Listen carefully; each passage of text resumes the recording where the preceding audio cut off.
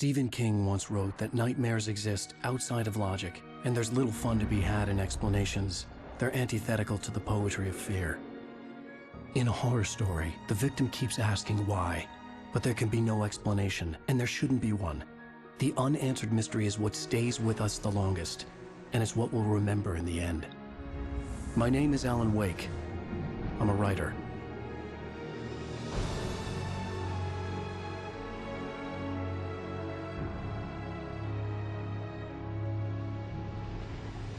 I've always had a vivid imagination, but this dream unsettled me. It was wild and dark and weird, even by my standards. So yes, it began with a dream. Following a typical nightmare pattern, I was late, desperately trying to reach my destination, a lighthouse. For some urgent reason, I couldn't remember. I'd been driving too fast down a coastal road to get there.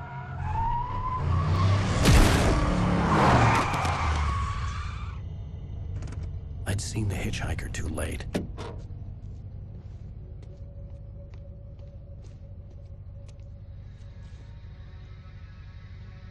He was dead. I was convinced they'd put me in jail and I would never see Alice again.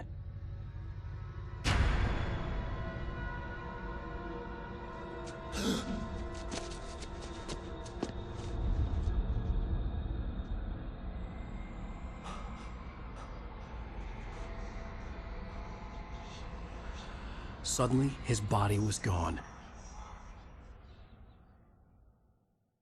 I was in shock from the crash. I could hardly stay on my feet.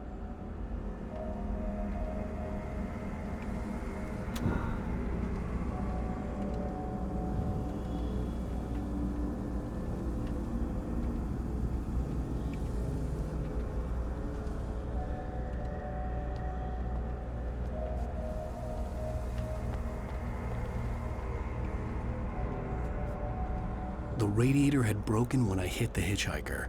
The car wasn't going anywhere.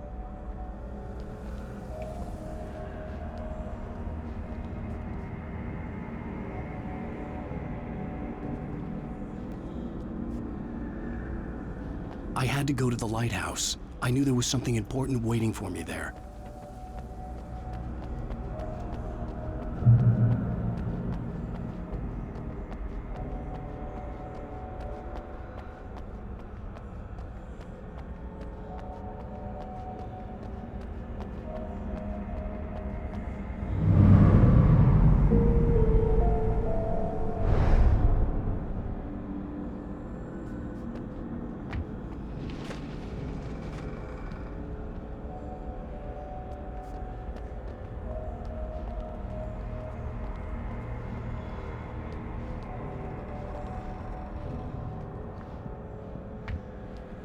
The bridge had collapsed. I'd have to find another way to the lighthouse.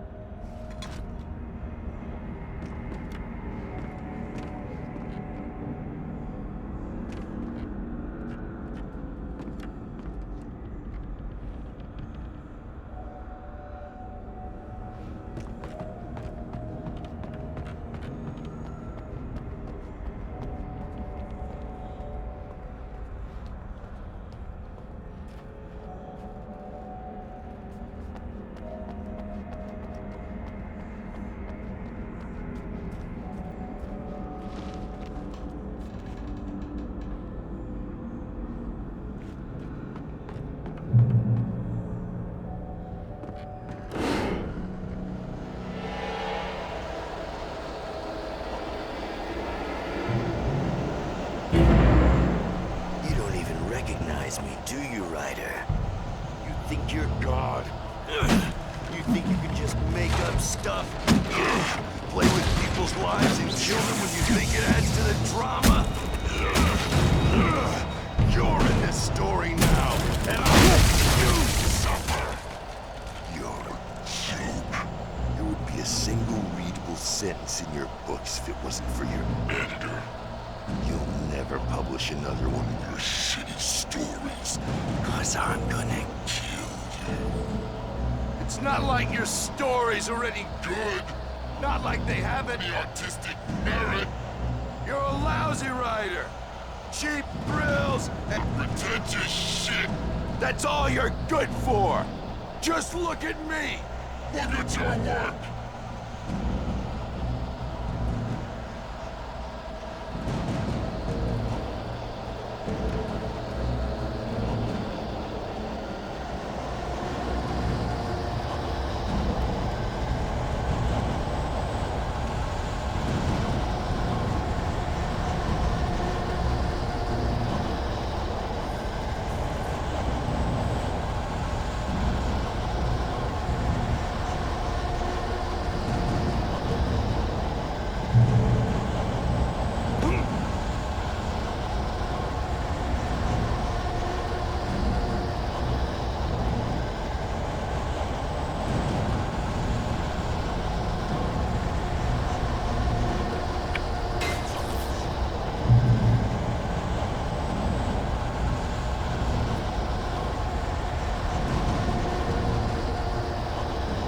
Missed your deadline! Damn. You can't stop me!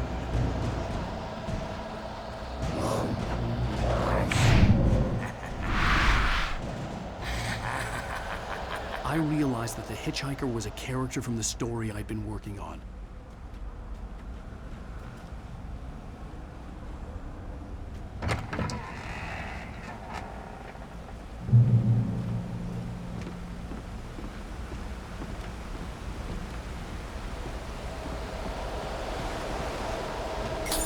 How does it feel to die by the hands of your own creation?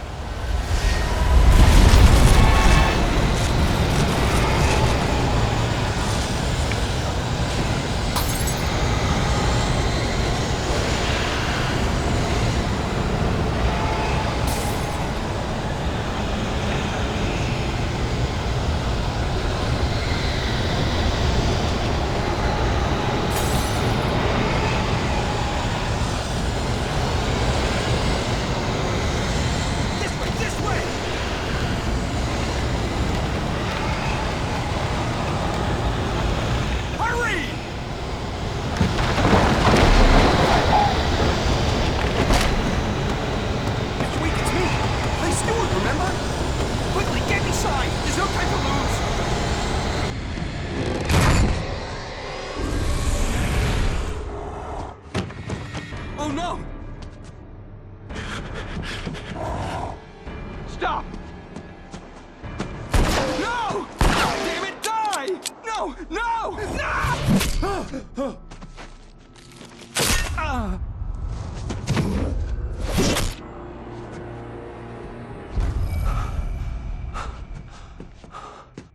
I was trapped. There was no way out.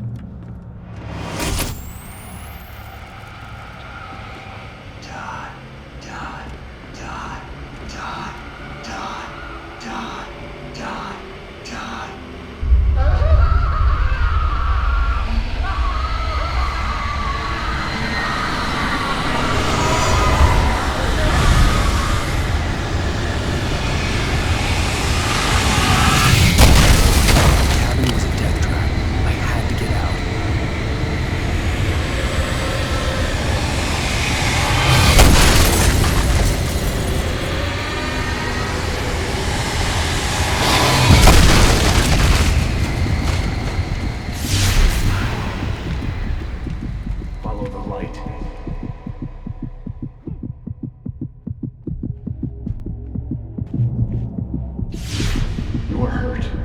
You should go into the light. You are only safe there.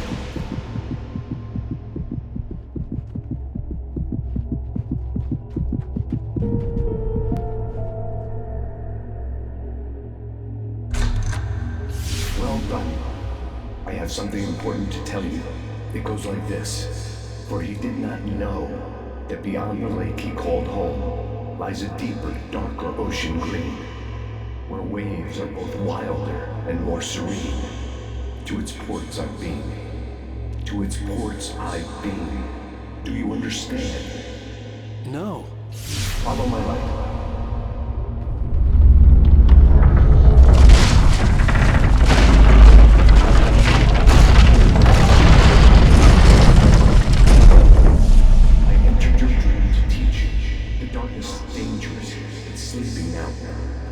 feels you coming, it will wake up.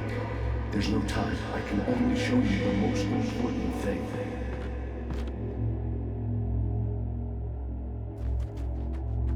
This way, there's no time. The hitchhiker has been taken over by the dark presence. You can't hurt him now. The darkness protects him from all harm. Only light can drive the darkness away and make him vulnerable again. Here, take the light. Turn your flashlight toward him and burn the darkness away.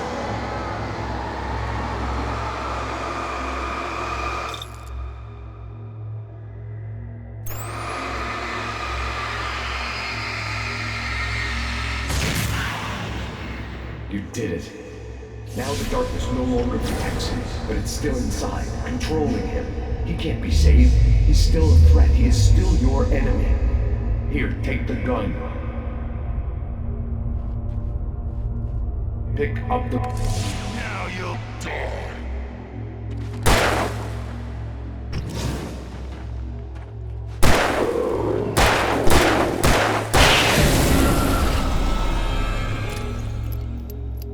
Good. You've done well. Remember what I've taught you. That is all. I will give you back your dream now.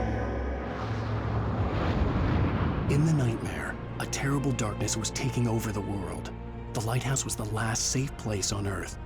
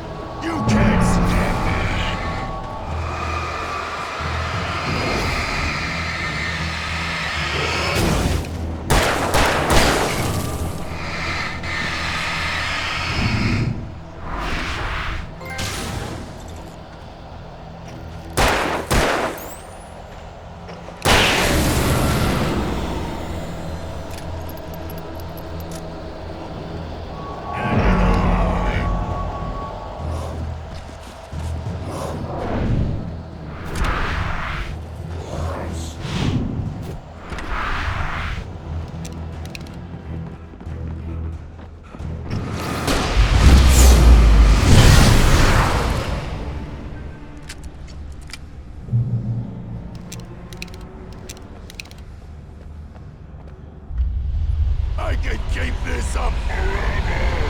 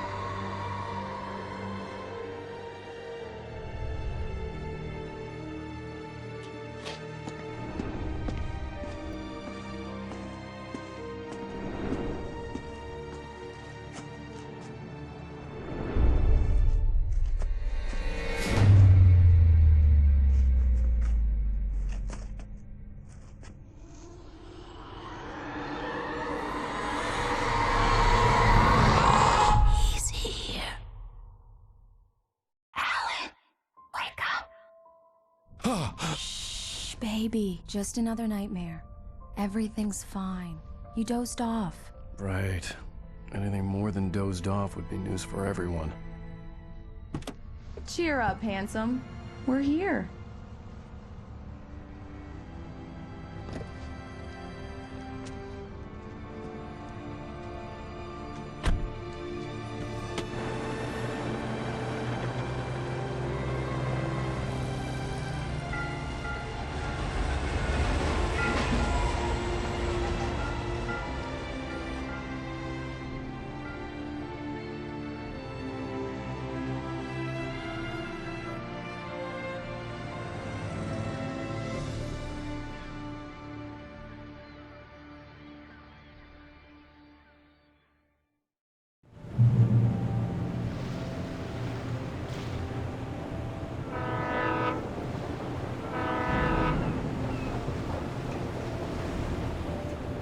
Let's act like we're on vacation.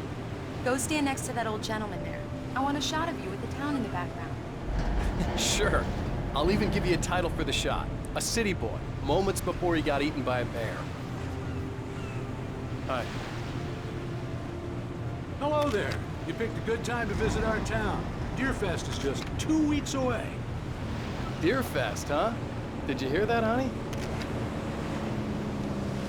You have a lovely wife, if you don't mind me saying. I'm Pat Maine, by the way. Nice to meet you. Yeah, I'm Alan Wake. I won't pretend I don't recognize a famous writer such as yourself, Mr. Wake. A pleasure. I'm an avid reader myself. I hope this isn't too presumptuous of me, but I'm the night host at the local radio station. Any chance I could get an interview? Look, Mr. Maine, I'm on vacation. In fact, I'd appreciate it if we could keep my being here just between the two of us. I'm sure you understand. Fair enough. You can trust me to be this way. Not a hard man to track down if you change your mind, though. I hope you two have a lovely holiday.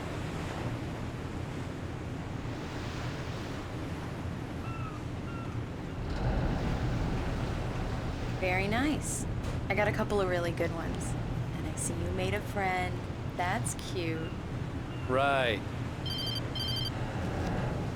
Yeah? Hey, bestseller, how's my favorite writer?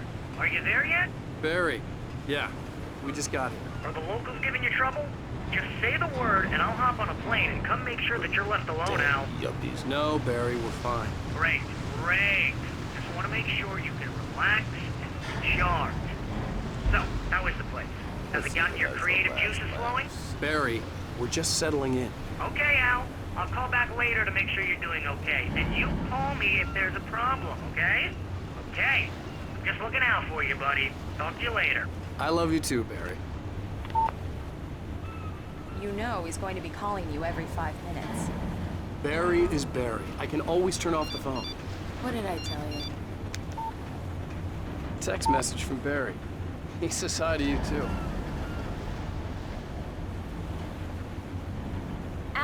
here. Come on, let's get back to the car.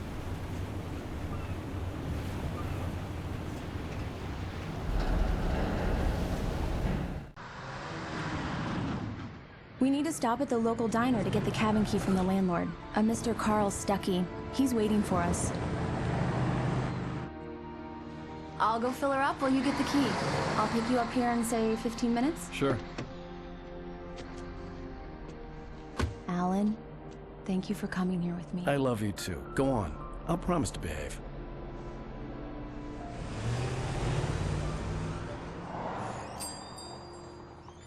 I'd forgotten there were still places like this. Towns where everybody knew everybody. Welcome to the Oh Dear Diner. Hi, I was wondering if you could help me. I'm looking for... Mr. Wake. Alan Wake. Oh, God! I am your biggest fan. I know people say that all the time, but I really am. I'm glad to hear that. Rose. Rose, I'm looking for Mr. Stuckey. Carl Stuckey? Carl? Oh, of course, Mr. Wake.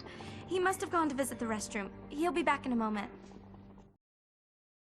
I can't believe it. I've got all your books. I got the cutout from the bookstore when they took it out of the window. And you keep it here. Well, okay. Good for you.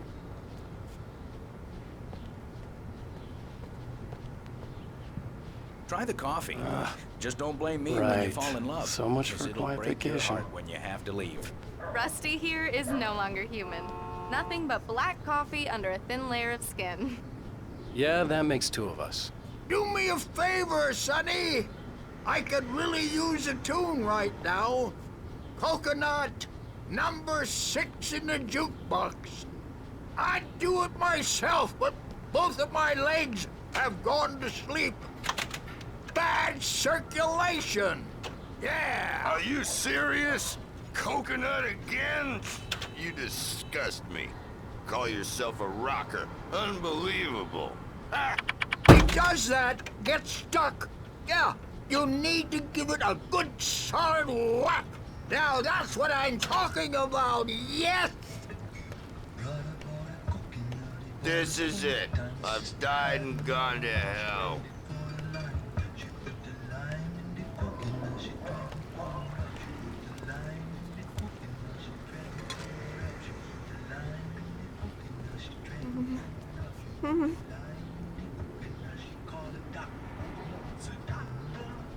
Don't go in there, young man. You can hurt yourself in the dark. I think I can handle it, ma'am. I didn't want to wait. I wanted to find You don't wanna Stuckey, die, to get the do key you? and get out as soon as Worse. possible. The waitress was giving me a headache. Overeager fans always did.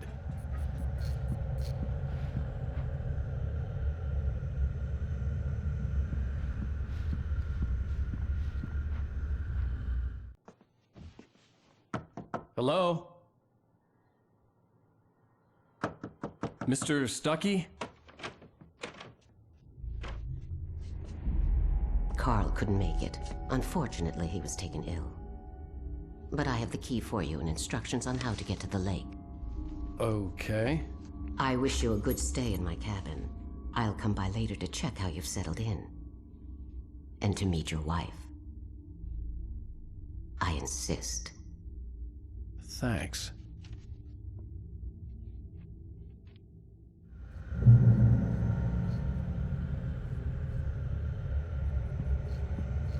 Cauldron Lake is a special place. Very inspiring.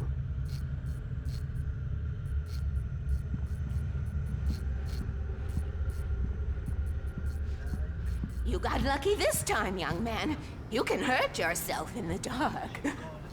This really ought to be fixed, and then I must remind Sarah to change the lights at the station. It's been too long already.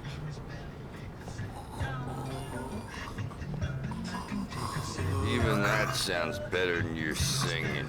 Are you all right? Splendid, splendid! Damn hernia. It swells up like a balloon if I lift anything heavier than a spoon. Yeah, splendid, splendid. It's been a long time, Tom.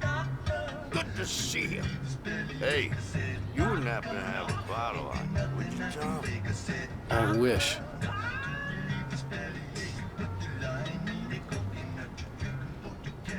Andersons. They're, local musicians. We're waiting for Dr. Hartman to come pick them up. They wandered off from his clinic at the Cauldron Lake Lodge.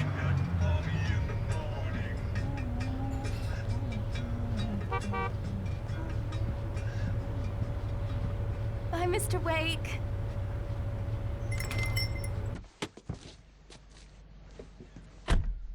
Mission accomplished. The key and the directions. My hero. I got some flashlights, just in case. Hey, wait! Mrs. Wake! Your keys!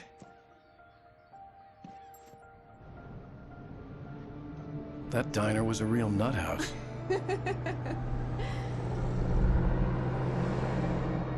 Can you believe this place? This would make a wonderful setting for a book. We're supposed to be on vacation, Alice. I'll figure it out when we get back home. Okay? Okay. We can talk about this later. Batman here on KBFF. I didn't want to talk about it. I wanted to bury my head in sand. Here's another one of my favorites to go with it. Once upon a time, I was a successful writer, but that was a long time ago. I hadn't been able to write a word in 2 years, not since my last book. And now the weather. It's gonna be a clear night, so you folks in the big city might want to look up every once in a while. See those stars winking down at you? It gets pretty dark out here, but they'll light your way.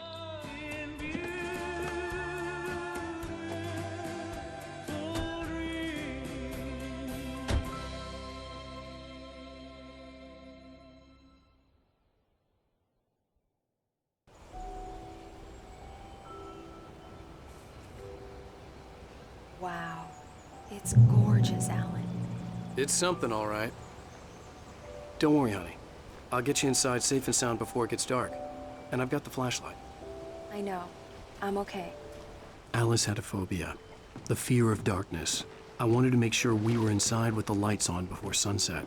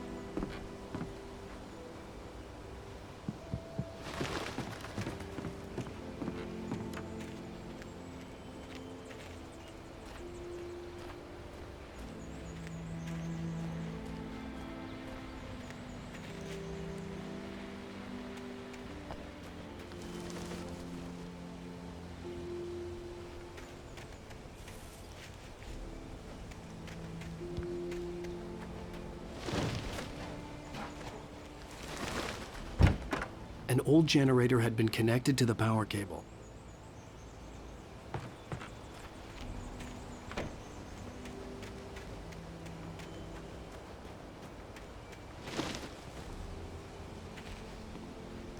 The island had once been the site for a love story. Maybe it would be that again.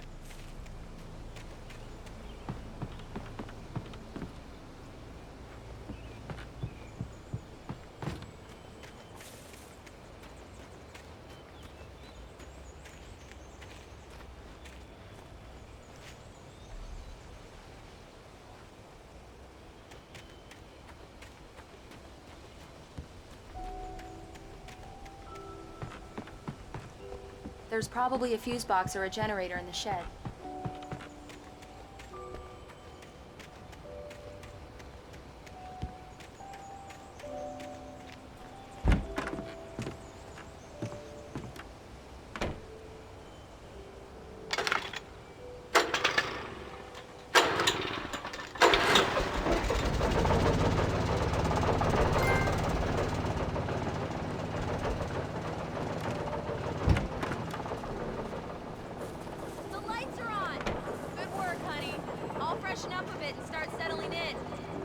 Okay, I'll look around a bit.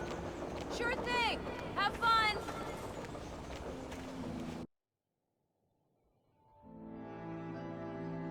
It was a beautiful place.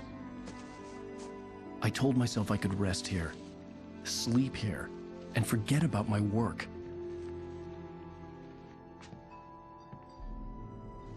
I thought we could be happy here.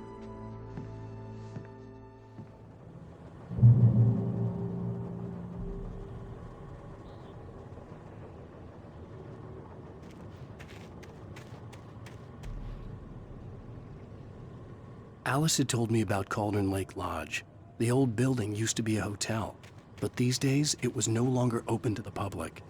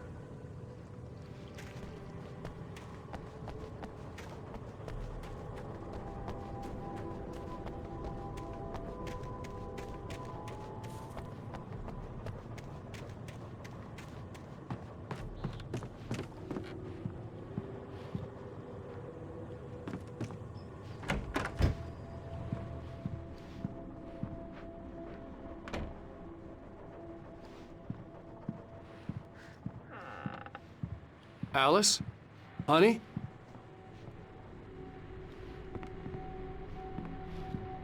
A shoebox filled with books by Thomas Zane sat on the shelf. I'd never heard of him before.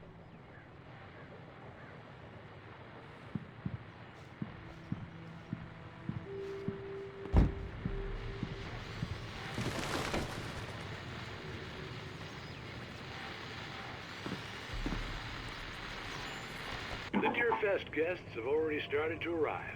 Just ran into one on the ferry. A famous artist, no less than... The old door had played a trick on me. Alice wouldn't have come out in the dark. Caller, you're on KBF-FM. Hi, Pat. It's Rose. Why, hello, Rose. What's on your mind? I know who that famous artist was. It was Alan Wake, wasn't it? He's my favorite writer. Well, Rose, I just saw him at the diner. Oh, I am so excited he's here. I'm sure he's glad to be here, too. Well, folks, I guess the secret's out.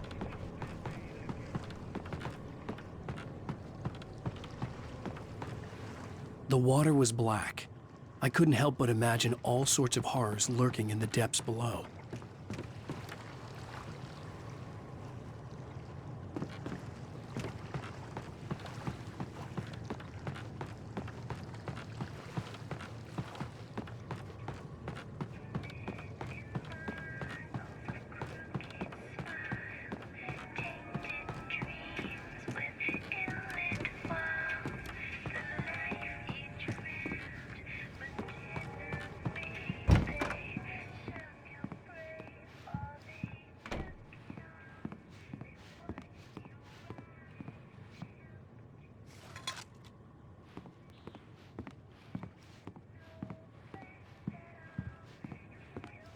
Alan, I'm upstairs. I have a surprise for you.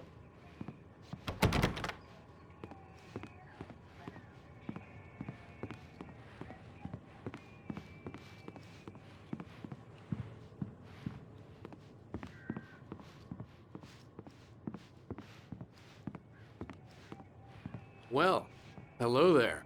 I'm not the surprise. It's in the study. Go take a look. Okay.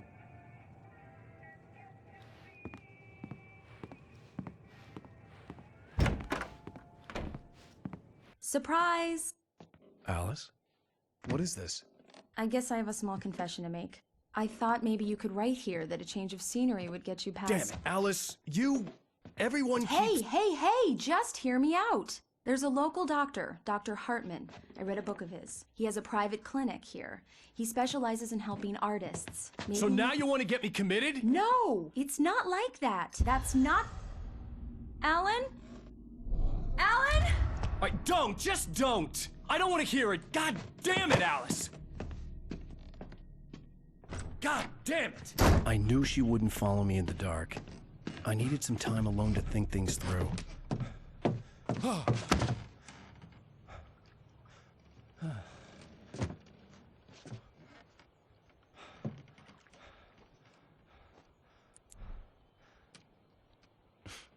Damn it.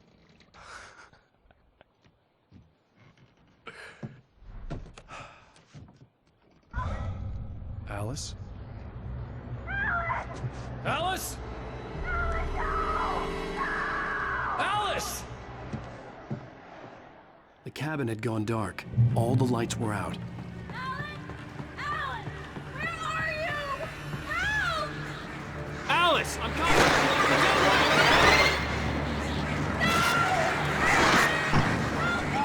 What the hell?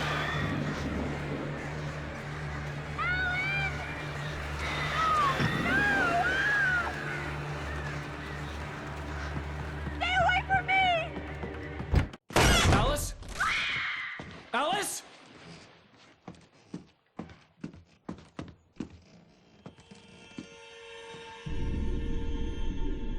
Oh no!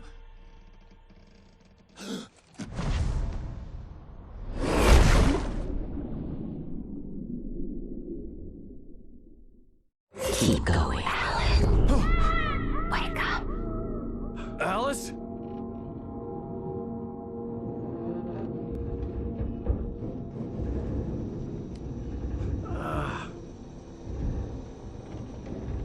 Waking up in the crashed car felt like I had woken from one nightmare and entered another.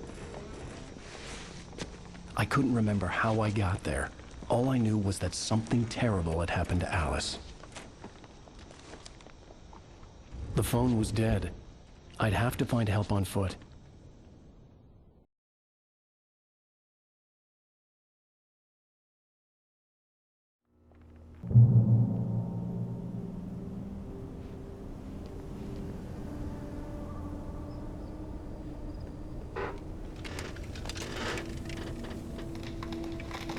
Among Alice's things was a book, The Creator's Dilemma, by a Dr. Emil Hartman.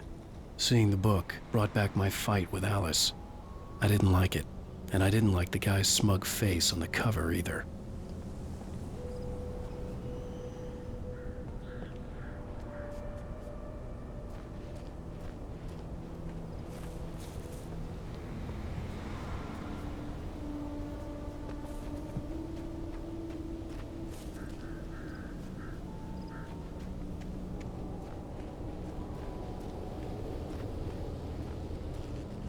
The gas station was my best bet. They'd have a phone I could use. It looked like a long hike through the forest to get there.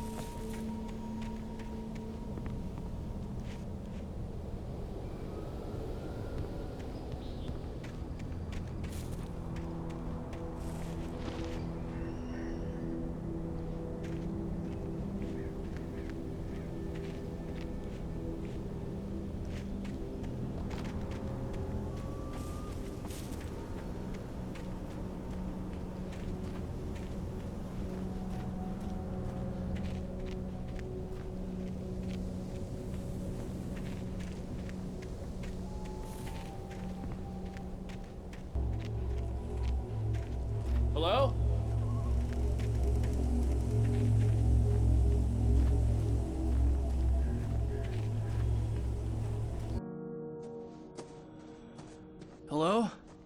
Is someone there?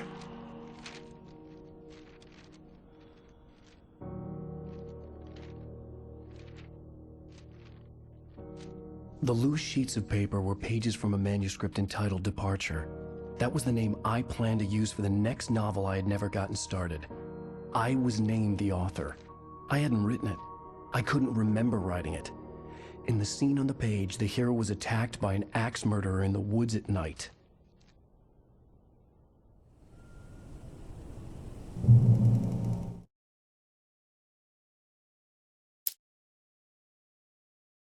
Departure by Alan Wake.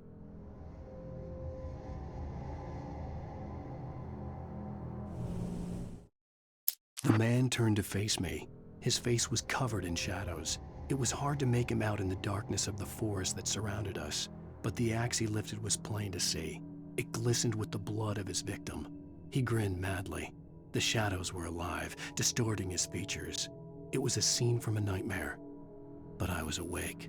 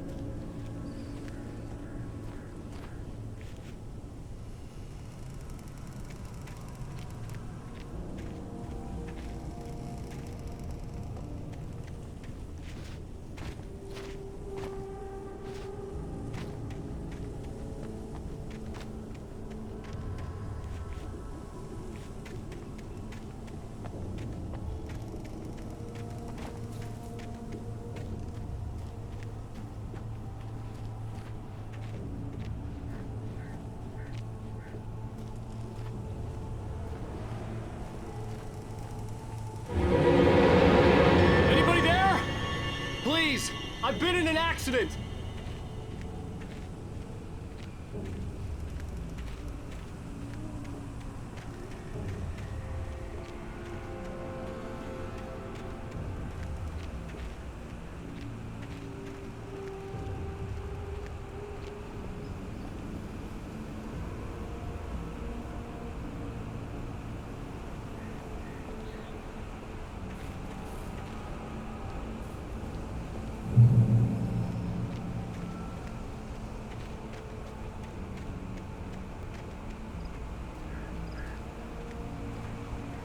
The lights up ahead were a good sign. Maybe I wouldn't have to hike all the way down to the gas station to find a phone.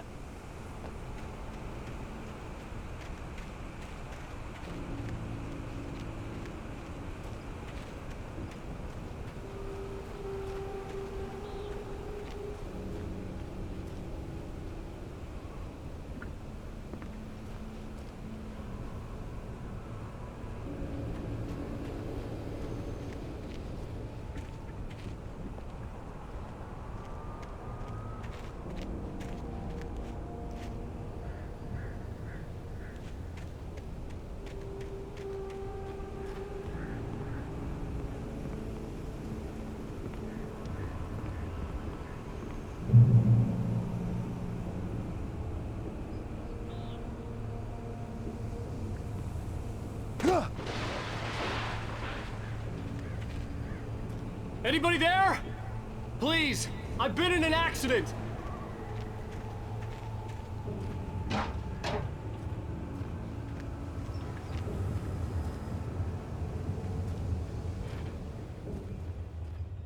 Hey! Hey, you! Phil! There's been an accident! I need help! Listen, I need to... Premium cabins for rent in... Nightfall! Oh, hell. Carl Stuckey. Pleased To meet you. Non-refundable reservation deposit required. Fair and square. Fair and square.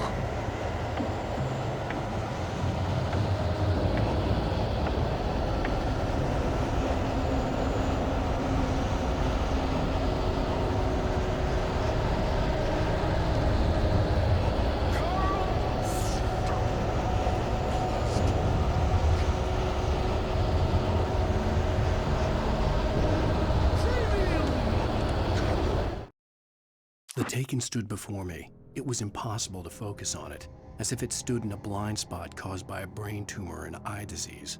It was bleeding shadows like ink underwater, like a cloud of blood from a shark bite. I was terrified. I squeezed the flashlight like my life depended on it, willing it to stop coming any closer. Suddenly something gave, and the light seemed to shine brighter.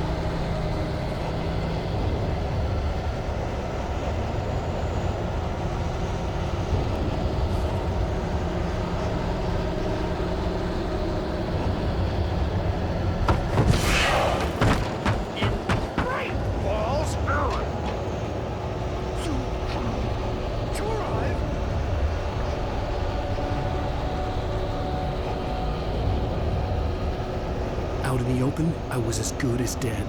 The office looked like my best bet. Lose? Shit. Deposit. It's the latest thing! Kill. Trooper! I had to figure a way out of this. Any second now, and Stucky would be knocking on the door with his axe like Nicholson in The Shining.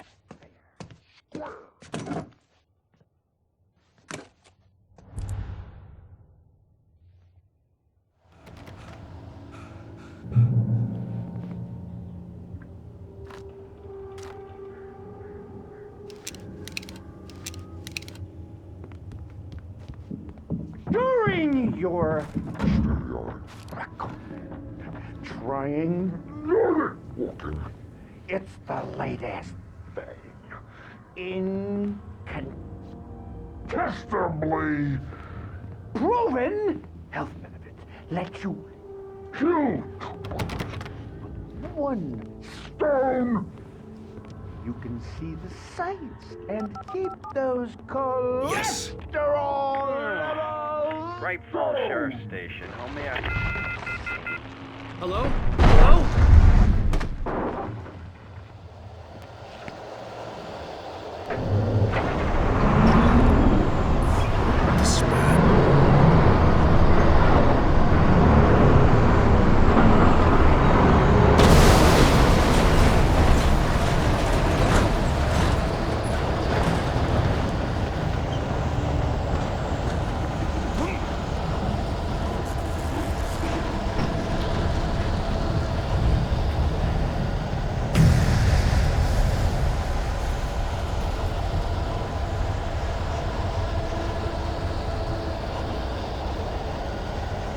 The bulldozer had gone over the cliff with the office. I hoped Stucky had suffered the same fate, but I wasn't planning on staying to find out.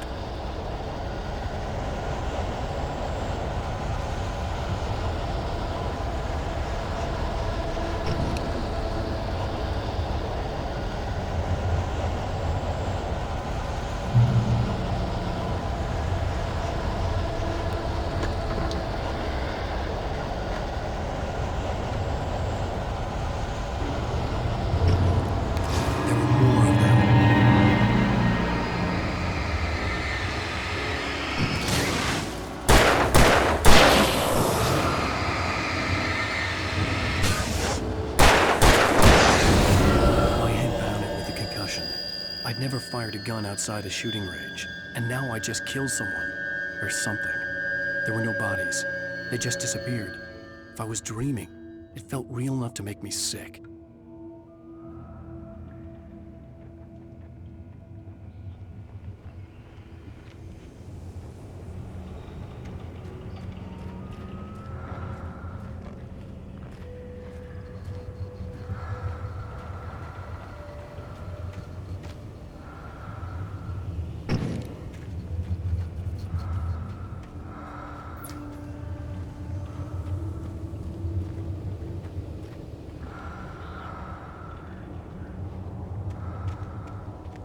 Eerie hand-painted graffiti was revealed by my flashlight. Someone had hidden a chest of supplies near it.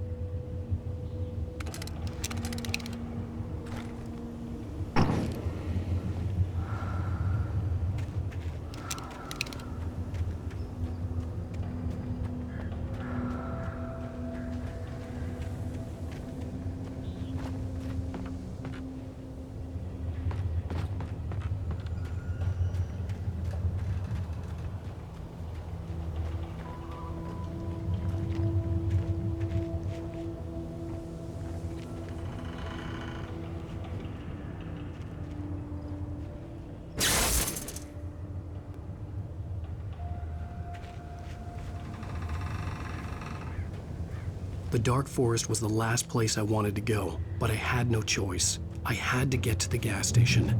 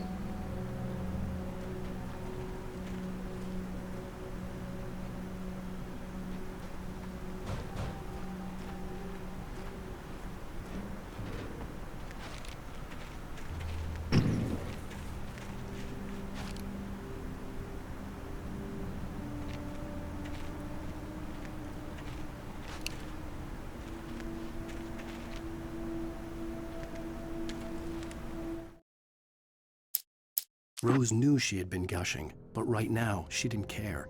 As far as she was concerned, her brief meeting with Alan Wake was literally the high point of her life. She watched as he got in the car with his wife. She was pretty, confident, at ease with Wake. Not like Rose. They were perfect for each other. She'd have given anything to be called their friend.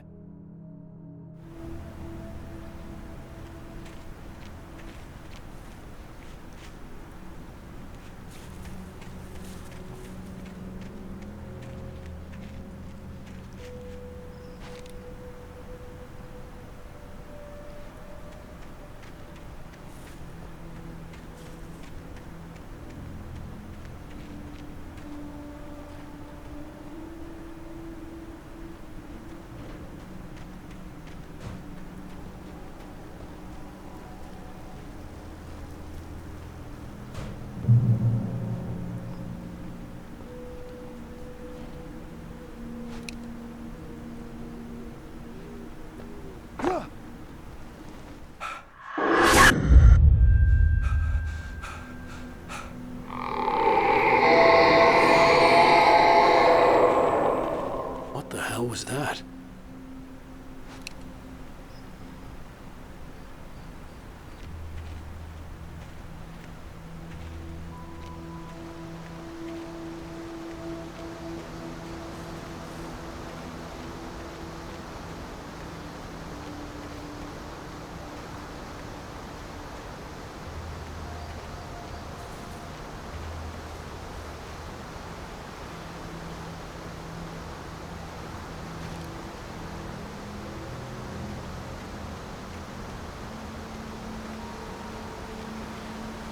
When I saw the river below, something uncoiled itself inside my head. I realized that I'd have to find a way across. I didn't even want to look at the water.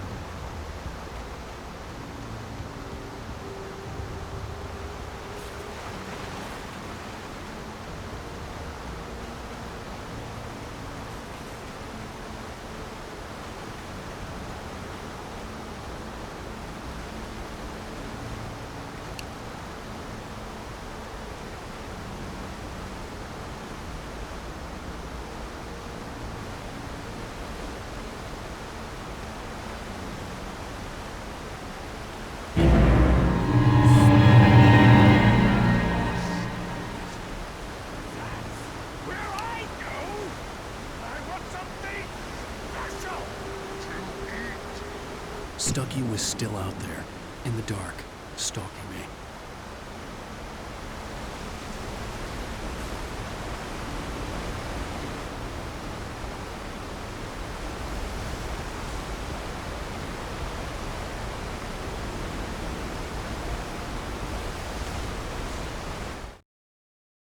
Barry Wheeler was bouncing off the walls. He jumped on a plane after his calls were ignored by both Al and Alice for several days. It could mean that they were both on a second honeymoon, but Barry didn't buy it. Al had been way too unstable for that, not sleeping, messed up. Barry had years of experience dealing with Alan Wake, and he couldn't ignore it. Something was wrong.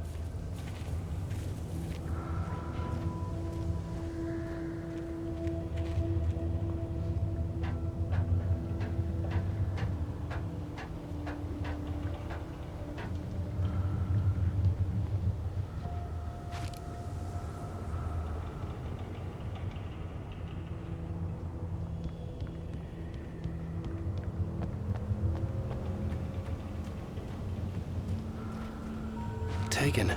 They're taken.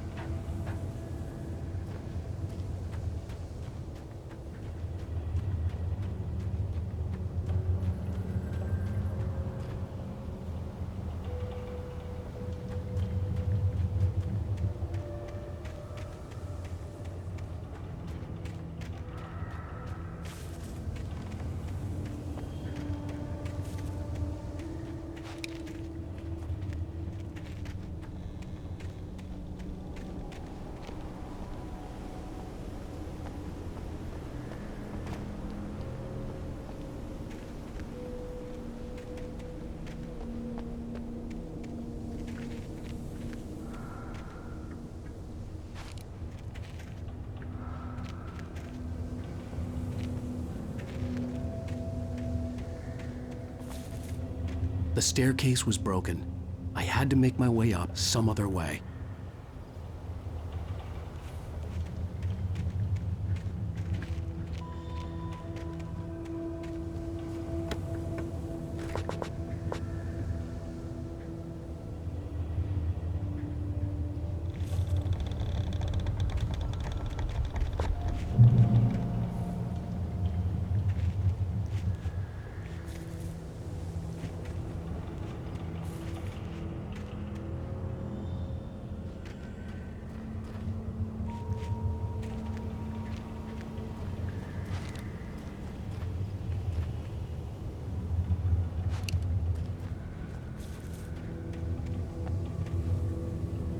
There was no power.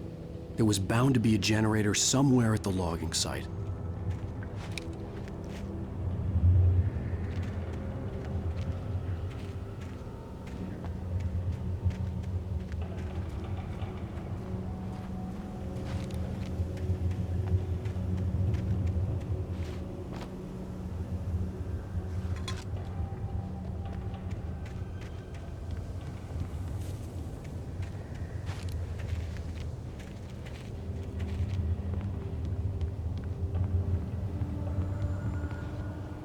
With all this forestry equipment around, there had to be something I could use to reach the top.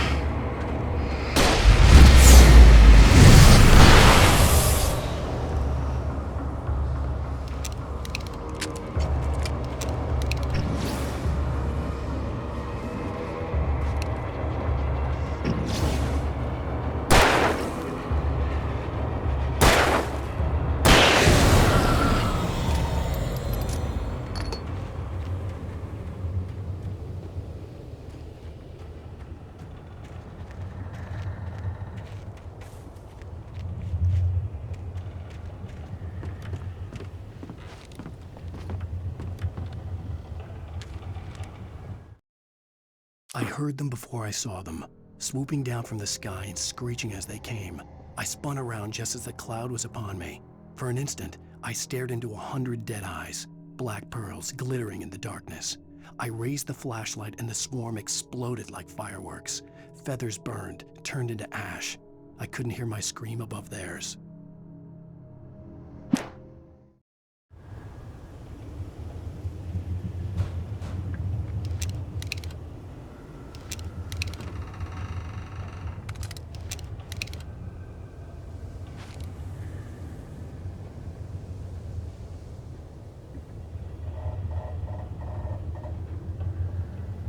With all this forestry equipment around, there had to be something I could use to reach the top.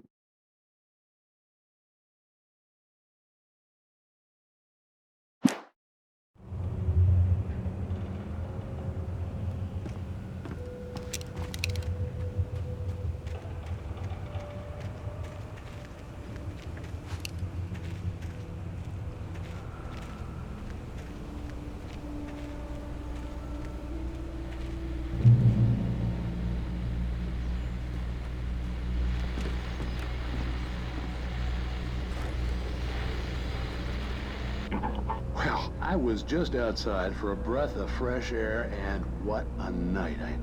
I know most of you are probably in your beds by now, but if you're still up and around, take a moment.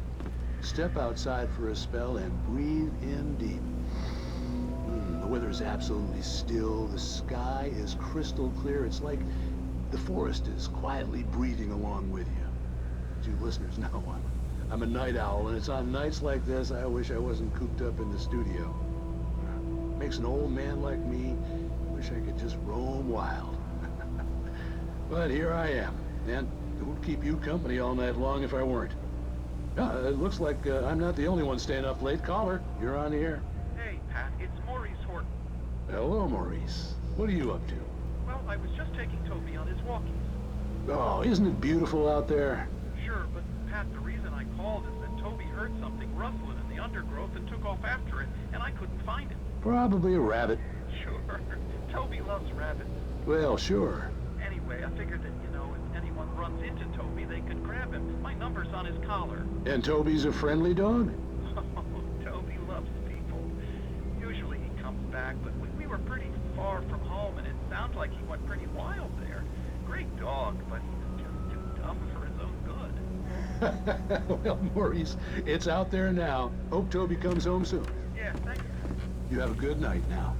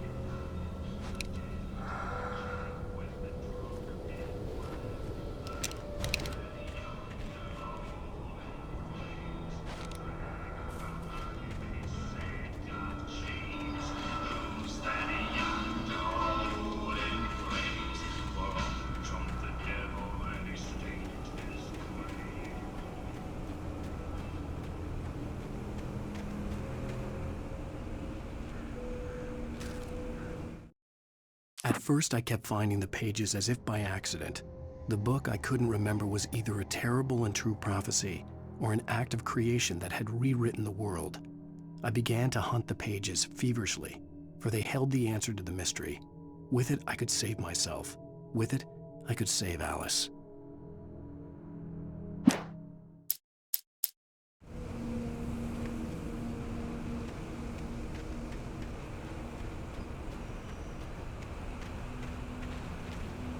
The gas station was closer now, its light welcoming in the darkness.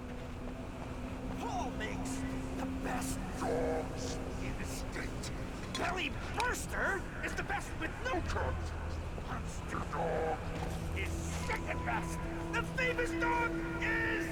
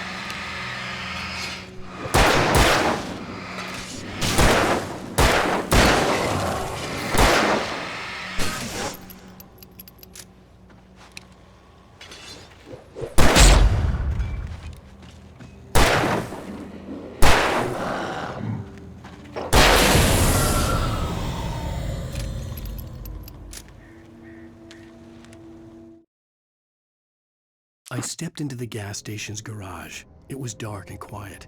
The place was a mess. It looked like someone trashed the place or that there'd been some kind of fight.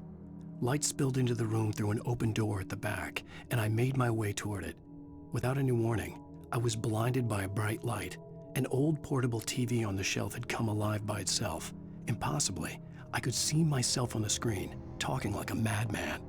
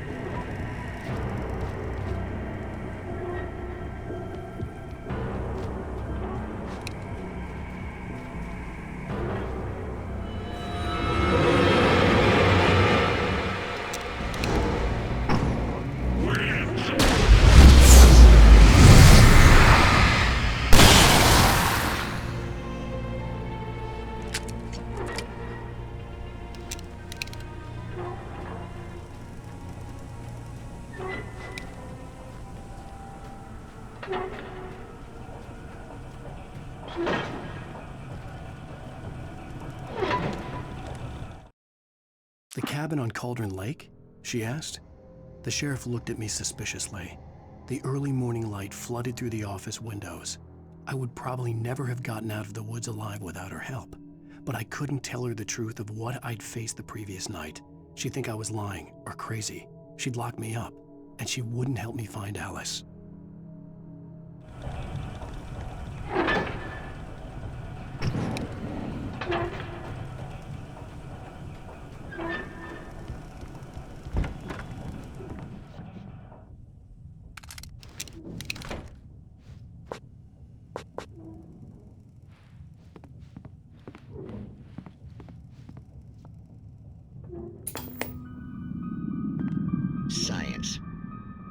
bestows immortality on those who advance it to elevate all of mankind.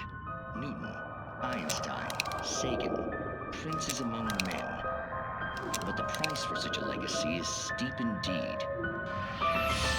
In Night Springs. Tonight's episode, a quantum suicide. If our lives are already written, it would take a courageous man to change the script. Having called a press conference, Dr. Barclay Colvin is about to demonstrate that very courage. Ladies and gentlemen of the press, I am Dr. Barclay Colvin, and I'm glad so many of you could join me here at the Moorcock Institute. Tonight, I'm going to give a practical demonstration of the many worlds interpretation. As you can see, this is a loaded 9mm pistol. It shall be part of a thought experiment. And now, a real experiment, known as a quantum suicide. Did he say suicide? Is that a real gun? He's kidding, right? Please, stay calm. There is no risk. Observe what occurs when I place the weapon against my own forehead. Now, you might think this round is merely a dud. Not so. Observe the flower pot. And yet, I myself cannot be harmed with this gun. With each pull of the trigger, two new realities branch off. One in which the weapon didn't fire, and one where it did. With my machine here, I have ensured that this reality is always the former. I have bestowed upon myself quantum immortality. Under no circumstances can this gun kill me. So wait. What you're saying is that every time you pull the trigger, in another reality, you die? Yes, of course, but that's completely trivial. There's an infinite number of things that could happen at any moment, and they always do happen somewhere. The point is, this one thing did not happen here. You're insane, Colvin. Insane? Insane? Hey, was this thing supposed to be plugged in? I stumbled on it. You fools! Gaze upon quantum immortality.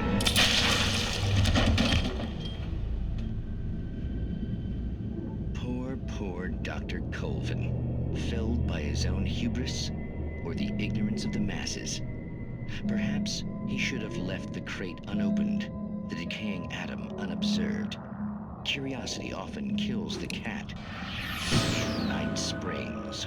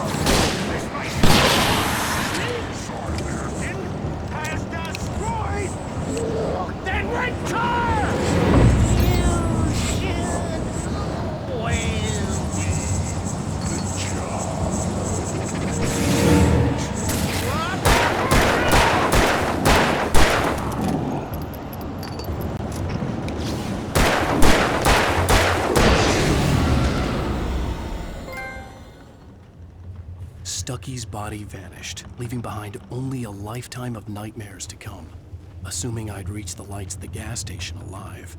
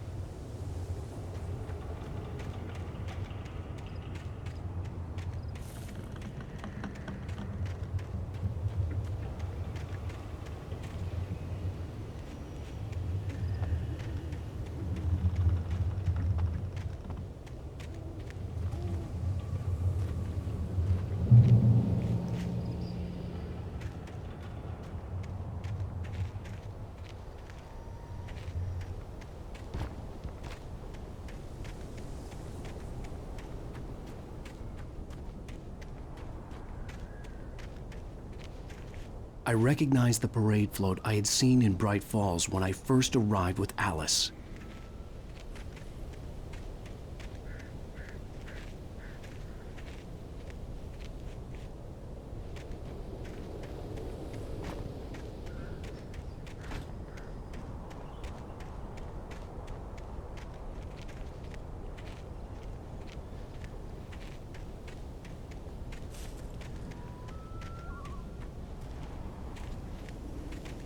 After the insanity I had just experienced in the darkness, the lights of the gas station felt comforting.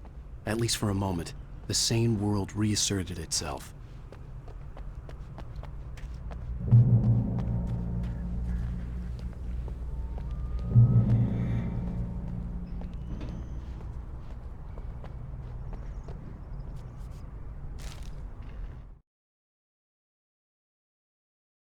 Stucky spat on the garage floor and tried to shake the cobwebs from his head.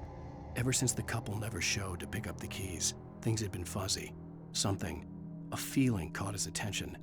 Stucky looked up and stared as his brain tried in vain to process the horror before him. He stumbled back, knocking over a can of oil. A black pool spread across the floor while he struggled for a brief moment, then let go as the unrelenting darkness engulfed him.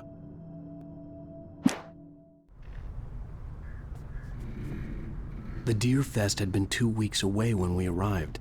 If the day count on the banner was right, I was missing a whole week between the night we got here and now.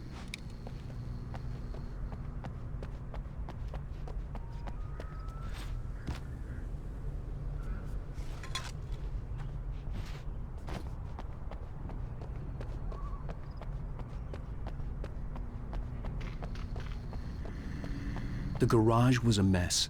It looked like someone had trashed the place, or that there'd been some kind of fight. All right. I'll keep writing. Outside, there's only darkness. Outside the cabin, outside the story, there's only darkness. I can feel her presence in the dark. Just now, I could smell her perfume in the room. I'll reach her. I'll fix it up. I'll bring her back. The story will come true. If I stop, she's lost. I don't believe this. It'd been me on the TV, talking crazy. Was I losing my mind?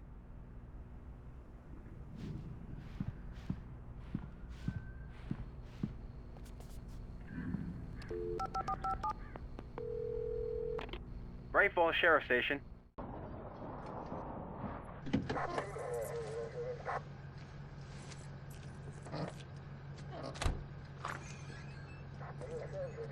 Oh, thank God, Sheriff. Sheriff Sarah Breaker. You are... I'm Alan Wake, but listen. I was in a car crash. My wife, Alice, she's missing. Calm down, Mr. Wake. We were staying in a cabin on the island, on Cauldron Lake. There's no island on Cauldron Lake. Not since the big eruption in the 70s. Please, I can take you there, okay? You look like you've taken a pretty bad knock to the head. Are you okay? Listen. We'll figure this out. Please get in the car. We'll swing by the lake and then we'll go to the station, okay? Mr. Wake, have you seen Stucky, the guy who owns this place? I realized I couldn't tell her what had happened in the forest. She wouldn't have believed me. And then she wouldn't have helped me with Alice.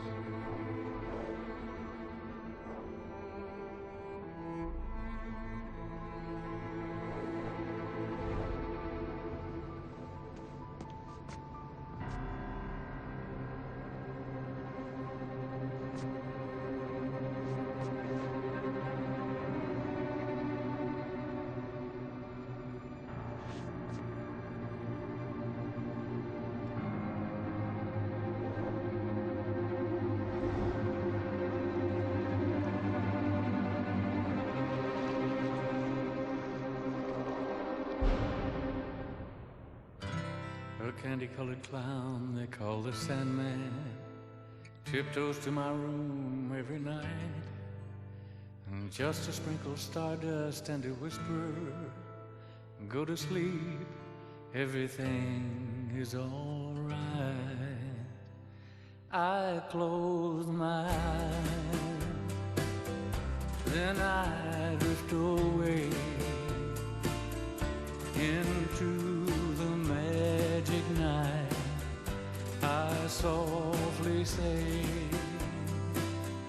a silent prayer, like dreamers do. Then I fall asleep to dream my dreams of you. In dreams I walk with you. In dreams I talk to you. In dreams you're mine. Oh, now the time we live together. In dreams,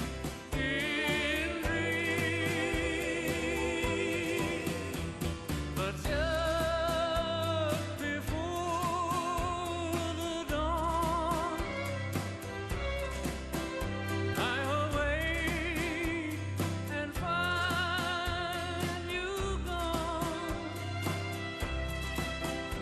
I can't help it, I can't help it if I cry. I remember that you said goodbye. It's too bad that all these things can only happen in my dreams.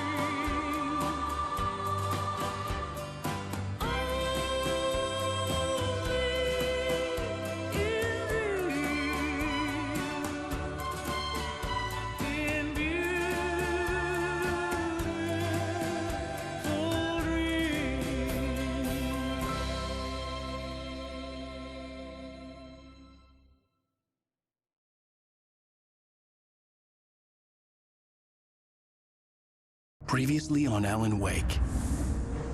I came to Bright Falls with my wife, Alice. Thank you for coming here with me.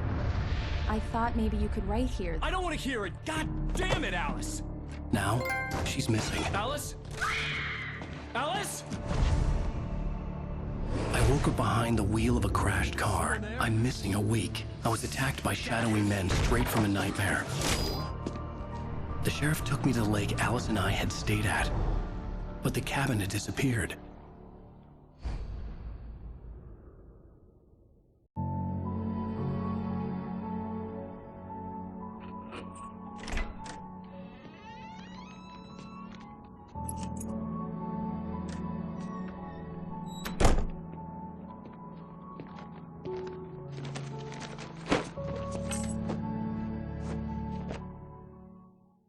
Honey, I'm home.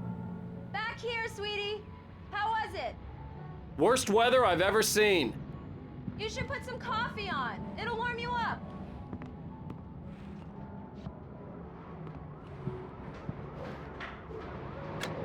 Coffee's on. Great, thanks. I'll need it if I'm gonna finish this by tomorrow.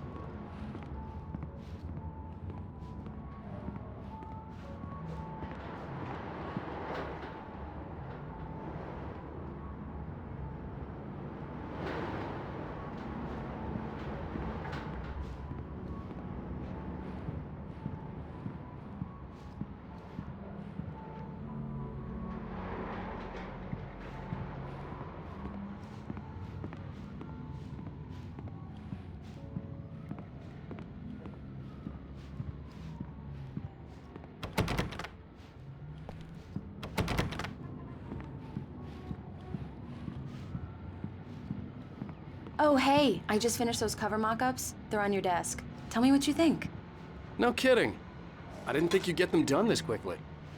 On occasion, I can perform all sorts of miracles, my dear. Oh, really? Well, you seemed to think so last night.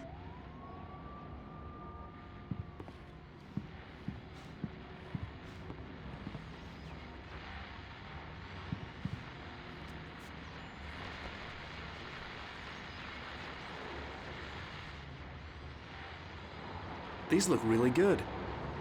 Oh, sure, until Barry gets his hands on them. Which, by the way, will happen over my dead body. The last time?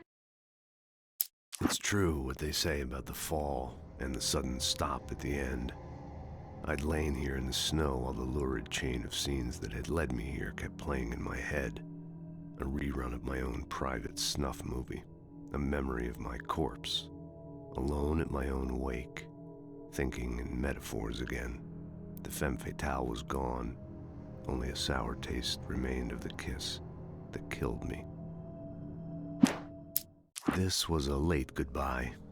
13 years after I'd gotten my revenge, it had finally caught up with me. It had been a long time to bear the pain. My blood painted the snow red.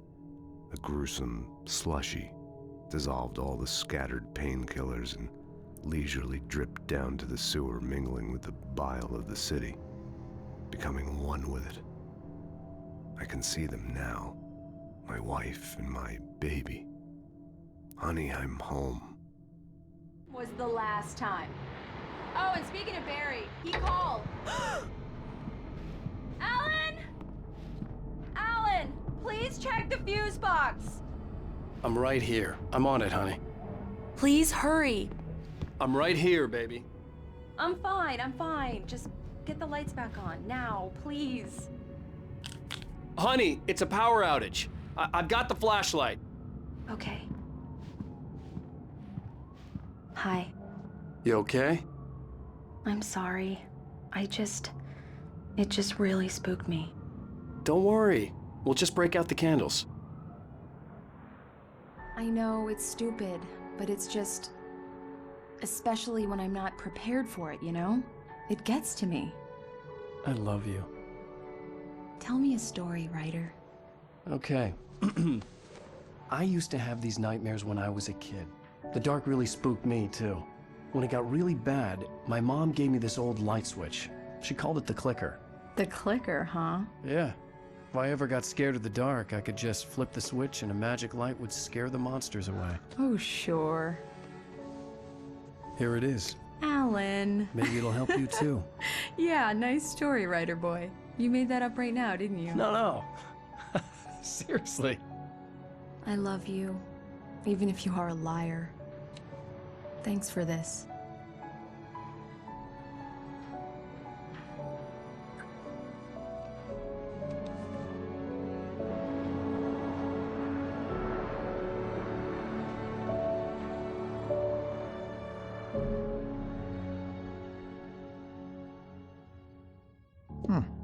How do you feel, Mr. Wake? Any nausea, disorientation, anything like that? Mr. Wake, how are you feeling? I'm okay. My head's fine. I had to lie about my headache and memory loss. He'd send me to a hospital for tests. I couldn't leave without Alice. Very well. I don't think you have a concussion, but you've obviously been through quite a shock. You should take it easy for a couple of days. Thanks.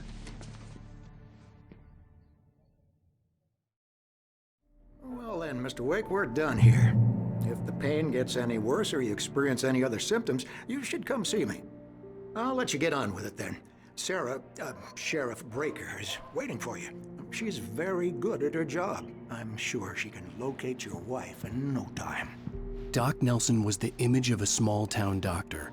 Sheriff Breaker had called him to the station to take a look at the cut in my head.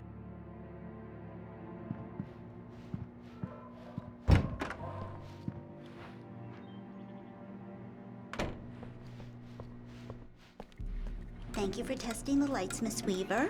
Everything seems to be fine. I don't have the luxury of being complacent, Deputy Grant. The bulbs will need changing soon. You can't change them in the dark. I'll be sure to take care of it, Miss Weaver. Have a nice day now. Very good. I'll come back later on to remind you, just in case. Mr. Wake, the sheriff is waiting for you in her office down the corridor. That was Cynthia Weaver. I guess you can call her the town eccentric. She used to be the editor of the local newspaper, but she's focused on, other things these days.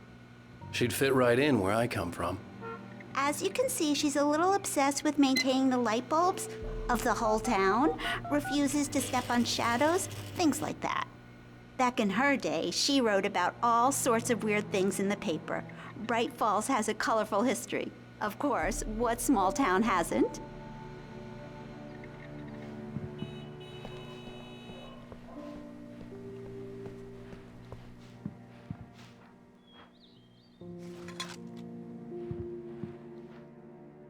Yeah, it's Mulligan here. I'm at Stucky's gas station with Thornton. There's no sign of him. Over. Wait. Yeah, this is Thornton. Look, we've located the brake float. It's here. That's some good news, right? Stucky was supposed to be driving it at the rehearsals today. Over. Oh, give me that. Mulligan here. Looks like someone really thrashed the garage. Over. Okay, roger that, guys. Keep looking for Stucky. Jane's out.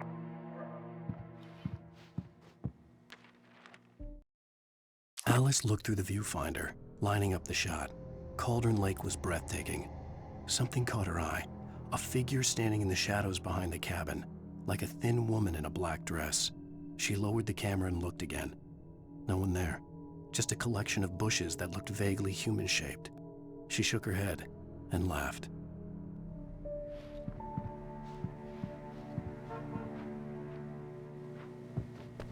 The sheriff wants to see you in her office, Mr. Wake.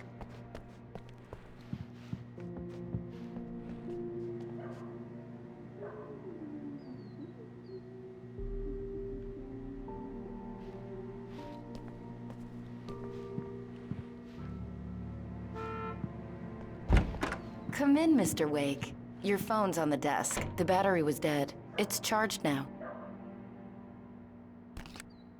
Have you started looking for my wife yet? My men are already on it. Now, can you tell me what happened? I'm not sure. I can't remember. We were arguing. I walked out of the cabin. The cabin on Cauldron Lake? How did you end up at Stucky's gas station? I wanted to tell her what had happened last night, but I couldn't. She'd lock me up. Excuse me. I need to take this. Hello? Alan, please help me. Alice? Stop talking to the law. You'll do exactly what I say if you ever want to see your wife again. Who is this? Go to the back lot. There's a hole in the fence on the left. Look inside the junker. I left a little something there to convince you we're all on the same page here. After you ditch the cops, you're gonna meet me in Elderwood National Park. There's a spot called Lover's Peak. Midnight. Mr. Wake, can I help you with anything? Don't do nothing stupid, pal. We're watching you. I need to get some air. The sheriff said I could go out back. Of course, Mr. Wake. You can get there through the cell corridor.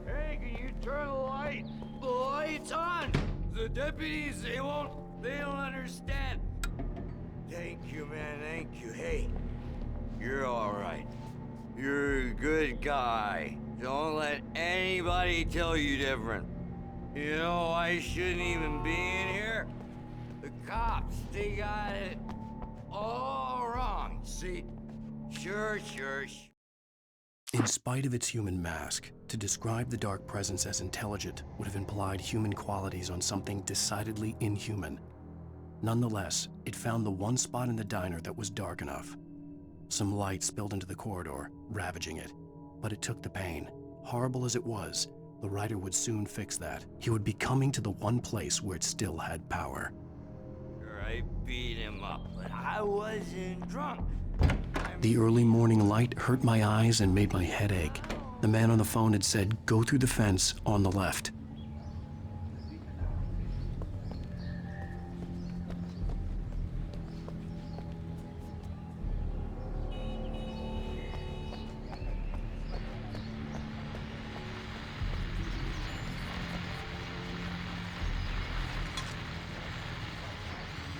The caller had told me to find a hole in the fence behind the police station. There was something for me in an abandoned car.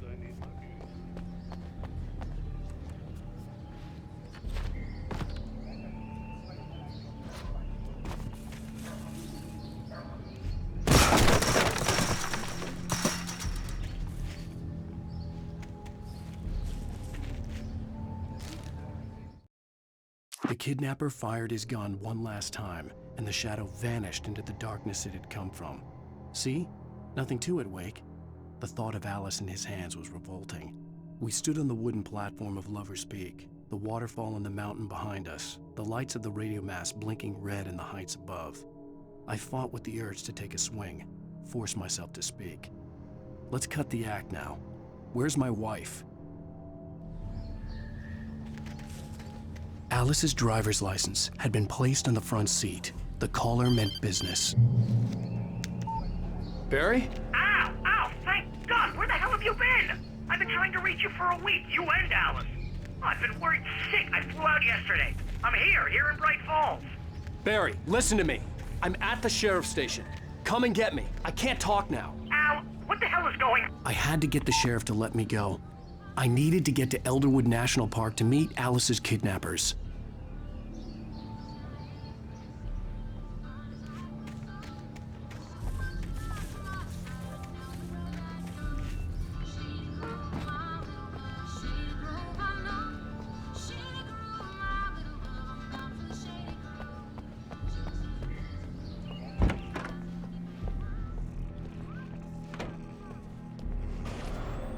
A writer is a light that reveals the world of his story from darkness, shapes it from nothingness. The way a sculptor carves a statue from a block of granite. If I stop, the world I'm making dies. Darkness will reclaim it. It's a long, hard journey into the dark. Alice's life is at stake, but I can't think about that, or I'll lose it. The dread lingers at the edge of perception. I'll push on. Anything is possible here. I'll write the story. I'll save her. Marvelous, Sarah. I just wanted to settle all the damage the Anderson brothers might have inadvertently caused on their recent and regrettable little... Are you feeling any better, Mr. Wake?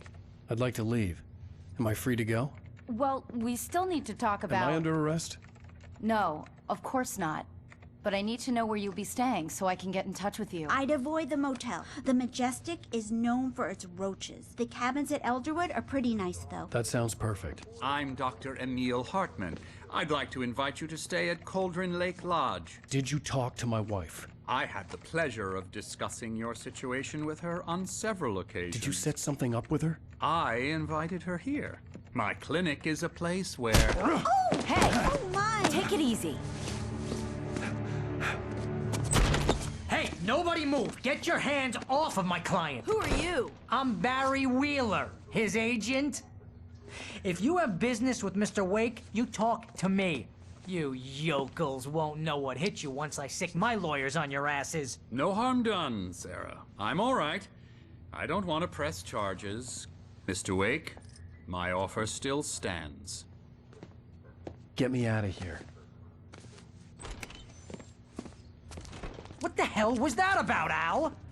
We don't need a replay of that thing with the paparazzi. I thought they were gonna lock you up.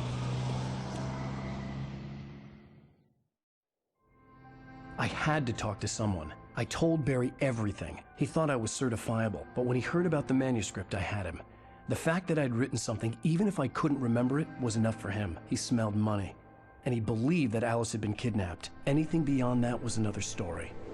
I had a midnight appointment with the kidnapper in a place called Lover's Peak, somewhere in Elderwood National Park. The plan was to rent a cabin. I don't like it, Al. I don't like any of it. It's not good. In fact, it's the absolute opposite of good. Mr. Wake! Barry, you found him! Hi, Rose. Oh, wow. I was just thinking about you, too. Great. I was just bringing Rusty some coffee. He's on the balcony, looking after Max. Poor thing. I really need to go. Great to see you again, Mr. Wake. Later! Who's Max?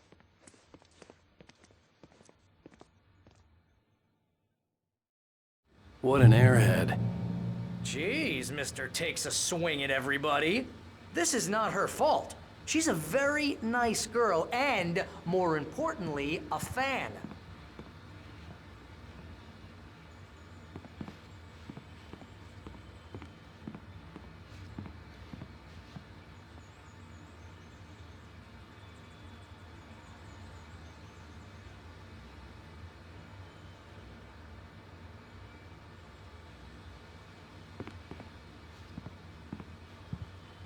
Seriously, Al, what you were saying in the car, just listen to yourself.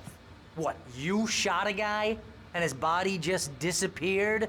When was the last time you slept? What, are you high? Have you been drinking? No! Look, Barry, I'm missing a week, and someone's got Alice. Do you and everything's understand just... what it sounds like when you say stuff like that? Don't get me wrong, it's a good story, could be a bestseller. But when you start confusing fiction with reality, you're buying yourself a ticket to the funny farm. Wait here.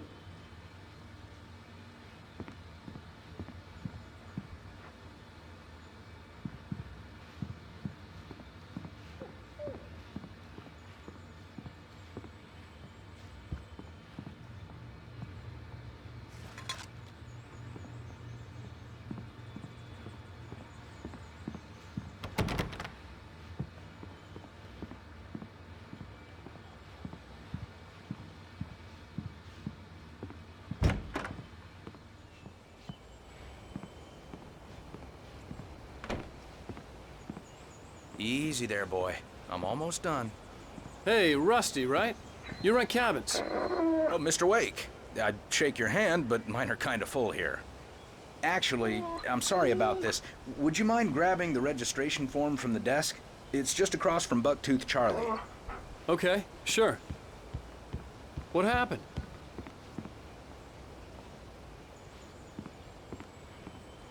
Seriously, Al, you can't just go and meet a kidnapper. Those situations always end up in disaster. You gotta talk to the cops. She's my wife, and it's my call. Can we talk about this later? No, this whole thing, listen, you hit your head. I mean, geez, Al, come on. You gotta understand how crazy all this sounds. If you're trying to pull a joke on me, freak me out, it's working. Ha ha, let's have a laugh on Barry. Well, you had me going there real funny, Al. You can quit it now.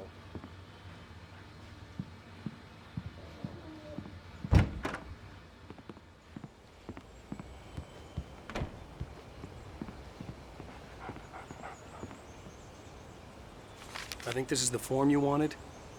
And here are the keys. Okay, you're all set, Mr. Wake. Glad to have you staying here. Thanks. Can you tell me how to get to Lover's Peak? Oh, sure. It's at the end of the nature trail. Just follow the paths, you'll get to it eventually. It's an easy walk. Nice spot, too. If you have any trouble finding it, just keep your eyes on the radio mast. It's right below that. Oh, and hey, if you take a walk in the woods, watch your steps so you don't end up like Max. I guess I'm a little worried. We got a bunch of campers out there we haven't heard from.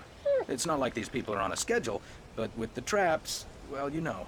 I just don't want any trouble. Right, thanks.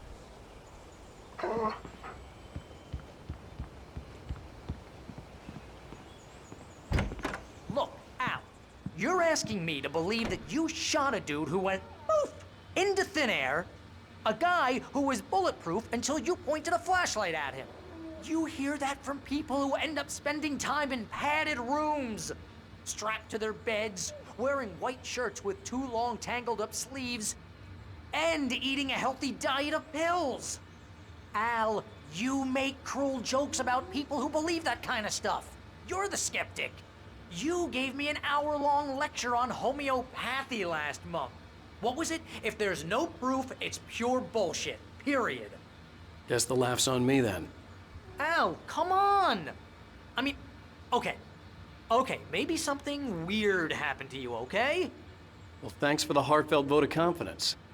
All I'm saying is you gotta throw me a bone here, bestseller. What would you think if it was me? There's no way you should be going out at midnight with a gun. No one asked you to come here, Barry. Either work with me on this or go straight back to New York. Your choice.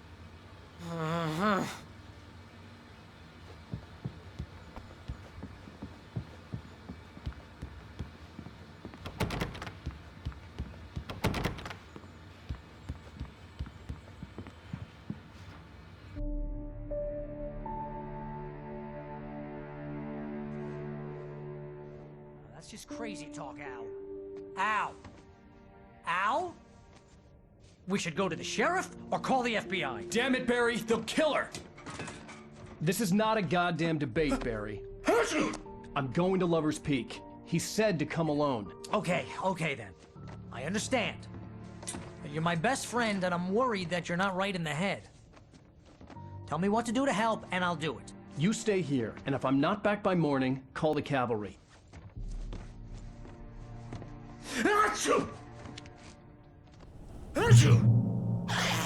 Just be careful with the natives, Al. These yokels are dangerous. Everybody hates a tourist, or it'll be Deliverance all over again. Bless you. Oh, this place is trying to kill me. I'll bet there's mold in here, spores, poison ivy, God knows what. This is so not worth a 15% commission.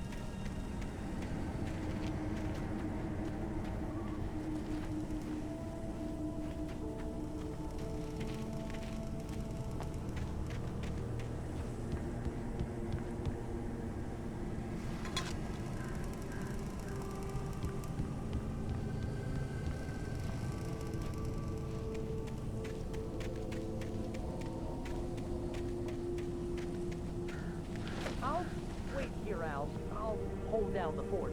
I'll be with you in spirit every step of the way, Al. Walk through the door now.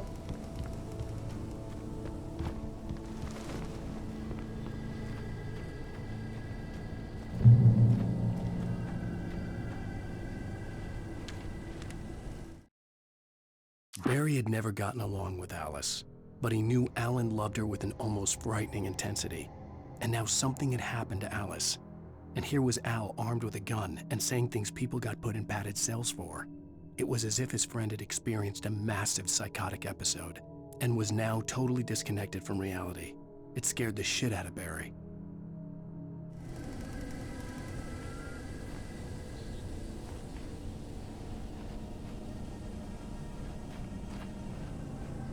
Barry had the keys to the car he rented. It wasn't a long walk to the visitor center, and it wouldn't be any use to me in the forest.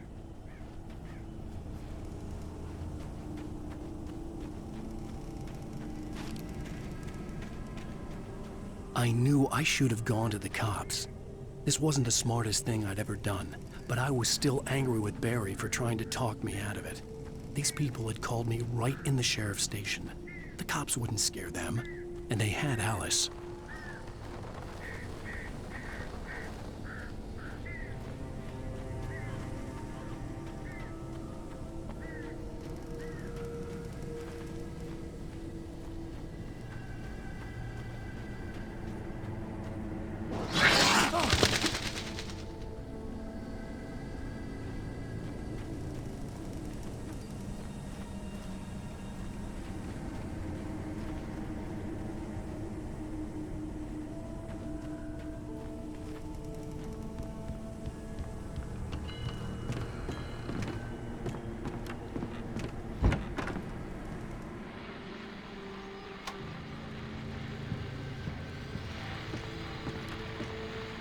Welcome back to the show, folks. As promised, our very own Dr. Nelson has just parked his rear end in the studio. Doc, what's your Deerfest plan like?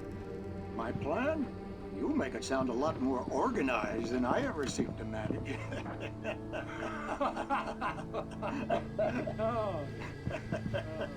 No plan, really, just taking the atmosphere. I'm getting a little too rickety to do much more than that, you know. Oh, tell me about it. No sack race for us older gentlemen, huh? Yes, exactly, man. But I'm gonna check out the political and I'll be one of the pie contest judges, too. Well, that takes a different kind of contest. Oh, yeah. It's my kind of exercise. Oh, God.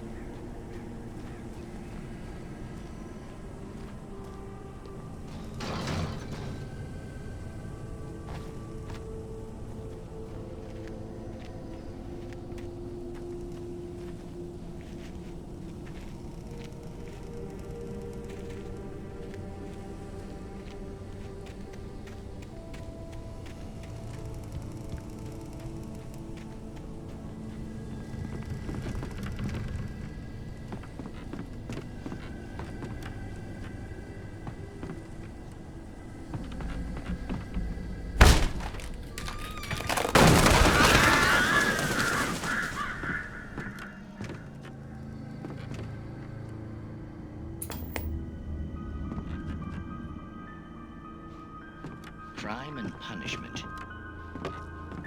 The cancer and cure of civilization. But some crimes are impossible to punish, especially in Night Springs.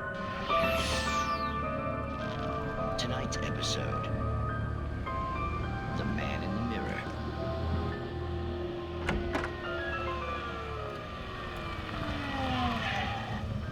He's inside, Agent. He's a weird one. So, you're confessing to killing that guy, huh? Why? Had it coming? Yeah, but why would you do that? I mean, you're a nice guy. Normal. Took your kid to a soccer game. So how come at the game, you pick a guy and, quoting from the arresting officer's report here, assault the victim's head area repeatedly with the weapon of choice being a pair of bare fists? Wow, that sentence really flows, huh? Maybe you're not the literary type. Okay, so you mess him up. But why? Who was that guy? We couldn't ID him. Why would a guy like you do him like that? I didn't like his face? Well, you must have hated it, because you really went to town there. I mean, there's no way to tell what he looked like. No ID on him either. That must be difficult. But then we ran the fingerprints. Got a match. Your prints. Identical. Huh, how about that? Your son said you were wearing a white shirt when you took him to the game. But the white shirt is on the dead guy. It's plenty red now. You won't get away with this. Do you really think that's in any way relevant to me? I had plenty of time to talk to my boy before the cops arrived, you know? He won't stop screaming, am I right? You think he's ever gonna be okay? I left my mark.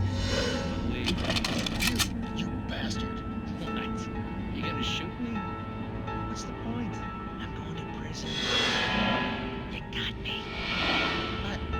I don't understand any of this. And you never will.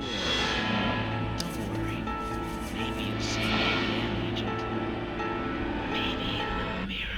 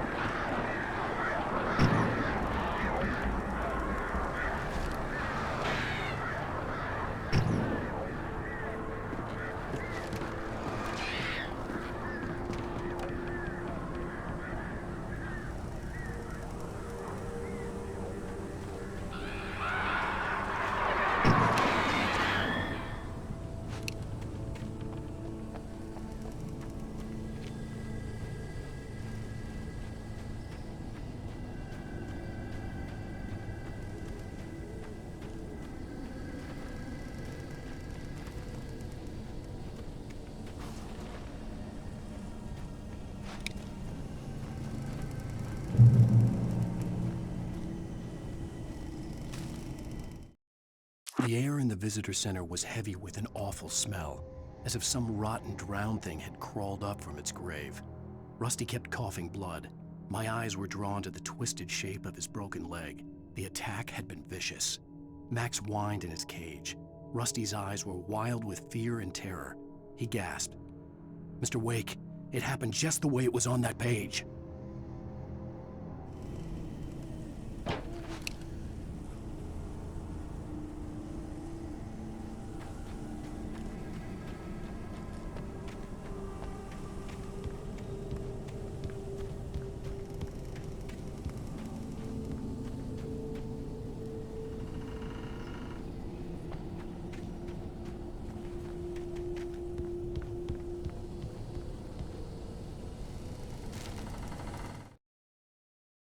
Rose knew that Rusty was in love with her, and she liked him too. She liked him a lot. He taught her to dance, and life had certainly taught her the value of a man who was gentle. He treated her well, made her smile, made her feel good. But Rusty wasn't the prince of her dreams, and that tended to underline the unbearable truth. She was no closer to that Hollywood magic than he was.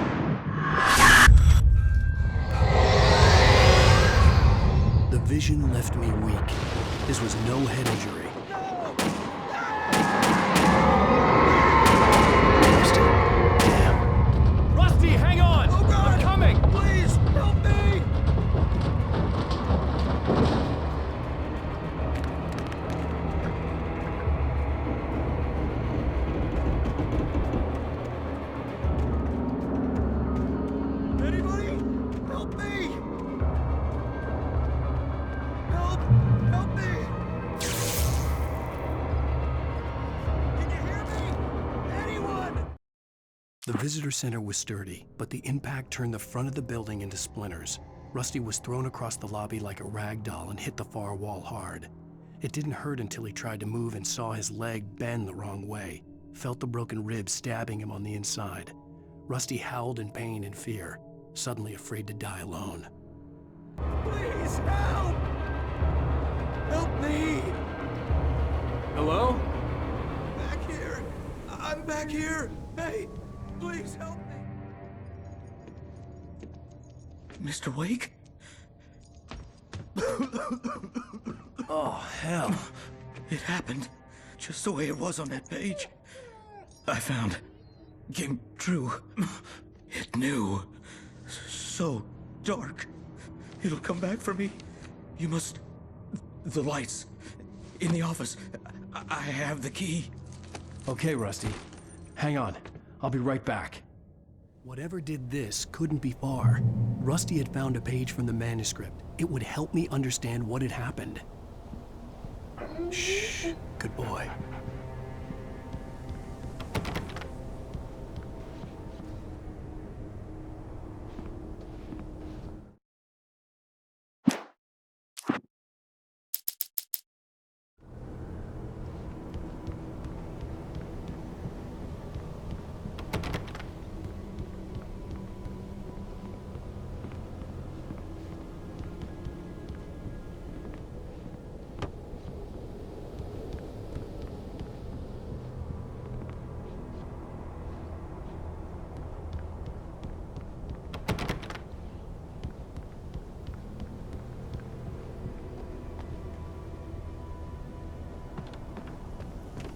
The only way to make sure that Rusty was safe was to get the power running and the lights back on.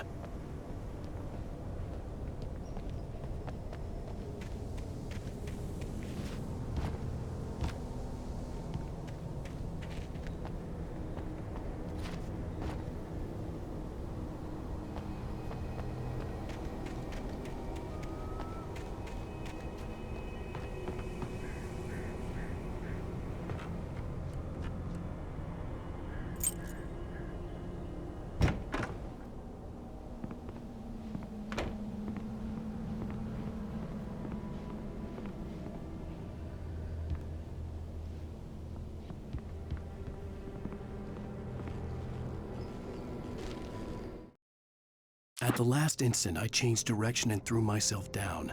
The axe splintered the trunk of a tree. I stumbled into the pool of bright light. My lungs burned. I was too exhausted to move. I tensed as I waited for the killing blow, but it never came. I raised my head. Nothing moved in the darkness beyond.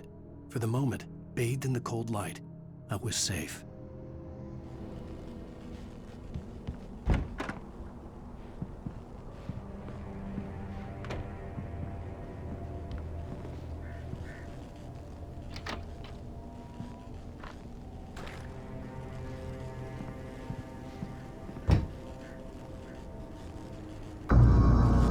I was too late. Someone had destroyed the circuit breaker. There was no way to get the lights back on.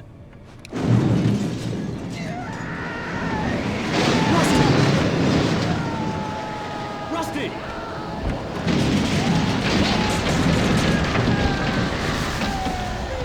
The ground was covered with oily patches that looked like liquid darkness.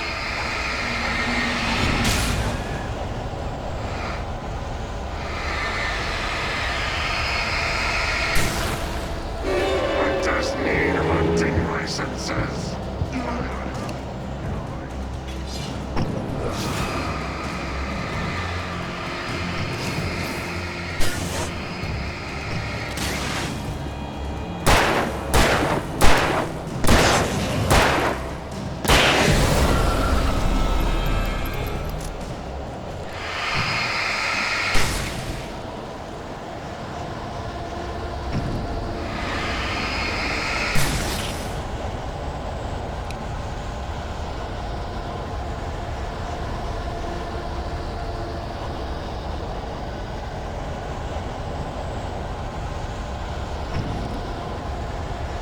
Something had torn a mammoth-sized hole in the wall.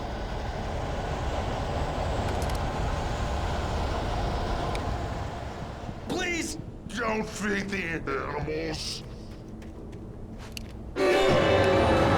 Obey!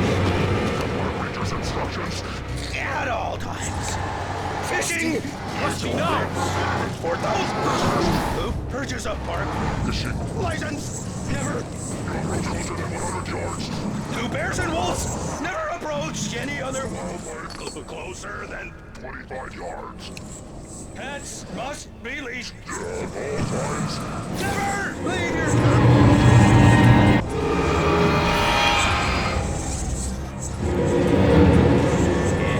It is against the law to remove any natural objects or historical artifacts from the park grounds.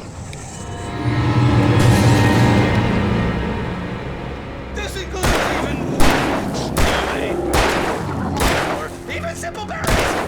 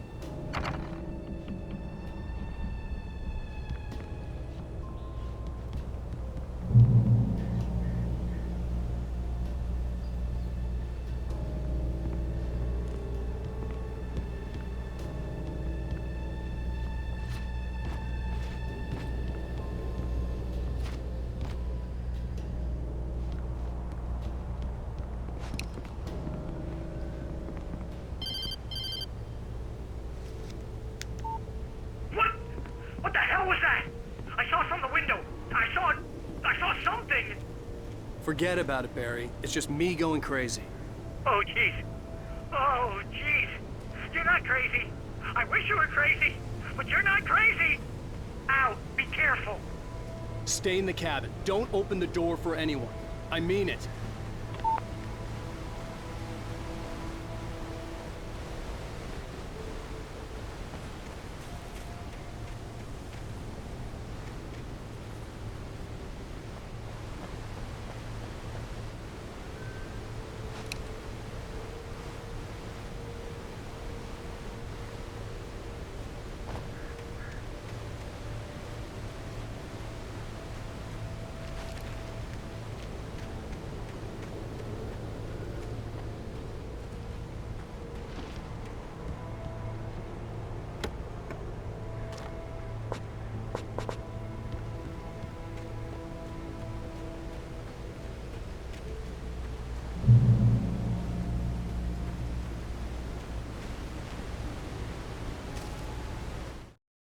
In that last instant of consciousness, Rusty thought about Rose. He was older than she was. Rose was barely out of her teens, but she made him feel young and forget what a train wreck his long-dead marriage had been. He still wore the ring. He'd been waiting for her to tell him to take it off. Now she never would.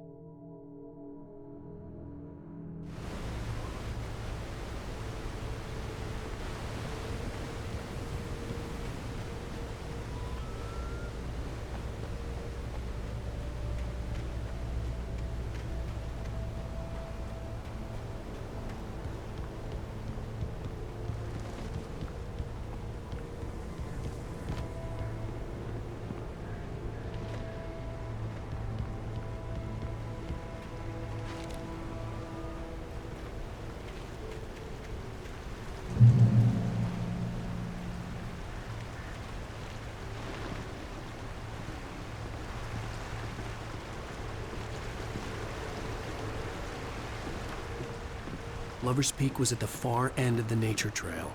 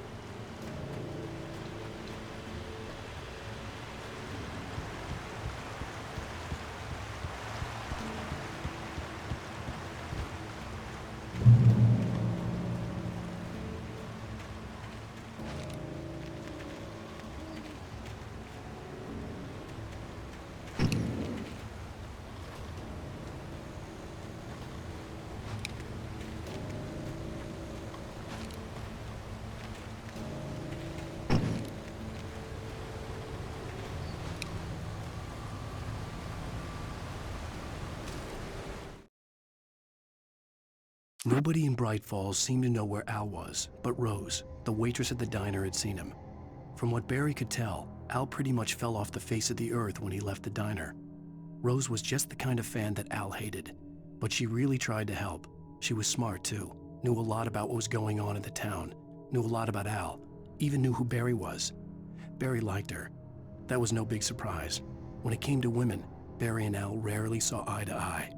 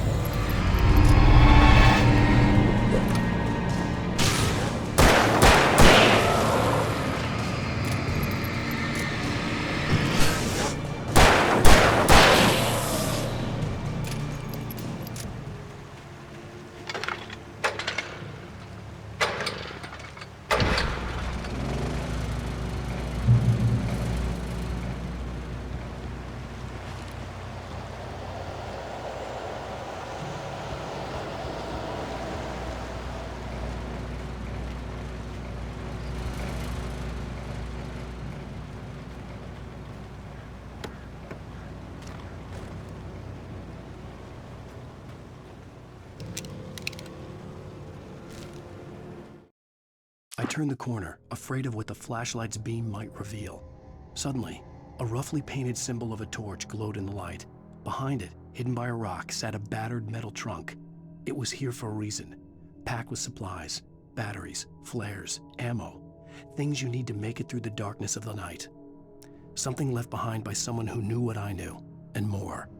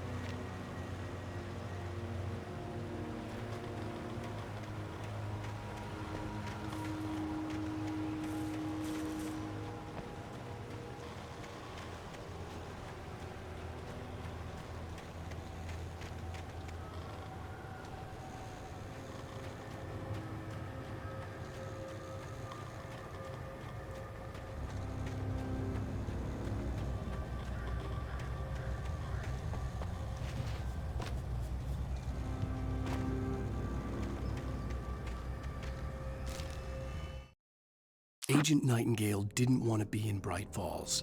These little communities revolted him, and he didn't like the trees or the coffee. He now knew that impossible horrors lurked behind the storefronts and smiles. He desperately wanted to turn the car around and just drive until he passed out or ran out of road and booze. But he had a job to do. He had a rider to catch, at any cost.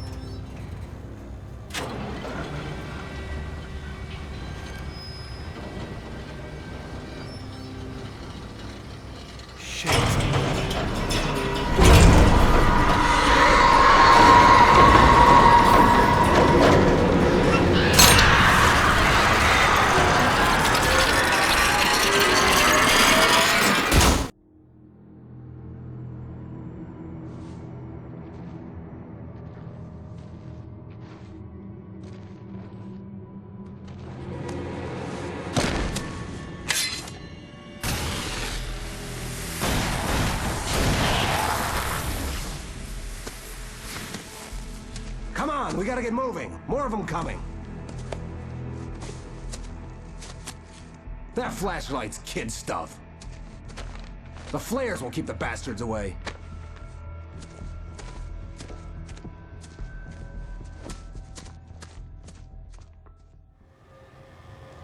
You can see them too?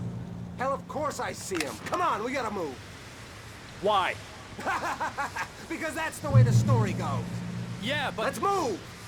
I lost my gun back there. Oh, I've got a gun. Just keep that light steady on it. It took a moment, but then I recognized him. He'd been on the ferry when I first arrived here with Alice. He knew my name. We were headed in the direction of Lover's Peak. There was no way this was a coincidence. He was the kidnapper. Come on, Wake! You better keep up. You set him up, and I'll knock him down, Wake.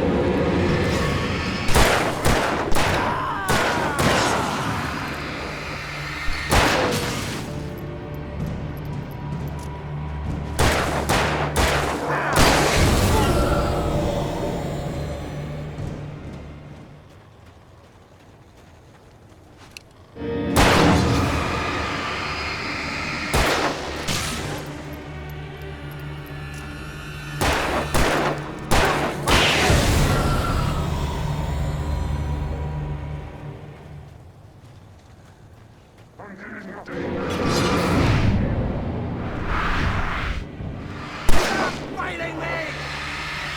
Like that, boy? Huh? Lover's Peak. Right up these stairs, Wake. Use the flares from the emergency box to hold them off while I get these boards off. Give me the gun. Yeah, no can do, Wake. Are you kidding? Give me the gun! No time for back talk. Hold them off, damn it.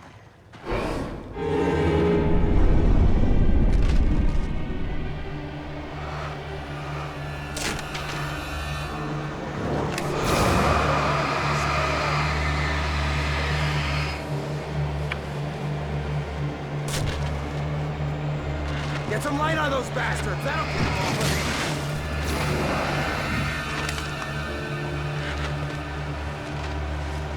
Just a little longer. I almost got it. Okay,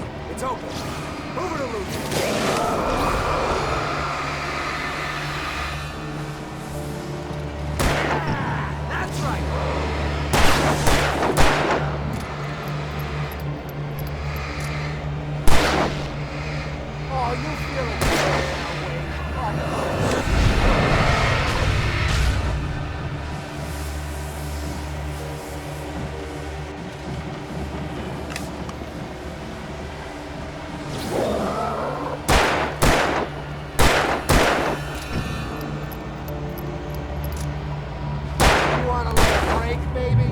Oh, I know you want to take a little nap, but we gotta get going.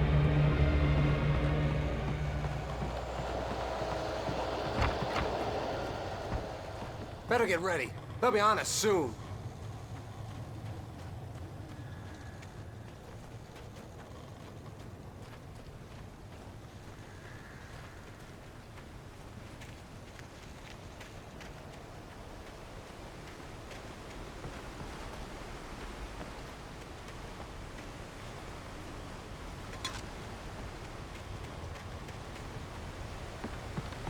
This is it, Wake. The last stand. There's more flares here. Get ready. We fight them as long as they keep coming. Give me the goddamn gun! They're coming! That's not how this goes. Get with the program, Wake.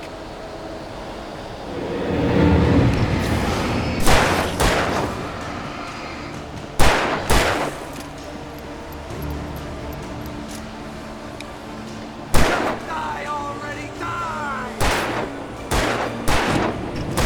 Stop moving!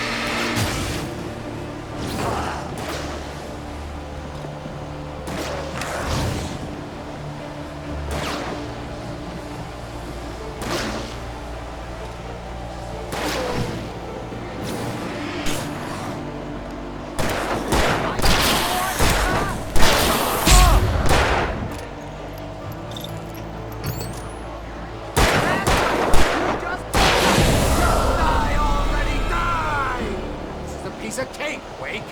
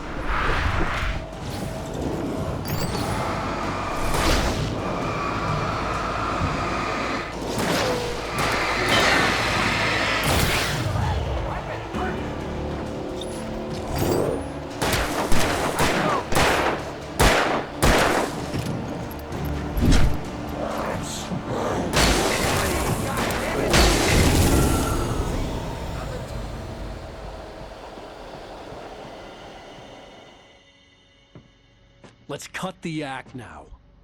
Where's my wife? I knew you were gonna say that. I read it all before. You're a hell of a writer. Congratulations. You're gonna bring about something glorious and terrible once we get you some proper editorial control. What the hell are you talking about? Where's Alice? I want the entire manuscript, or she's gonna suffer bad. You touch her and I'll...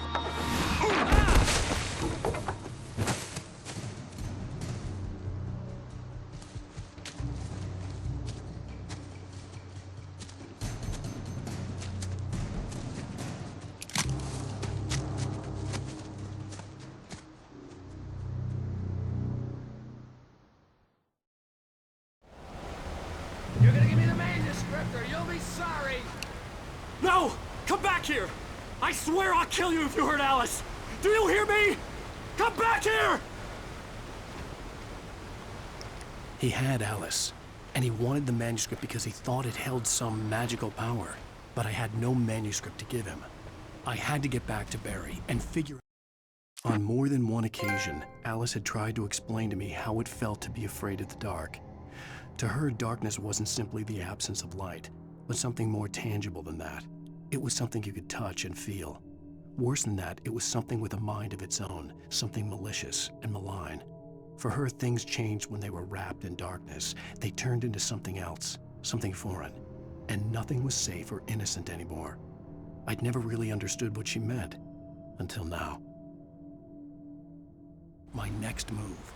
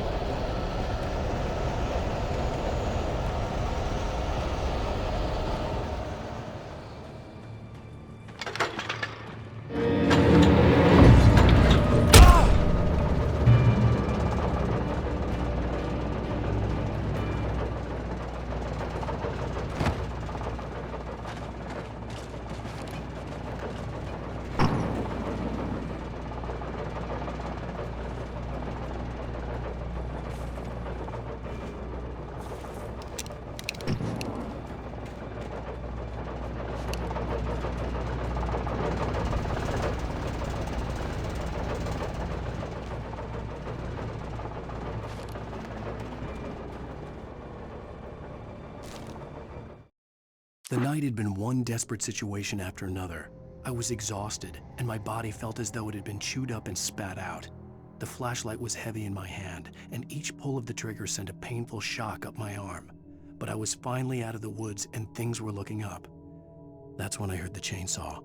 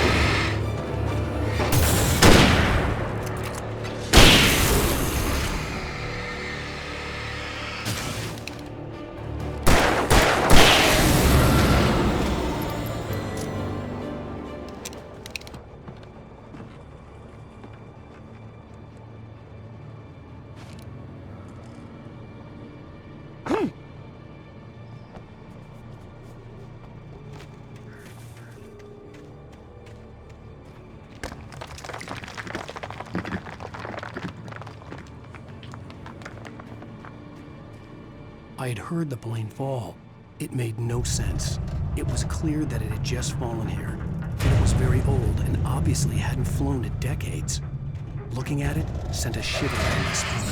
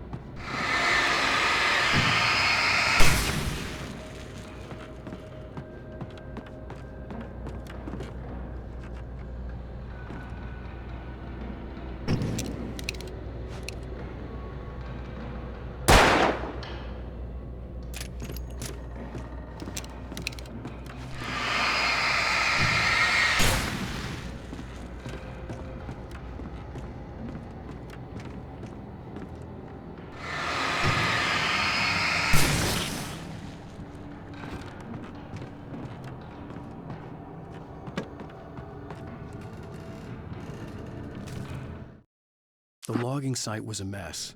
The modular office had been pushed off the cliff. Deputy Thornton climbed up from the wreckage excited, breathing hard from the exertion. Nobody there. It's weird. Don't you think that's weird? Bored, Mulligan let out a mighty snort. Hell, it's always weird, Thornton. Just a question of sorting out what kind of weird it is this time around.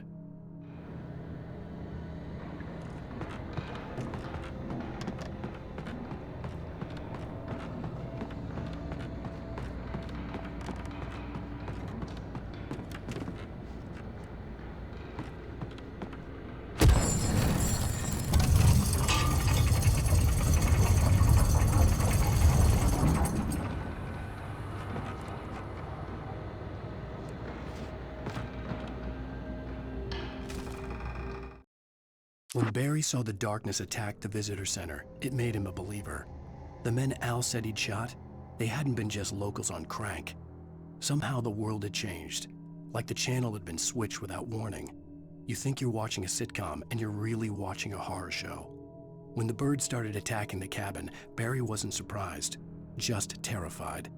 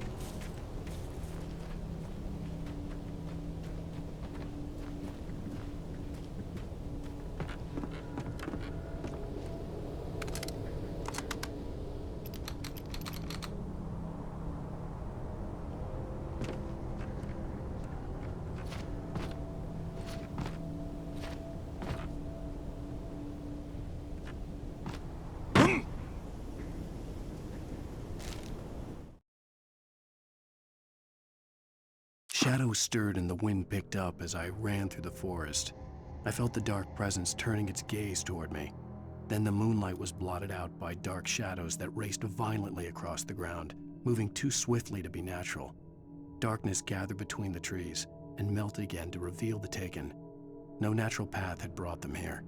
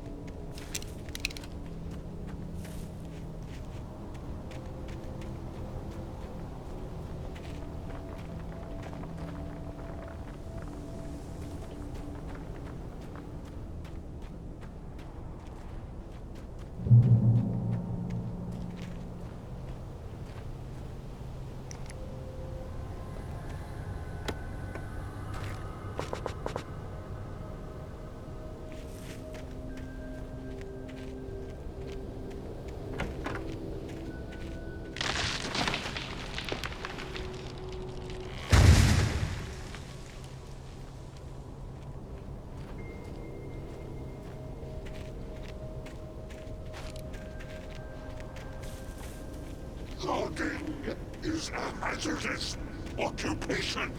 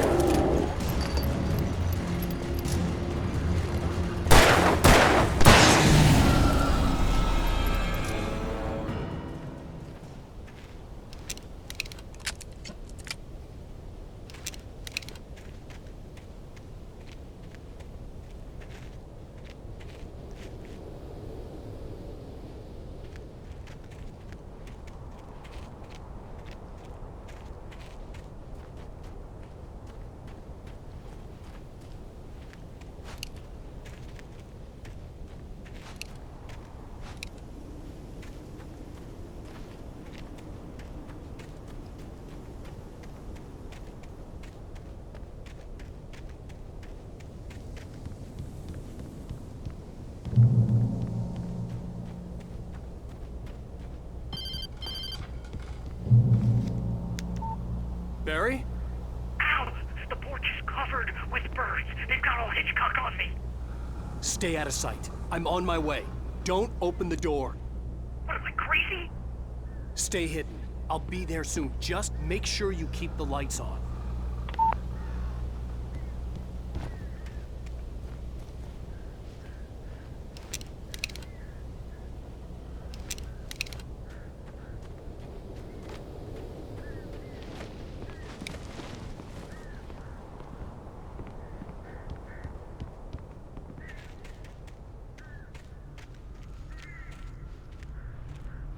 I still had to reach Barry at the cabin, but at least I was out of the woods.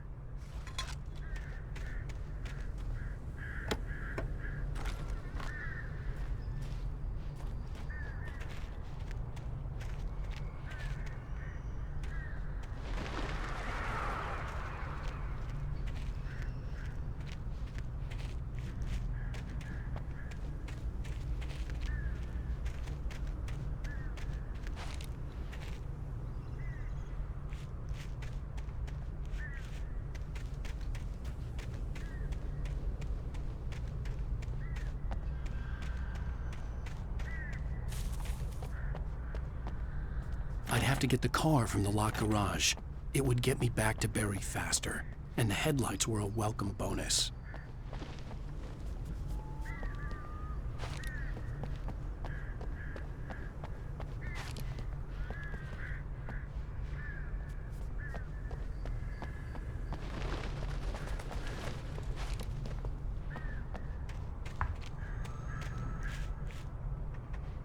I had to find the key to the garage.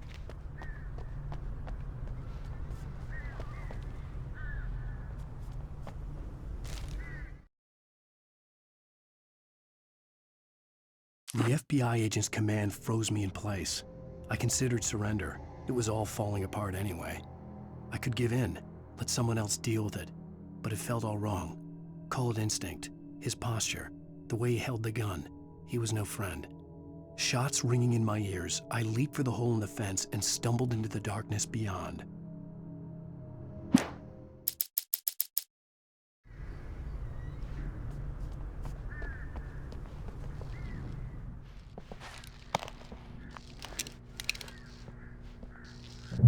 I needed the garage key to get to the car.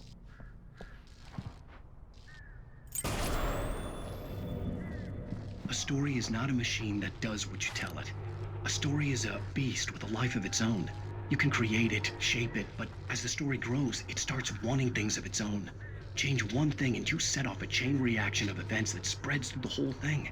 The characters have to be true to themselves. The events need to follow a logic that fits the story. A single flaw and the magic is gone. The story dies. Alice dies.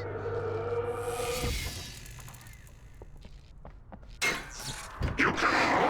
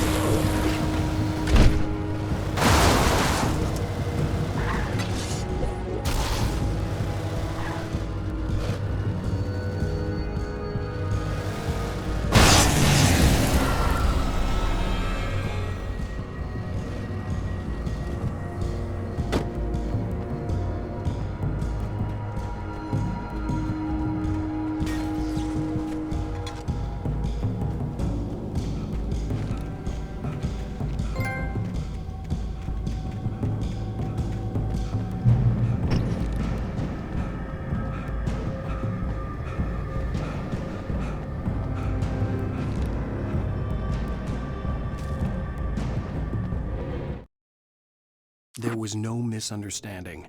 Cauldron Lake was where Alice and I had stayed, but there was no cabin and no island. I was missing a week. What had happened to me? What had happened to Alice? I had to get her back. I couldn't face life without her.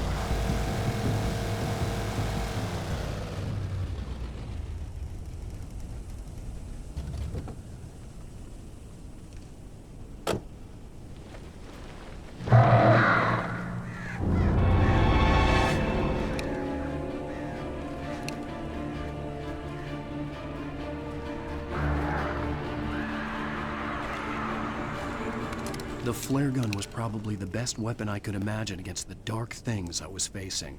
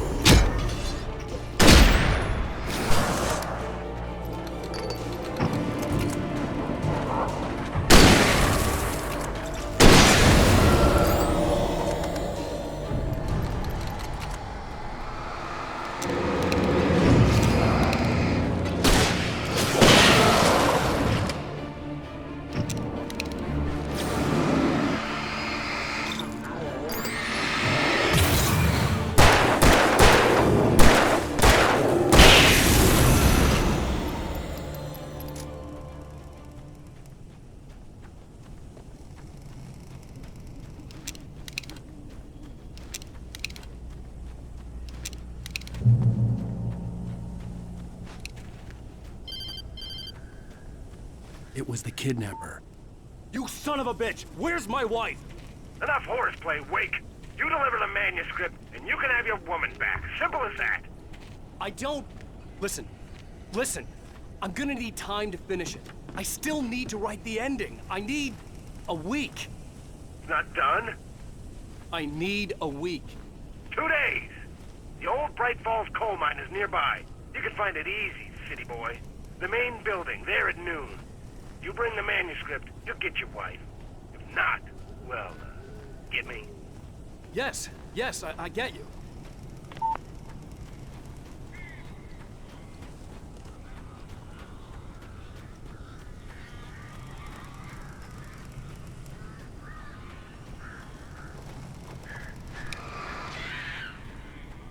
Barry had talked about birds over the phone.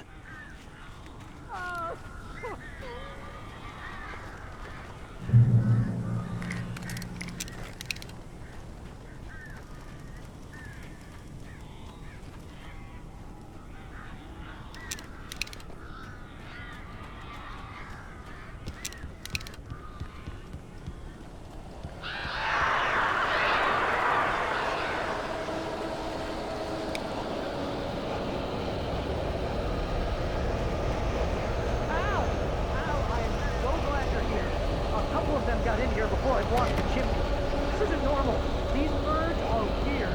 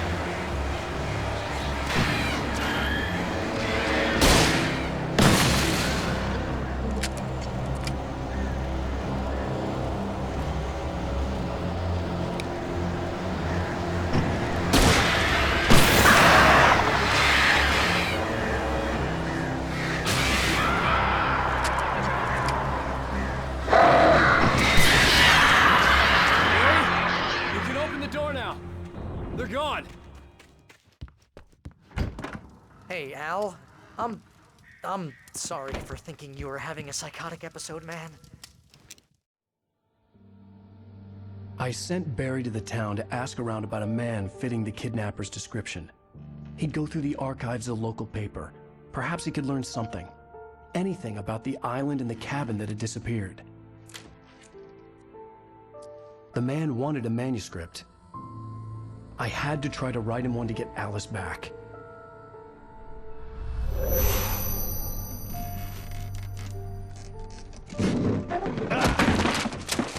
For me, the supernatural had always been nothing but a metaphor for the human psyche, a tool to use in writing fiction. Now, it was happening for real, and I couldn't put a single word on paper.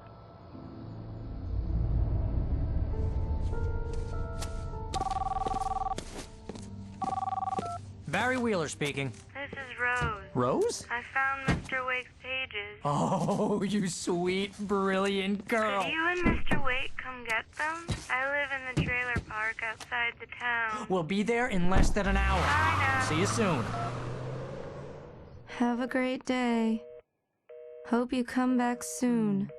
Welcome to the Oh Dear Diner. Good girl.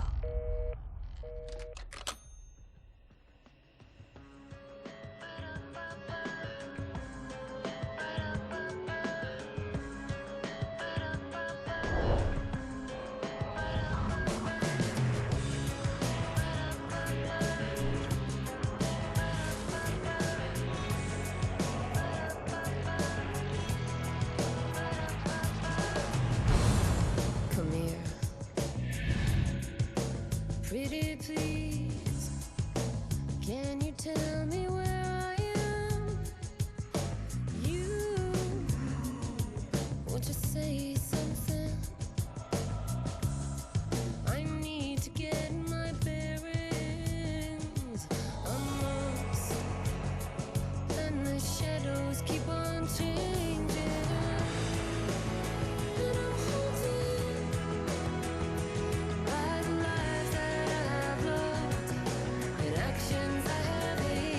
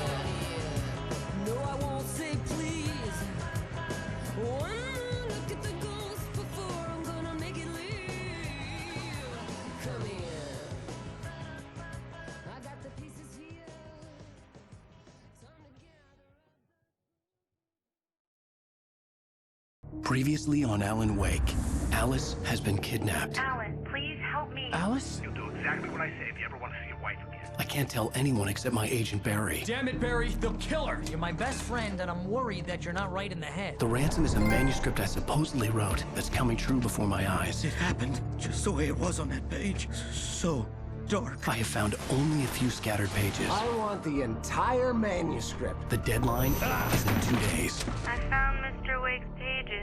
Good girl. How the hell did she get her hands on the manuscript anyway? I don't know. She's resourceful. I told you were too hard on her. Listen, I found out all sorts of interesting stuff while I was digging around. Yeah. Mr. Wake, it's Sheriff Breaker. We have an FBI agent here, Agent Nightingale. FBI? He's anxious to see you. You'd better come to the station. Okay, I'll be right over, Sheriff. Let's make this quick, huh? Help you folks?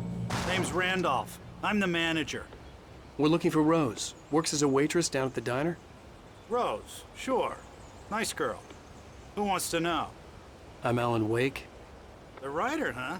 I heard on the radio you were visiting. Well, I'll show you her trailer. That Rose, she's a nice girl. Always pays her rent on time. As I was saying, Al, I found all sorts of weird stuff from the local newspaper's archives.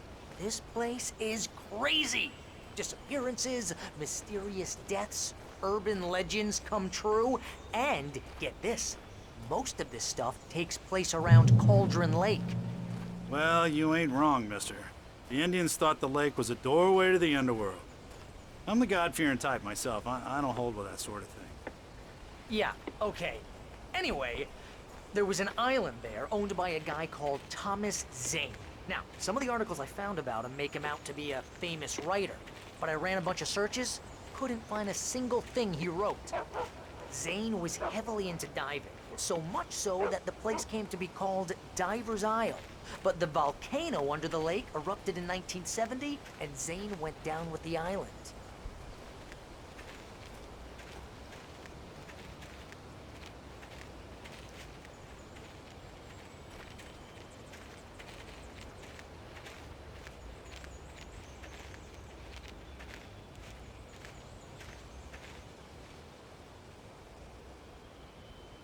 It gets better. A local girl, Barbara Jagger, drowned in Cauldron Lake just a week earlier. They were lovers. Sure, Jagger's a local spook story. The Scratching Hag. Comes for you in the dark. Childish stuff like that. Anyway, Al, I'm just getting to the best part. All of the articles about this stuff were written by Cynthia Weaver. I asked around, and she's that crazy bag lady you met. What, the lamp lady? She can be a little loopy, but she's not homeless or anything. Yeah, anyway, she knew both Jagger and Zane before they both died, and she had some kind of a breakdown.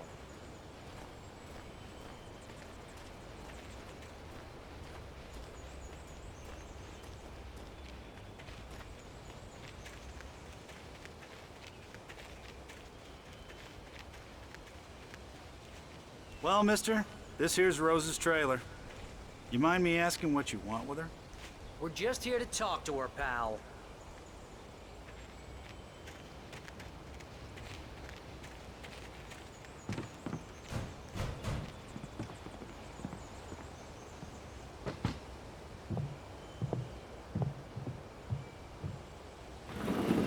Welcome to... Oh dear. Mr. Wake. I'm so glad you're here. Rose, you have my manuscript? Oh. Oh, yes. Yes. Please, come in. Hey, this is really good. Rose, Yes, my manuscript. I really need it. I understand. I know what you need. A muse to inspire you. Oh, for Barry. She doesn't have anything. Yeah, hey, Al? Al, what's... Oh... Barry! What? What?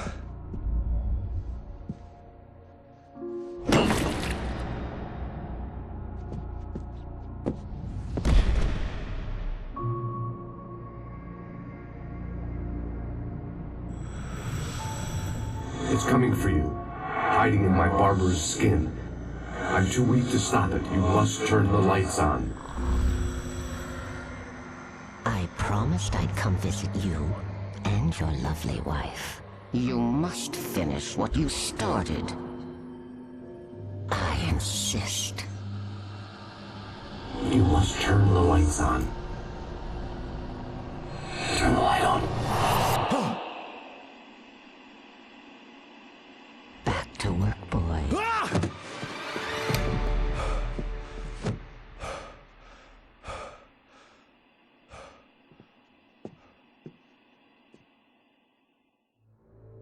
I felt nauseous, hungover. Only anger kept me going. I can't tell reality from dream anymore, but it seems I have an imaginary editor to help me. She's an old woman in a funeral dress. I call her Barbara Jagger. She's very strict. I'm writing faster and faster. My manuscript is being heavily revised. The edits are getting very aggressive, and each day there's less of me and more of her. I hate it, but I know she's right. She promises me I can save Alice this way. She knows more of this than I do. About the complex incantation I'm attempting. About this place. She's worked with another writer under similar circumstances, Thomas Zane. The genre of the story seems to be shifting. It's turning into a horror story. I'm getting close. I can feel it.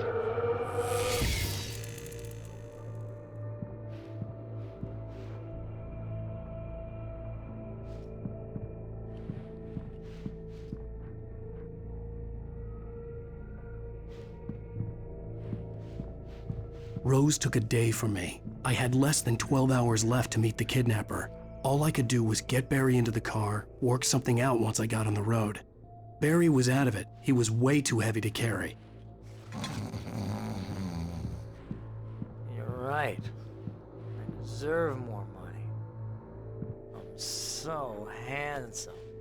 Welcome to the Oh Dear Diner. What can I get you today? Coffee? I couldn't work up much hate for Rose. Something had used her to get to me and left its mark. First refill is free. Milk and My sugar. gun and flashlight were gone. I'd have to find a way to get Barry into the car as quickly as possible. There was no time to waste.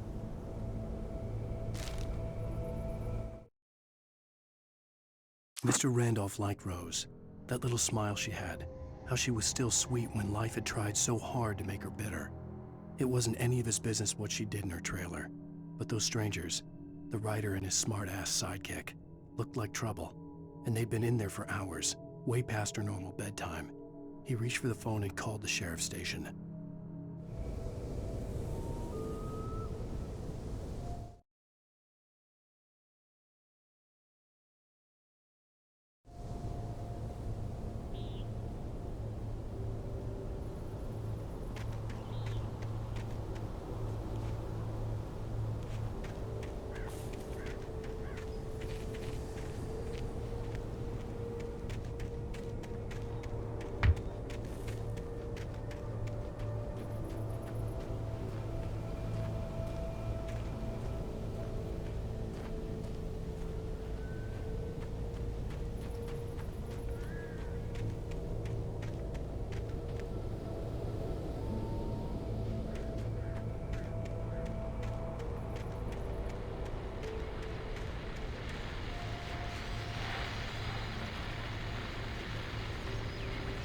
I just stepped outside to catch a breath of fresh air. Let me tell you, the weather's getting heavy. Nights like this make me especially glad I'm here talking to you and not home in bed. Once the weather takes a turn like this, I can't sleep at all. It's all tangled bed sheets and dark thoughts, punctuated by the occasional plunge into nightmare. Is it just me? Well, perhaps it is. But I hope I can make the night a little bit easier to get through. Caller, you're on KBF FM. Hey, hi, it's Walt Snyder. What's on your mind, Walt? Well, I ain't the way you are, but, well, I can't sleep either, you know? I just been staring out the window here, trying to make sense of it all, but, I ain't been drinking either, you know? I just... Well, you sound like a man with a problem, Walt. I had a, you know,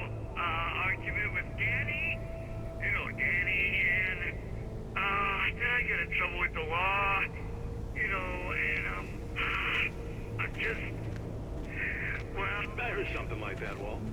Yeah. Well, you know, he's, Daddy's my best friend, and, they let me, mail today. And now I'm just alone here at the window, waiting. And, man, there's something in the air tonight, man.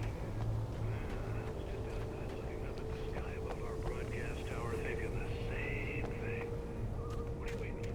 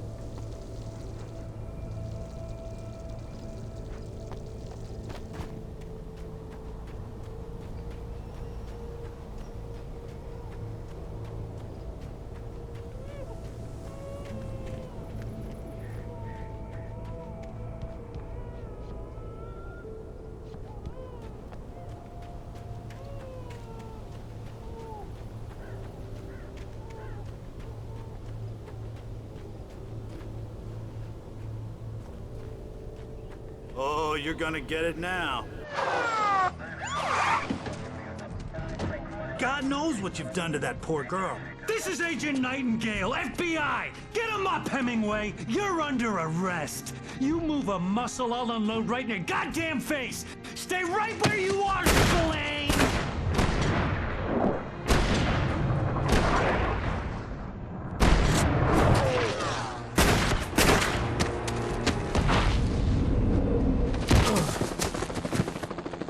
What are? I'm standing right here, you goddamn maniac!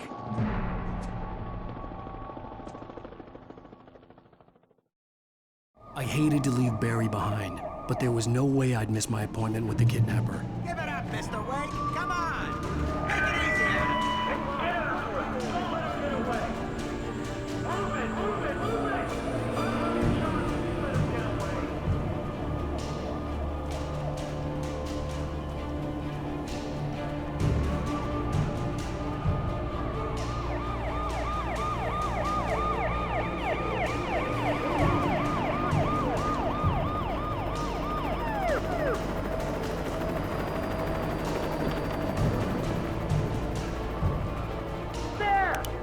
We have the suspect in sight!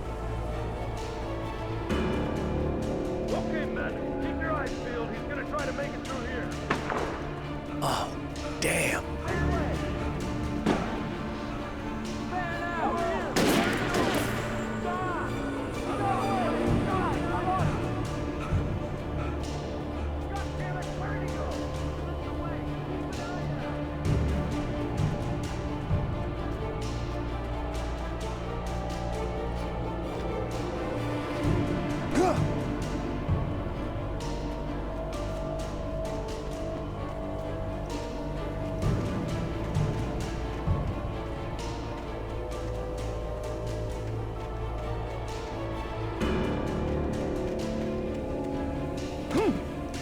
God! Come on, guys. We need to head him off. For decades, the darkness that wore Barbara Jagger's skin slept fitfully in the dark place that was its home and prison. It was hungry and in pain. It dreamed of its nights of glory when the poet's writing had called it from the depths and given it a brief, terrible taste of power and freedom. The rock stars had stirred it from the deep sleep the poet had sunk it back to in the end. When it sensed the writer on the ferry, it opened its eyes.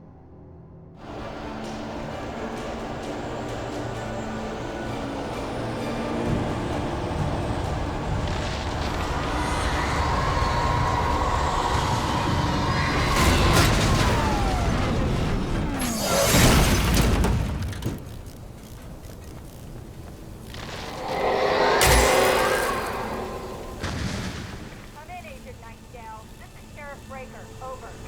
Nightingale, over. What on earth is going on? My deputies tell me you fired at Wake, and he didn't have a gun. You almost hit a civilian in the head.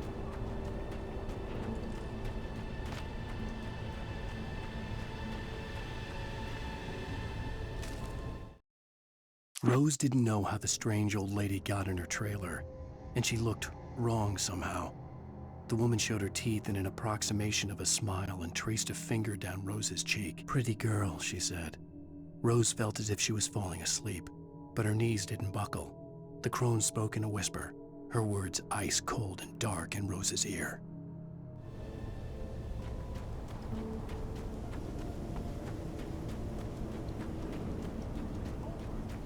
Stay right where you are, Agent Nightingale. I'm on my way. Out.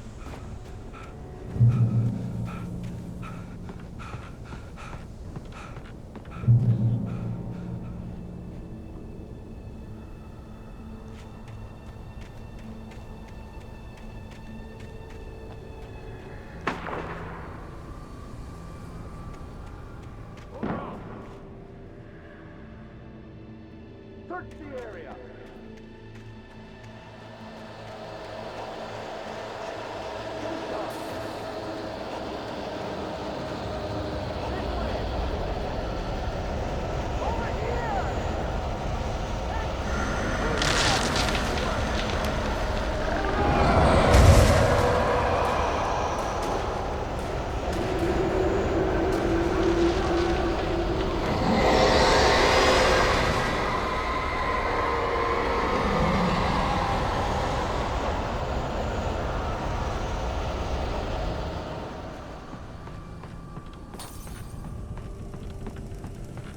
This horror was everywhere I went, circling me.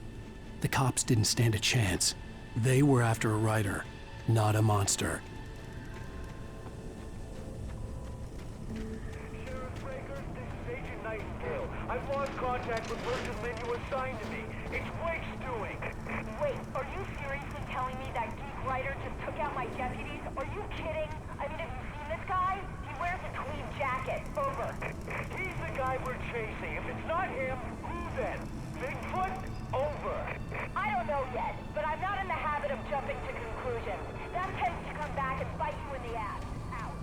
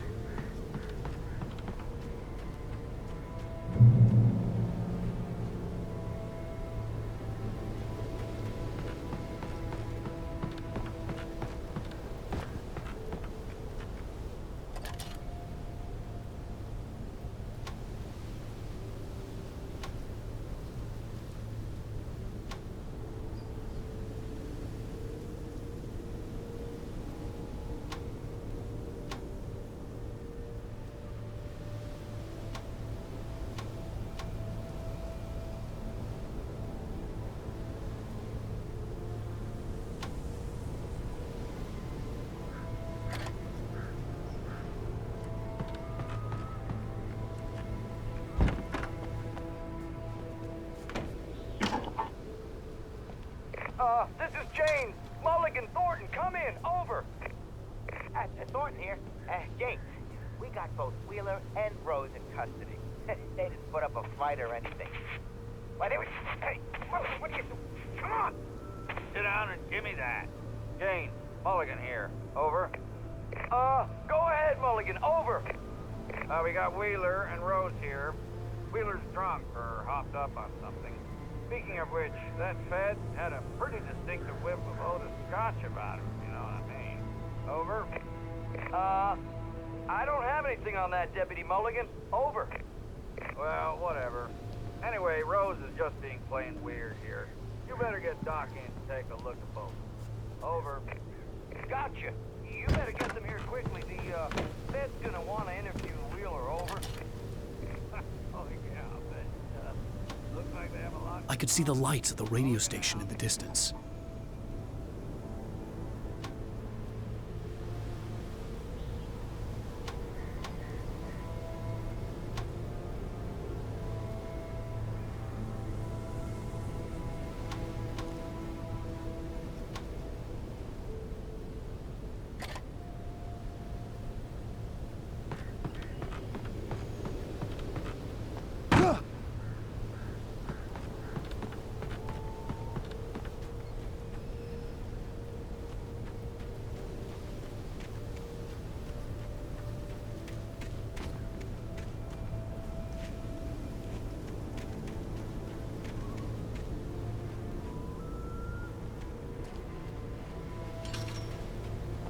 I imagined that the broadcast tower in the distance was part of the local radio station. Maine seemed like a decent guy. Perhaps he could give me directions to the coal mine.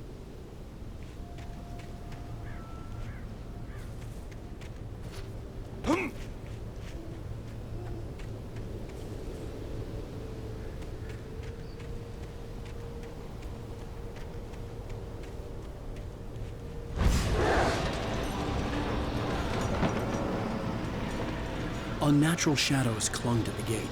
The darkness that was after me was trying to stop me. I wouldn't get through without a light.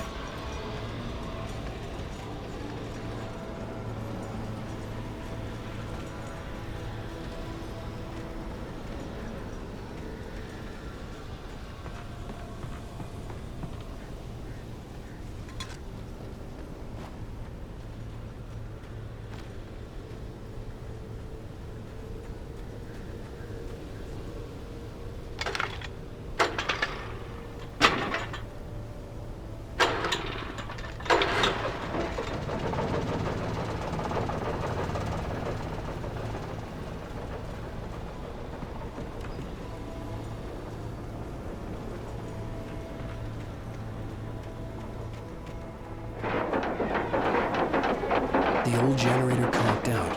I'd have to see if I could fix it and try again.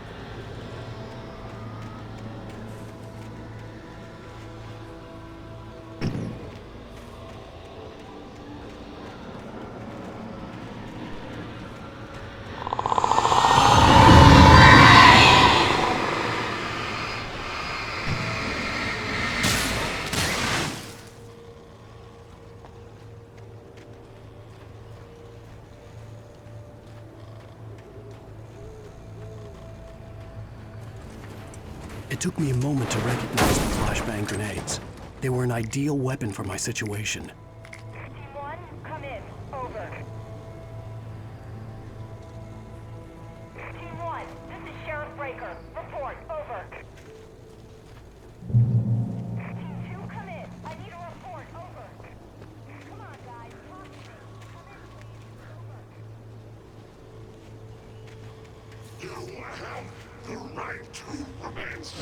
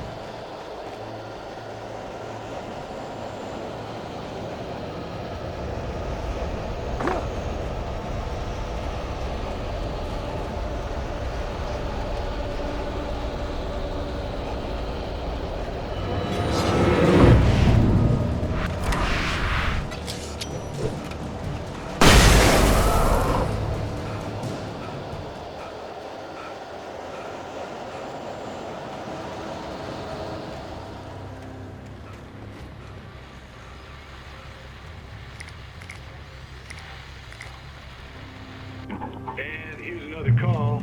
You're on KBFFM with Pat Maine. It's Milt Peabody, Pat. What's on your mind, Milt? Well, I live near the trailer park, Pat, and there's a big ruckus going on over there. Well, that's just up the road from me, too. What's going on, do you know? I don't know, but there's a bunch of police cars there, lots of sirens, a helicopter buzzing around, and I think I heard some gunshots. Gunshots? Yes, sir, like from a pistol. So can you find out what's going on? Because it's just next door and they're popping off guns there. They're still shooting? No, it was maybe 10, 15 minutes ago. It sounds serious, man, I'm telling you. You just don't get everything. You are under arrest.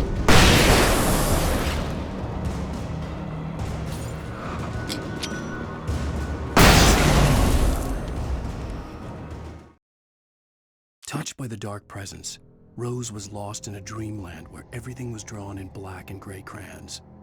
The old lady had promised her that all her wishes would come true. She would be Alan Wake's muse. She was smiling so hard it hurt her face. She crushed a bottle full of sleeping pills into the coffee. Deep down inside, she was screaming in terror.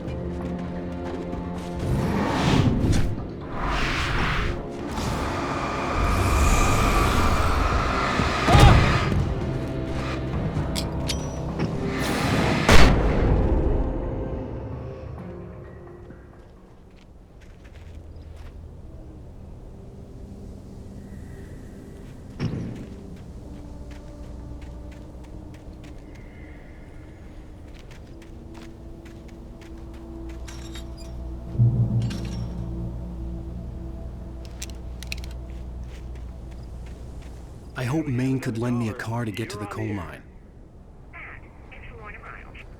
Oh, why, hello, Lorna. What do you have for us? Well, I just don't see why the cops bothered with the trailer park. What do you mean? It's a trailer park. Of course you're going to have trouble in a place like that. I mean, what do you expect? The sheriff should be helping us normal citizens instead of wasting resources on those people. Well... They'll have to try to sort themselves out. I'm sorry, but my granddaddy settled in Bright Falls in 1911. Well, thank you very much for that compassionate viewpoint, Lorna. Oh, here's a little surprise. The famous writer Alan Wake just walked in. Folks, I'm going to see if I can talk him into an interview. Come on in, Mr. Wake. Oh, I'm so glad you could find the time to do this, Mr. Wake. Nowhere to run now, Dan Brown. You back away from me. Don't hurt it. Whoa, whoa, whoa. Everyone calm down. Put the gun down. We're all friends here, right? Cool your jets, Nightingale. We got him. Judas Priest! What the hell's the matter with you? There's a civilian in there.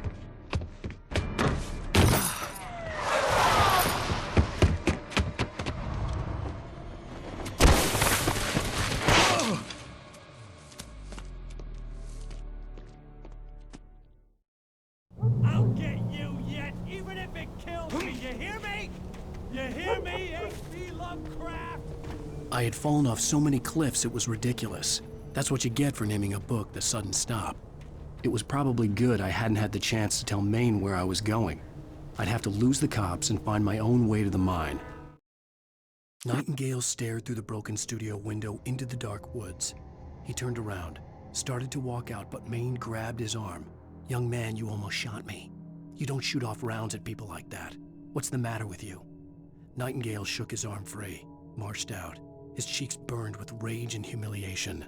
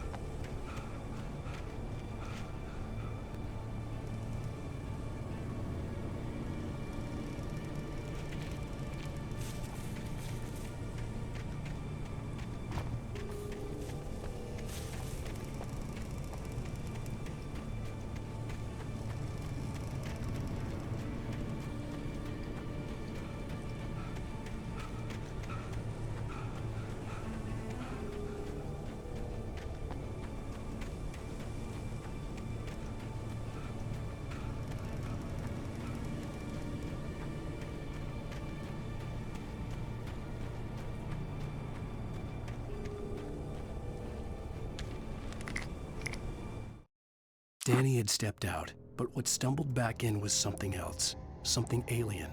A monster. Walter tried to kill it, first with his fists, then a chair. It wouldn't die. Instead, it kept coming, unaffected by the beating it had taken. After Walter managed to kick it down the cellar stairs, fear took over.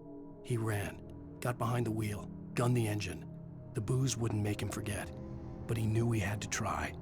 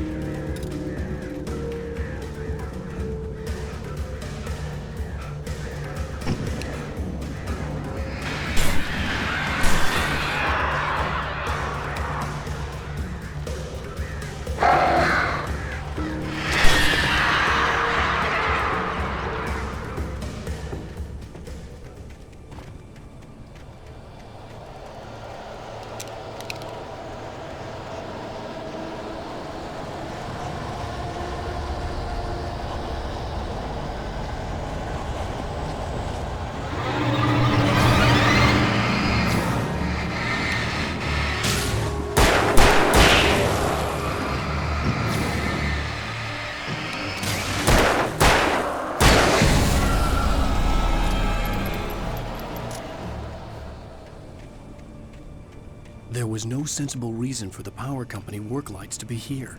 It was almost as if they'd been left for someone like me to use.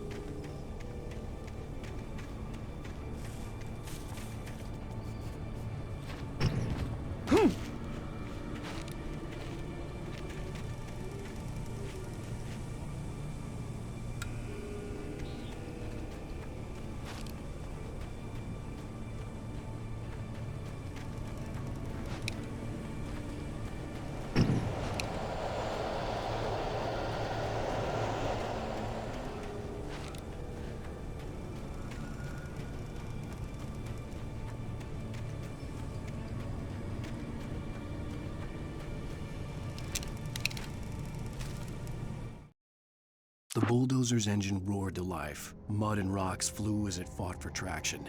It crashed through the concrete wall and landed heavily in the yard. If it were an animal, it would have shaken its head after the impact, fixed its eyes on me, and charged. Of course, it had no head, nor eyes. Shadows crawled on its form, twisting it into a monster. Then, it came for me.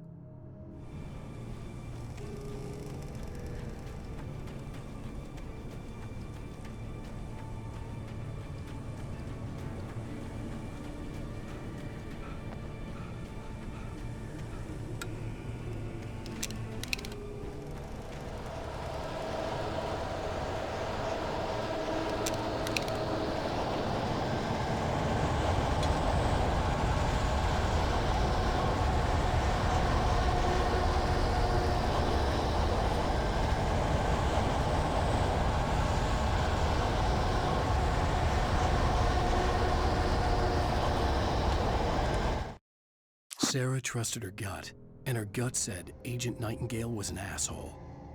He felt wrong, and it wasn't just the smell of stale booze. It was in the way he flashed his badge, pulled rank, the look in his eyes when he wanted answers. Where was Alan Wake? What was this about an accident? Where was his wife? And most importantly, why did she let Wake go? He wouldn't answer her questions. Federal business was all he'd say.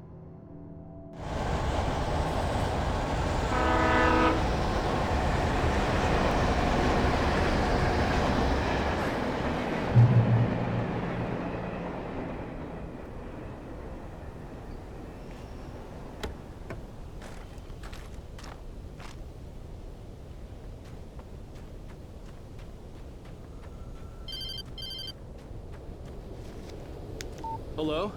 The most stubborn man I've ever met. Alice? Alice? Alan. I'm so afraid. It keeps me in the dark. Please help me. I look at you, Alan, and it's not you. Something else. Looking out from behind your eyes. Alice, I'm here. I'm so alone here. It's all gonna go to hell. You need to be careful. Cooperate. The connection had been terrible, but that wasn't the only thing that hadn't been right with the call. She sounded wrong somehow, but she had called me. The pipe wrenched itself loose from the bridge's steel framework. Wrapped in darkness, it floated in midair, twitching.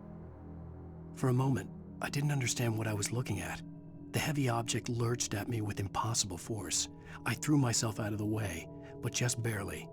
When I turned my flashlight on it, it shook in a dark rage before it flew at me again.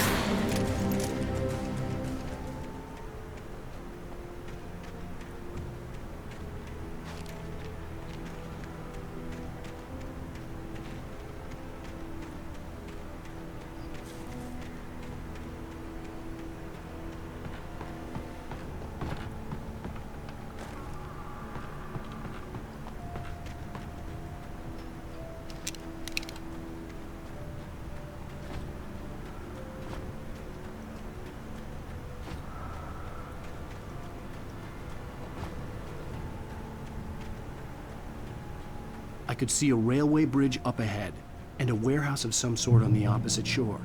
I hoped I could find a car from there.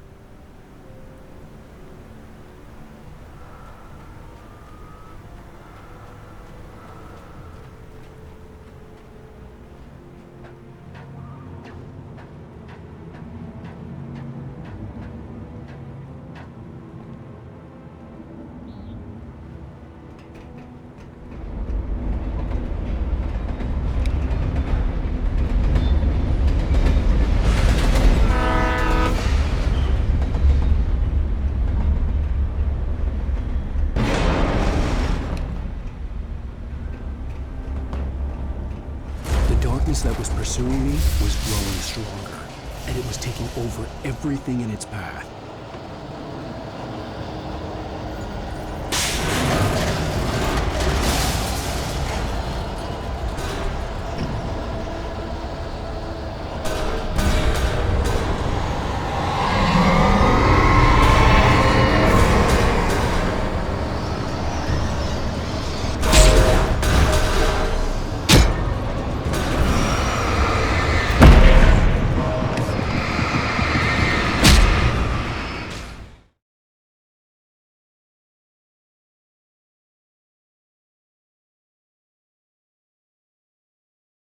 I hoped I could find a car from there.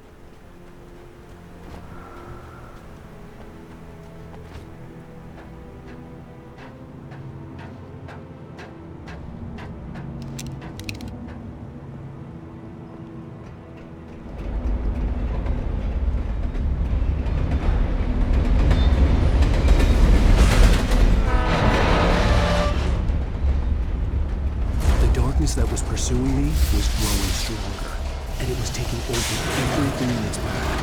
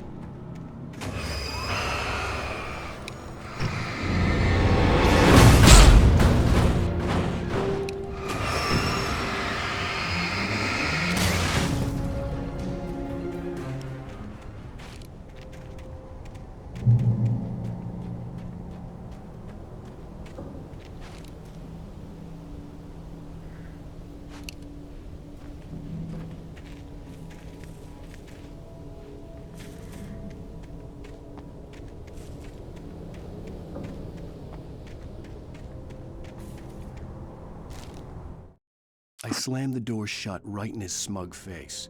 He pleaded for me to open the door. True to form, the asshole actually thought I would obey. I had no sympathy left, no guilt either, not for him. I took a moment to savor the scream. I bet I had a smile on my face. It was all that I had time for. The dark presence was inside the lodge with me.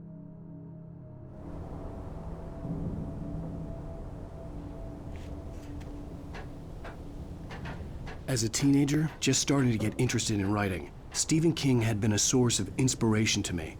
I thought about all the inanimate objects that had come to life in his books. No one is safe in a good horror story, certainly not the protagonist. That's what makes them fun. This was anything but. The darkness could possess anything, and it was getting closer.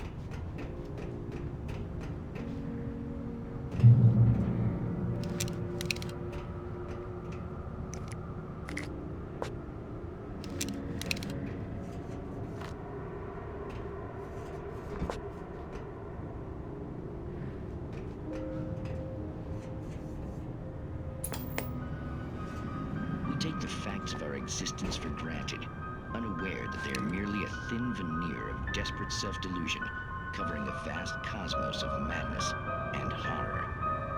All too often, the stars are right. In Night Springs. Tonight's episode, a family occasion.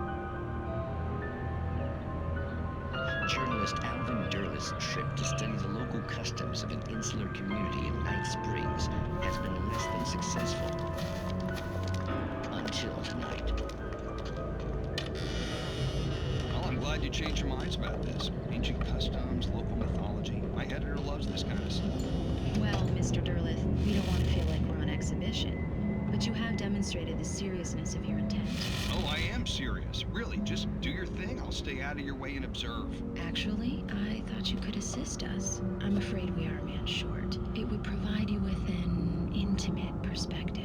Could I really? Of course, Mr. Durleth. Well, I guess that's the least What would I have to do? Oh, here. Let me show you with a kiss.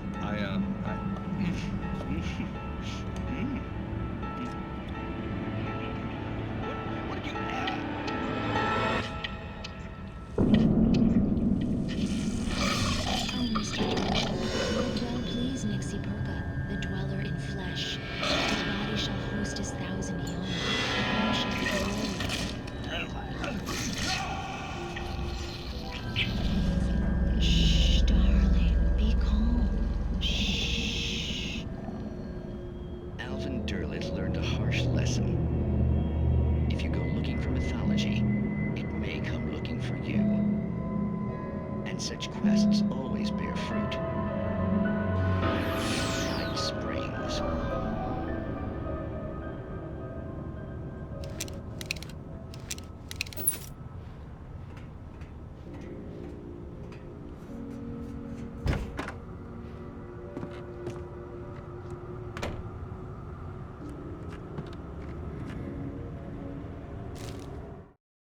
The darkness surged towards me, sucking everything loose from the ground into its depths, tugging at my clothes.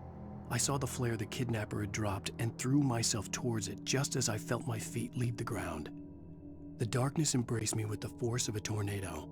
Somehow I managed to light the flare. The darkness roared and cast me away. I fell toward the dark waters of the lake far below.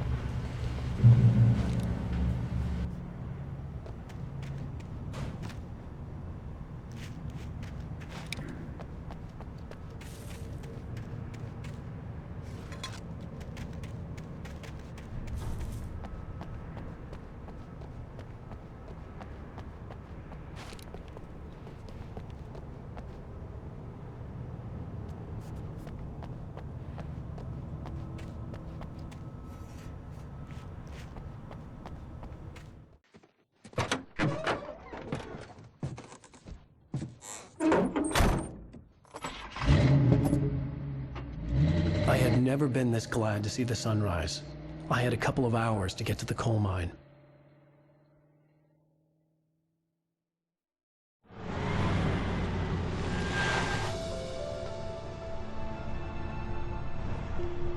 The coal mine wasn't far now.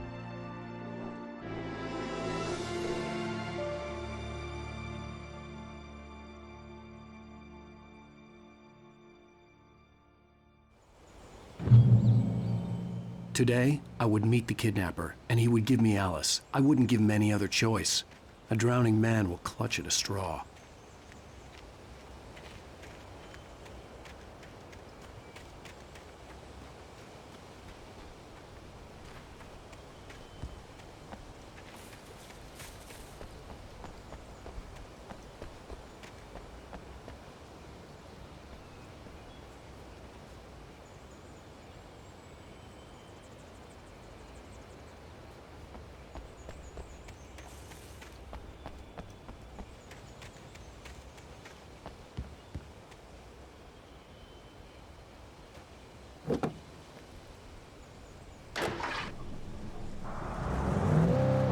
Little by little, without realizing it, I'd come to believe that the story in the manuscript was coming true.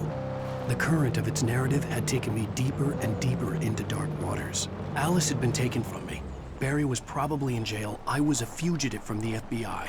The whole world taken over by the dark presence was trying to destroy me. It all felt real, but it matched a textbook case of insanity.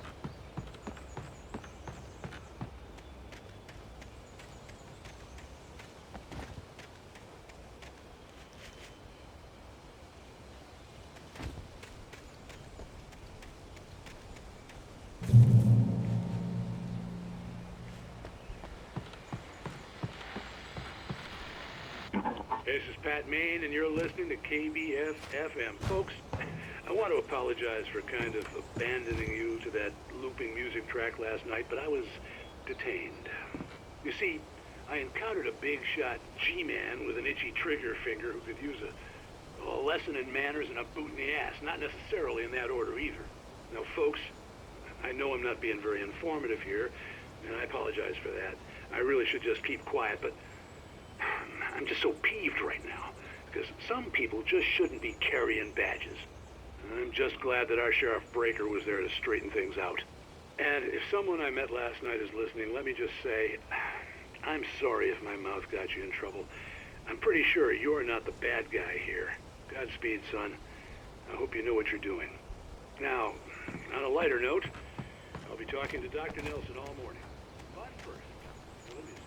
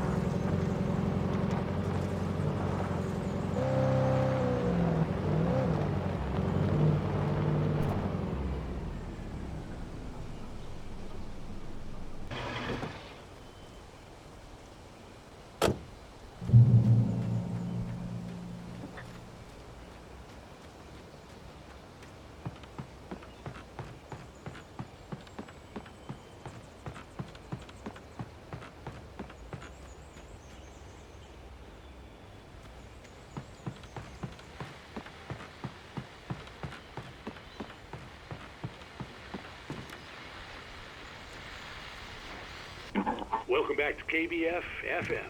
Hope you enjoyed that tune. Now, Doc, you were talking about life and finding that special someone, that soulmate. Well, you were talking about that. I was saying I don't buy it. Well, see, to me, that's strange, because I always pegged you as a hopeless romantic. You got me there, Pat. But I think love's where you'll look for it. And you do a lot of work.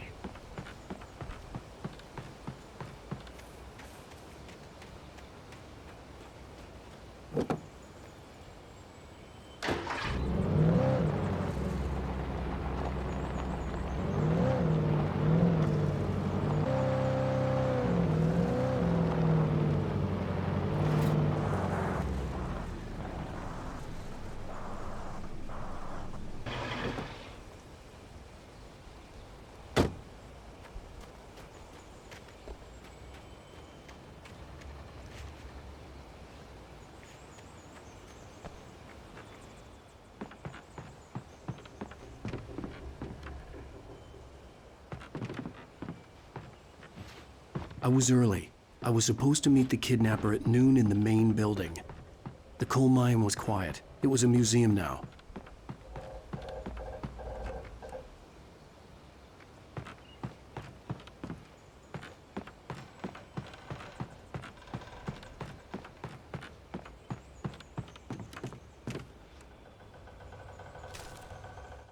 For Mott, spying on the writer on the ferry had been a disappointment.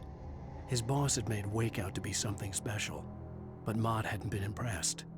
He'd gotten a good long look at the wife, though, and he liked what he saw. Mott had fantasized about goading Wake into a fight, but it hadn't happened.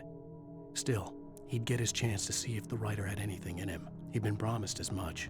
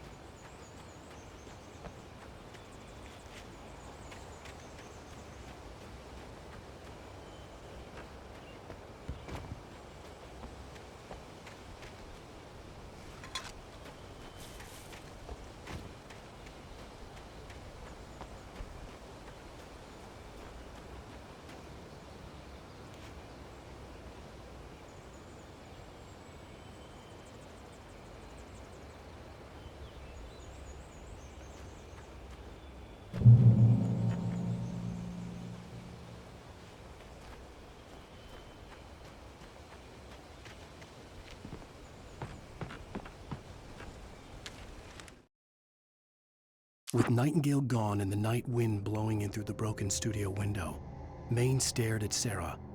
The sheriff looked away. Maine's voice shook with barely controlled anger.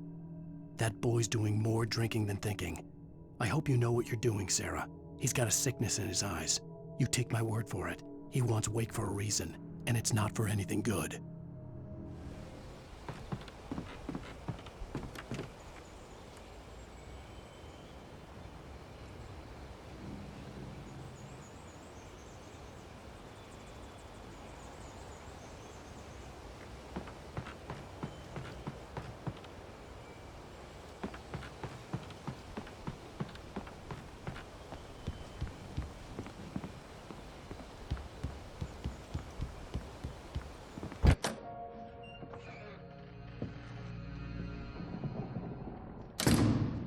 I didn't want to go outside.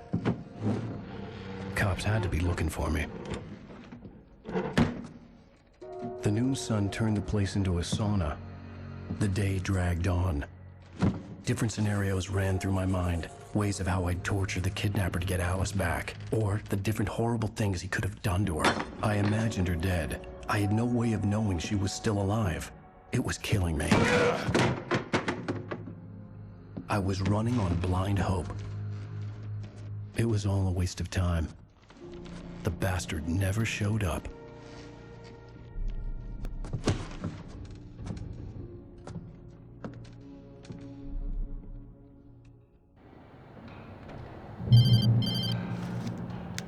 Wake!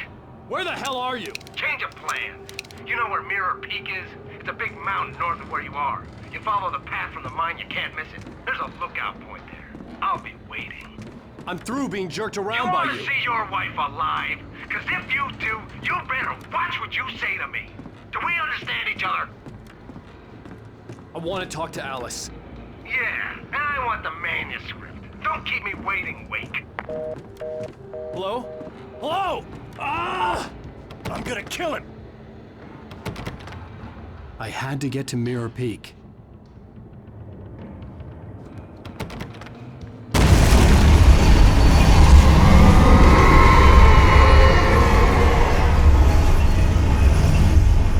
It was close. Maybe closer than ever before.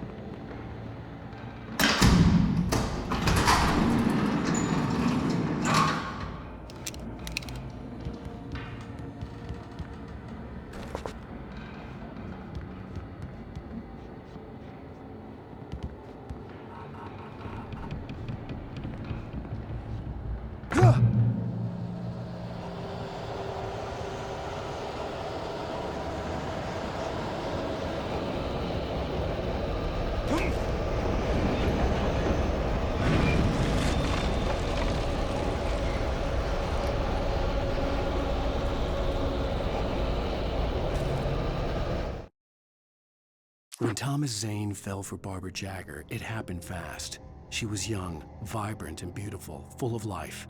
He had never been a very happy man, and without any seeming effort, she had changed all that. Zane felt good for the first time in his life. Everything she did was another piece of a jigsaw puzzle he hadn't even known he'd been missing. And best of all, she made the words flow, strong and sharp. She was his muse.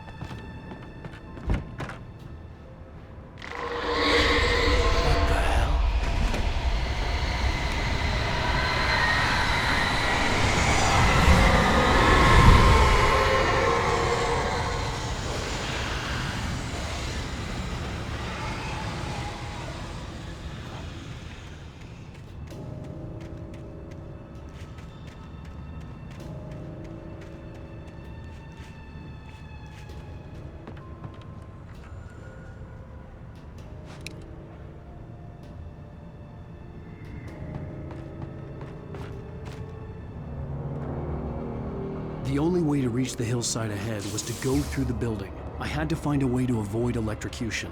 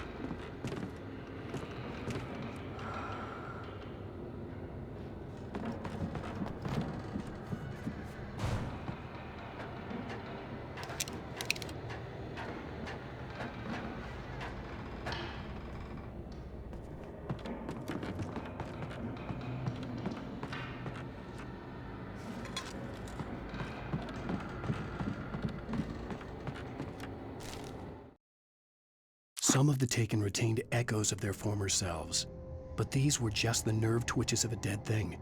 Nothing remained but a shell covered and filled with darkness. In most cases, these puppets were enough for the purposes of the dark presence. But for anything more elaborate, as with the writer, it was different. It needed his mind. And so rather than taking him over completely, it merely touched him.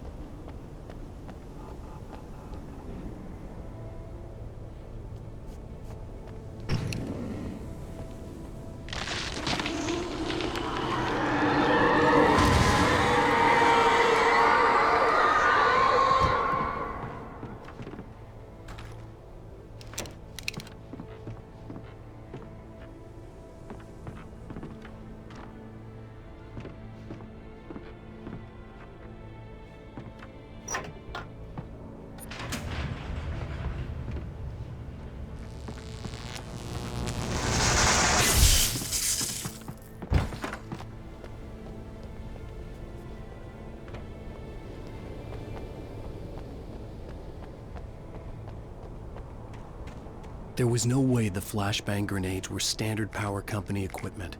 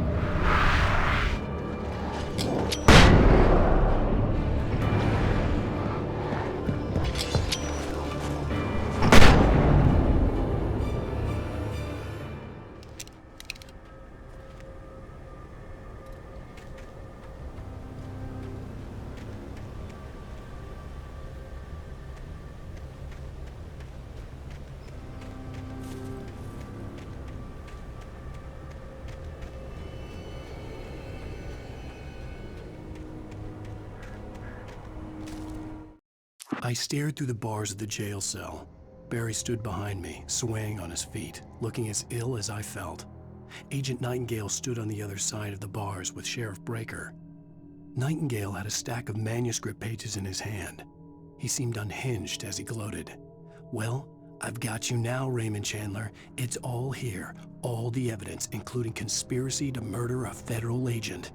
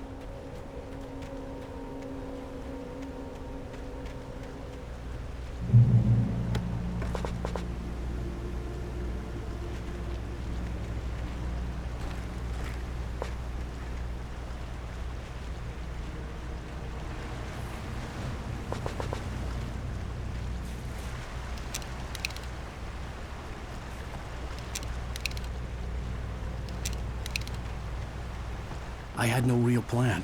I was going to give the kidnapper all the manuscript pages I had for Alice. If that wasn't enough, I'd hold him at gunpoint and make him talk.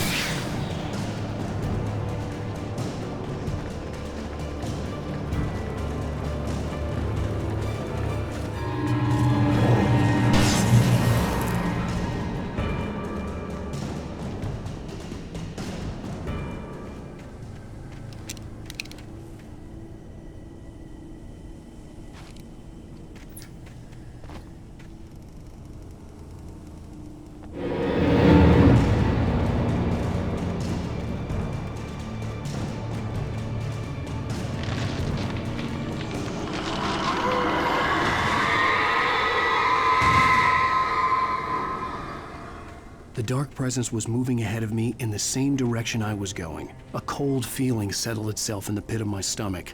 Was it going for Alice?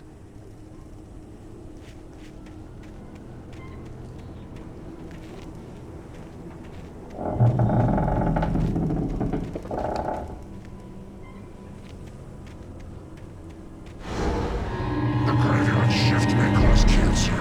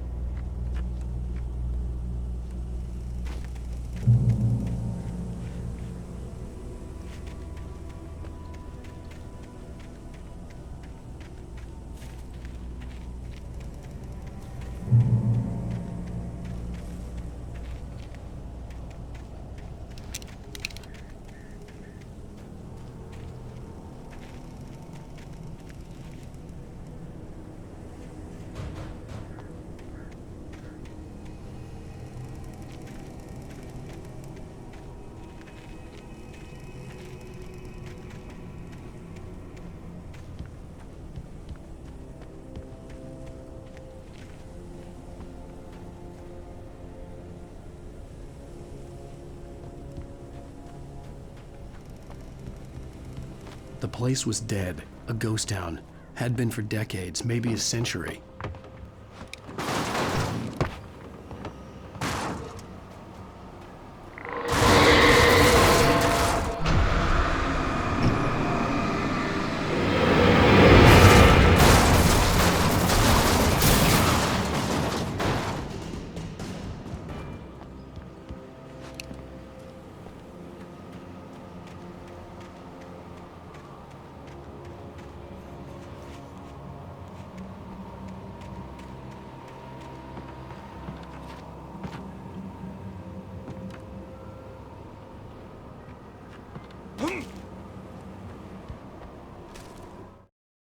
Things were never as simple in real life as in fiction. I had lost count of the times I had wished there'd be a clear reason for my writer's block. Something to fight, something to lash out on. There wasn't. I was filled with doubt. I was nothing like the hero in my books. Alex Casey had gone through his life with single-minded determination, never wavering from his goal. Even now, I was angry at myself, angry at Alice, angry at Barry. I was fumbling and I had no plan.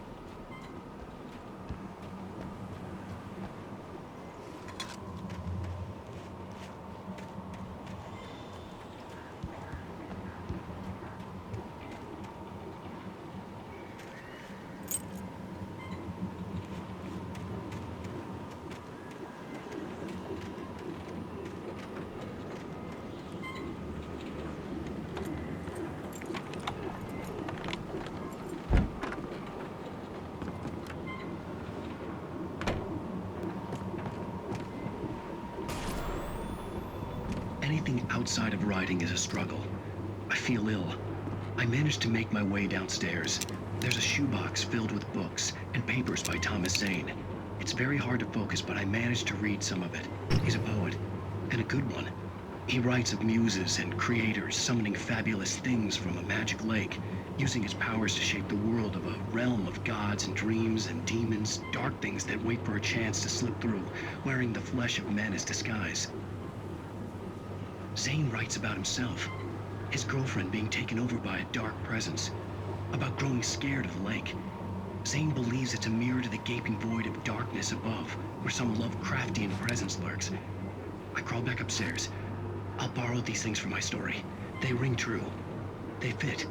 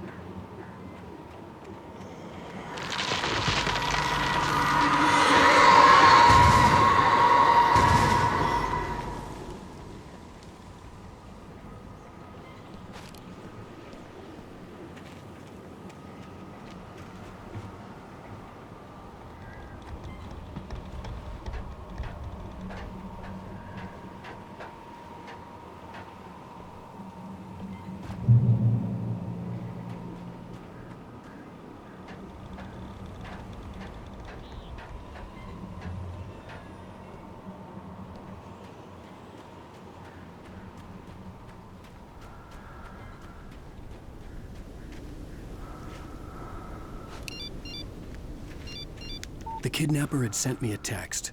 The message was full of spelling errors and insults. It was telling me to hurry up.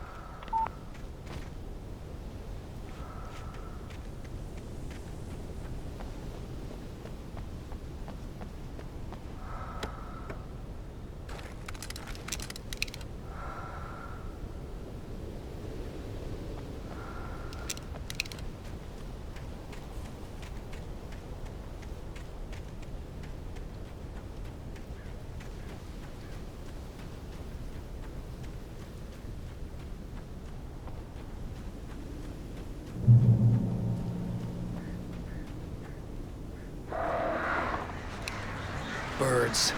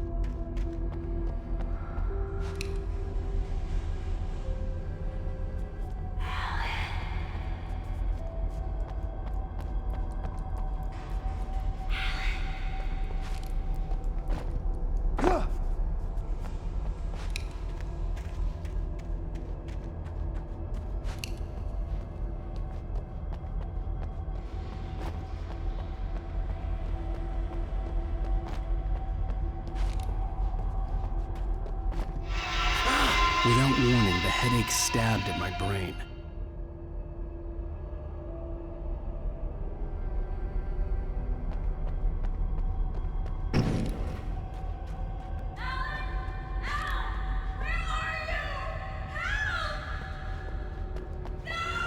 Alice?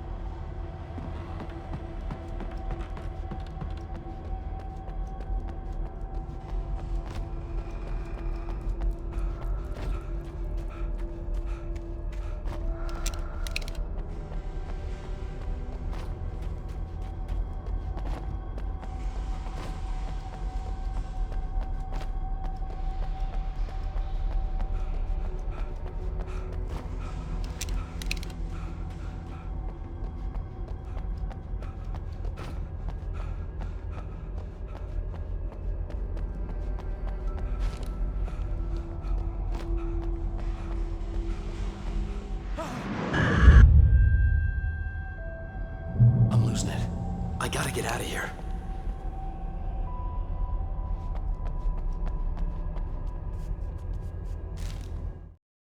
The hunters were big, thick-set men, confident and at home in the woods. They were feeling good, running on beer, ghost stories, and camaraderie late into the night. It did them no good, as they were taken by the dark presence, sucked deep into a darkness far worse than any ghost story they ever told or heard.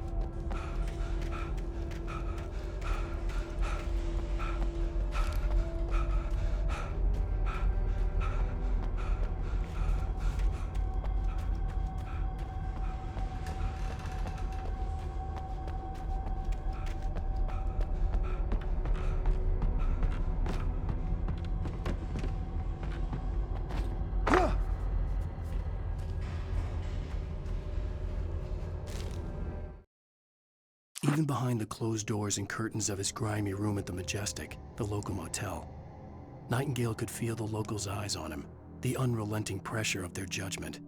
He forced it out of his mind. For all he knew, they could all be under Wake's spell already. You do what you have to do to get the job done. He took comfort from the bottle in his hand. Please, he thought, just let me get through this.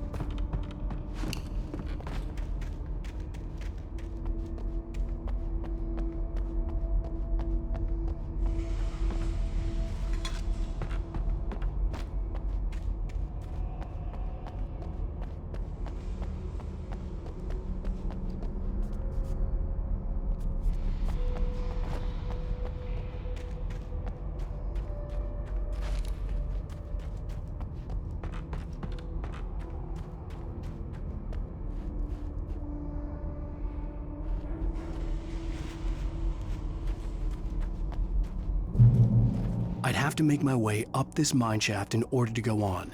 Maybe the machinery could help me with that.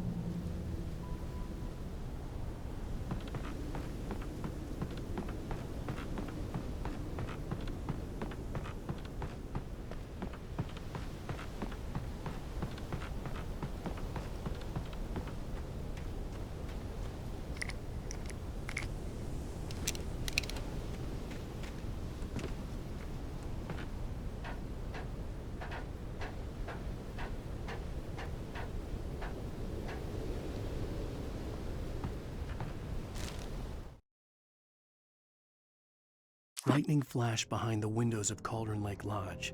Tor Anderson laughed and held the steel hammer above his head. Nurse Sinclair was trying to calm him down without success.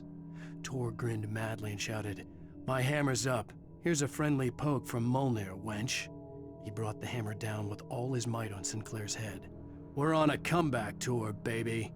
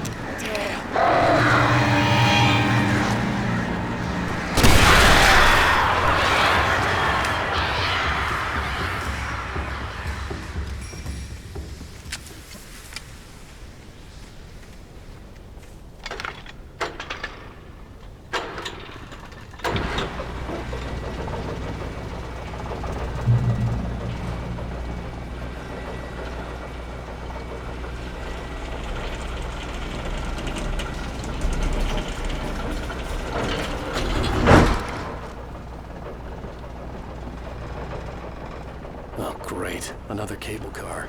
Just great.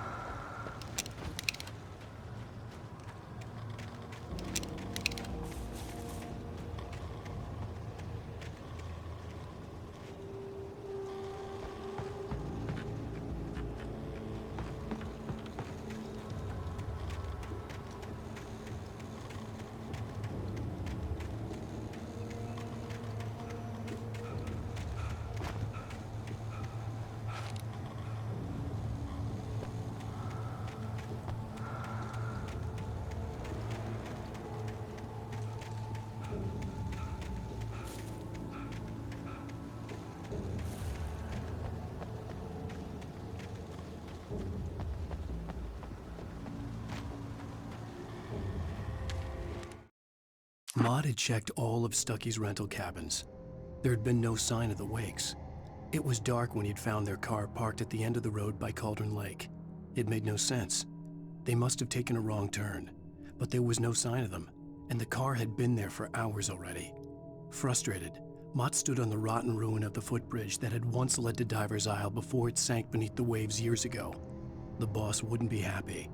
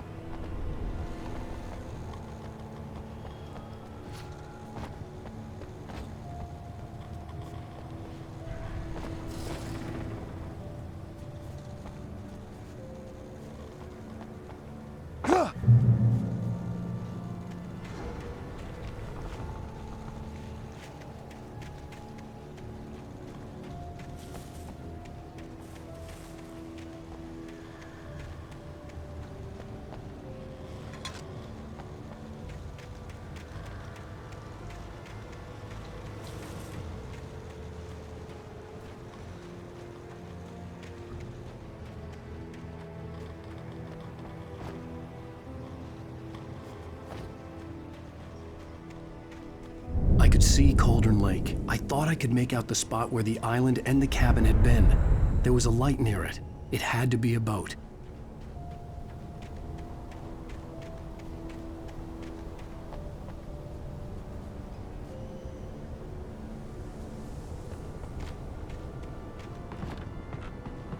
I was close now. I had to get there fast. I tried to hold on to Alice, but her form melted away. I was losing control. Dr. Hartman stood in her place. I wanted to hit him, but my arms were jelly. He smiled. It was a reassuring smile, and I hated him for it. I had to give you a sedative. Don't fight it. You went through another rough period. Right now, it's very important that you stay calm.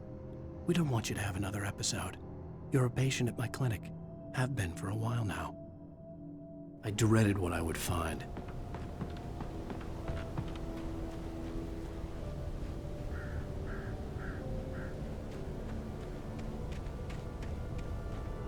Wait! Are you? Wait! Hey, I'm here! I'm coming! No!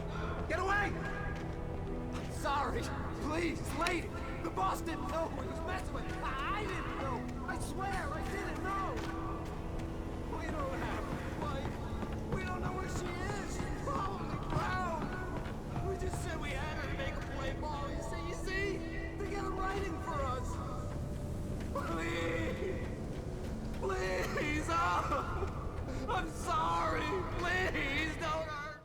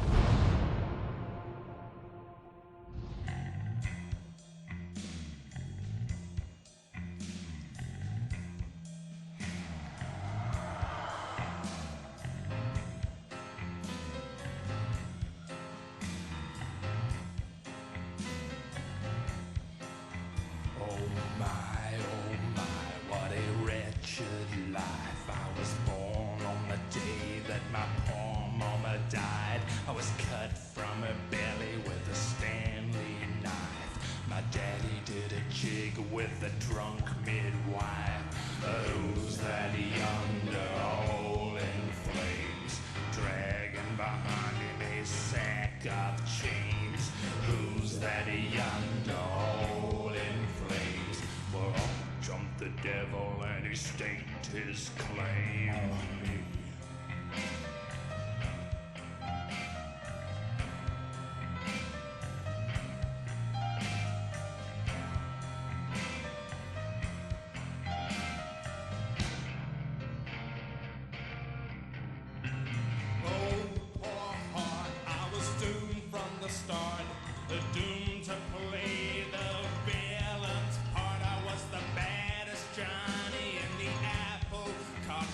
Was blacker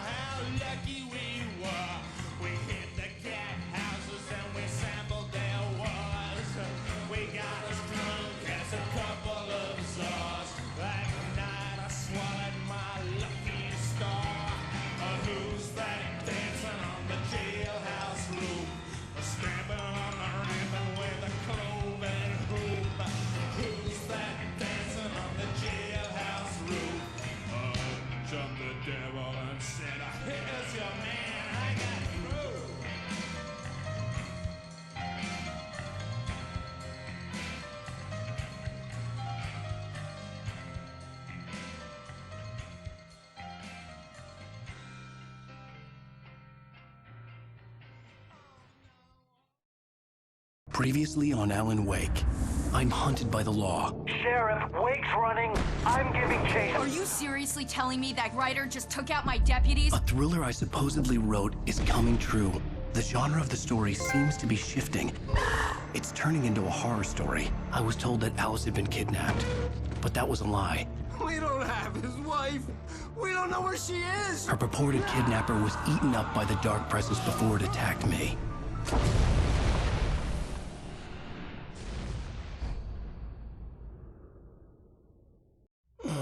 Alan, shh, baby.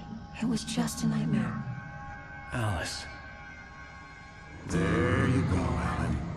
Hartman, I fell. I had to give you a sedative. Don't fight it. You went through another rough period. What? Right now, it's very important that you stay calm. We don't want you to have another episode. You're a patient at my clinic. Have been for a while now. The shock of your wife's death triggered a mental illness. No, you lying. You're suffering from various symptoms of undifferentiated schizophrenia. Bastard. It's okay, Alan. Just let go.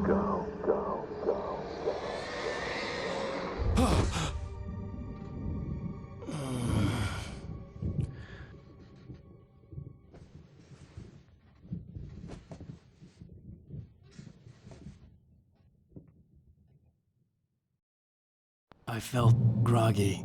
Whatever Hartman had bumped in me was making me numb. I felt like this was happening to someone else. Someone I was watching on television. I couldn't think.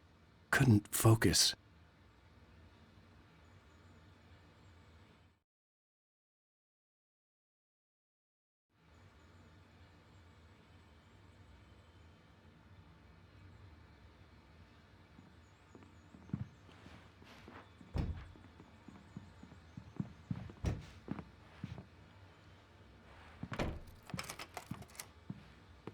Good evening, Alan. Are we feeling better now? Feeling calm?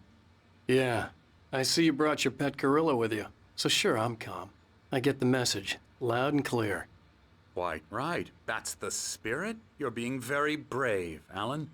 I understand you're confused. I would be more concerned if you weren't suspicious of me. I don't blame you for it. Big of you. Now, why don't you come with me? We'll reacquaint you with my clinic and go over everything you might have forgotten. Little walk and some fresh air?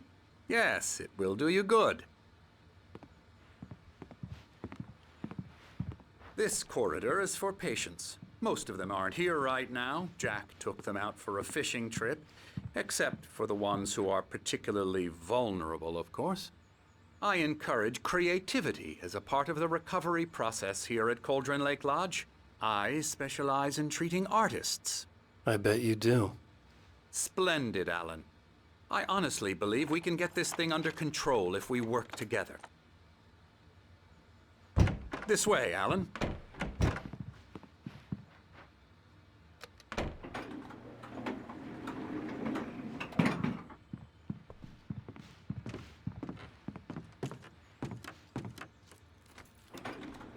Now, Alan, from past experience with you, I know I need to get right into the heart of the matter as quickly as I can after an episode.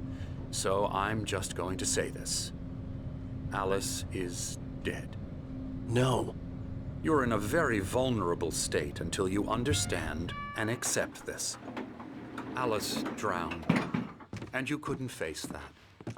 You're suffering from hallucinations, paranoid delusions, unusual thinking, an obsession about light and darkness, a feeling that everything revolves around you, your thoughts and dreams. Your mind has constructed an elaborate fantasy scenario in which your writings are affecting reality. She has been kidnapped and supernatural forces of darkness are trying to stop you. We go this way, Alan. I wasn't ready for another shot, so I went along with it. He had to be lying. But under the influence of the drug he had given me, I had to fight not to believe his words. It's all in your head. You've been making it up. Apart from the tragic accident with your wife, no one has been killed. Your delusions are just a manifestation of your subconscious mind trying to protect you from the too painful truth. Unless we fight the fantasy, it will return. I know the instinct is to resist me, but think about it. Doesn't this make far more sense than the insane supernatural conspiracy you have concocted in your mind? You're a skeptic by nature, Alan. We both know this. Everything can be explained logically.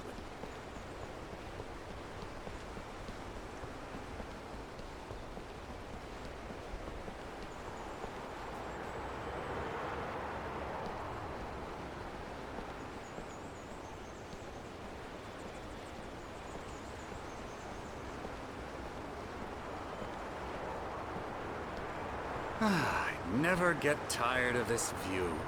Very inspiring, isn't it? Cauldron Lake spread below us. I could see Mirror Peak on the other side of the lake. I thought I could make out the spot where Diver's Isle had been when I arrived with Alice. Now there was nothing but waves. It seems there's a storm coming. Funny, I don't recall there being a mention of that in the weather forecast. Well, no matter. This way. Follow me. Alan, what I'm telling you is good news. Right now, we're in control. Every time you have a relapse, it gets more and more difficult to resurface from the dark depths of your imagination. Not surprising, considering your profession. Imagination is what you work with. After all your nightmares, this should come as an immense relief to you. If it doesn't, why is that? Because I'm lying? Or because you don't want to admit that you're not well? It's very natural for you to think of me as your enemy. It's part of the illness. I let him talk. Hartman obviously loved his own voice. His words echoed madly inside my head. But I dug my nails into the palms of my hands to stay focused. You need to work with me. Once you accept that, we can begin the journey towards your recovery. Come along. Let's go inside.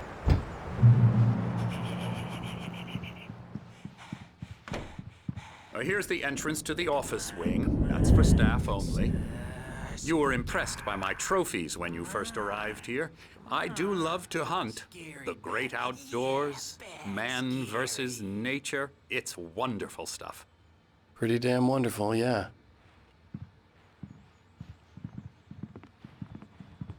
Scary, scary, scary.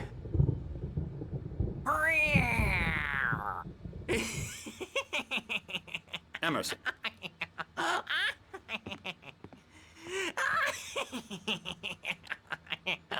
I'm a real bad dream, mister. You should be afraid of me. Don't want to run into me in the night, that's for sure.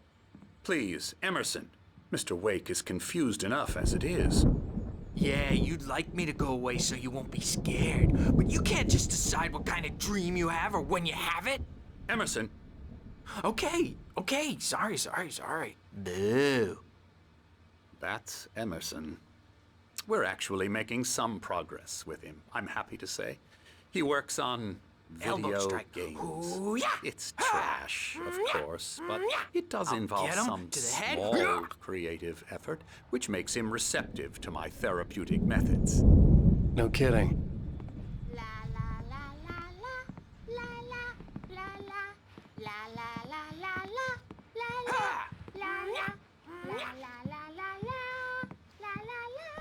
Now, you might have noticed the typewriter in your room. You've been writing as a part of the therapy. As soon as you feel up to it, you should continue.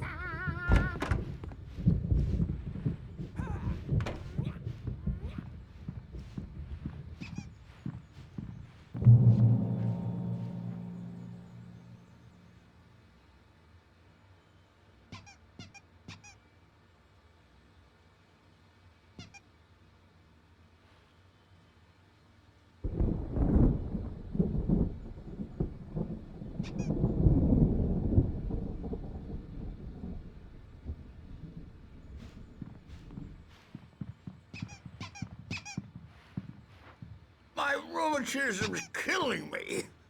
There's a storm coming. Oh, what a storm. I hope it wipes this place off the face of the earth. And these two are the Anderson brothers, Odin and Tor. They had a... how should I put this? A heavy metal band in the 70s and 80s called Old Gods of Asgard. They even adopted new first names to complete the image of Viking gods. After the band broke up, they lived on a farm nearby. They are, well, in advanced stages of dementia. They're well cared for, TLC and all that. There's nothing more that can be done. I'm afraid that the rock and roll lifestyle has left its mark. Oh, that won't do. I'm so sorry to cut this short. For now, Alan, the power has been acting up. I'd better go check on it. We'll continue this soon. Meanwhile, when you feel up to it, return to your room and try to write. It really is for the best. Don't you think? I'd like to bash his head in with a hammer. Oh, he'd love to fish out our secrets, but he has no clue. He's not crazy enough. Not crazy like us, Sonny. Yeah! Being crazy's a requirement, Sonny. Who else could understand the world when it's like this? It takes crazy to know crazy. That's the sanest thing I've heard in a while. Zane! You're all right, Tom. Hey, we like him, don't we, bro? He's got to go to the farm. The Anderson Farm. Valhalla! We wrote it all down, lest we forget.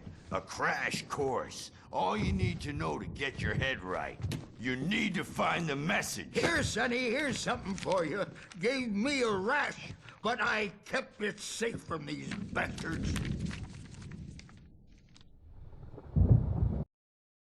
Zane could feel the poems, taking form, shaping things.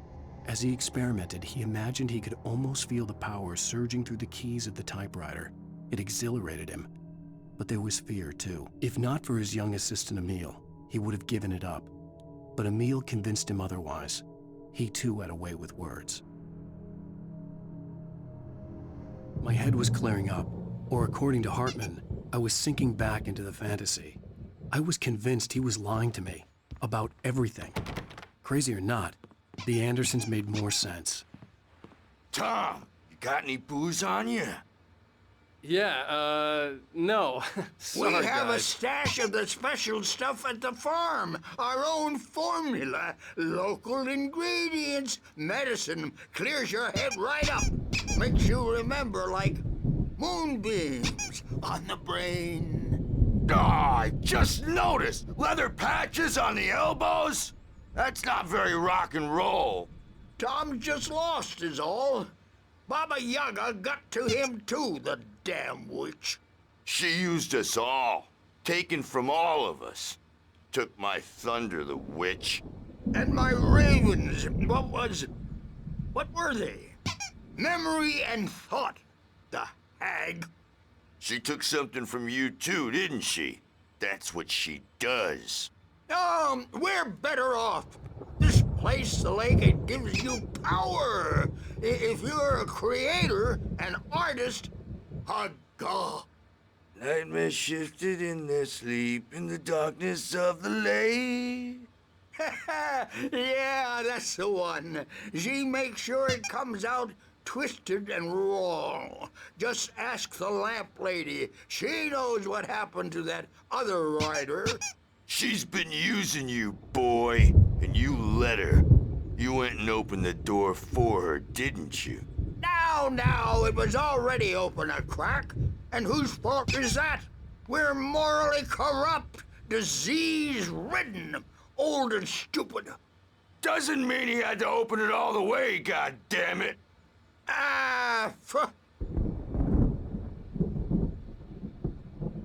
So tired. Built the farm close to the lake. A place of power.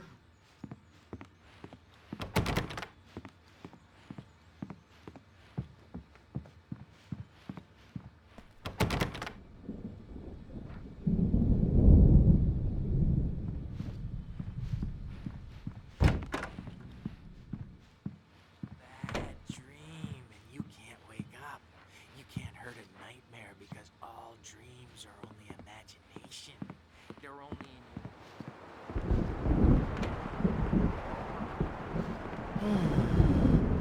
Oh, hello. I've painted you. Okay. I was just struck by inspiration a couple of days ago. Dr. Hartman wanted me to paint landscapes, and that's what I was doing. But now I've been doing these things, a lot of them. The images just keep coming. Dr. Hartman likes them. He has them in his office. Yeah? He's very proud of me. He says I'm getting much better. I think I'm getting better. Well, I guess I'd better start wrapping this up. The storm is almost here. Look at that. I'd hate to be out there tonight.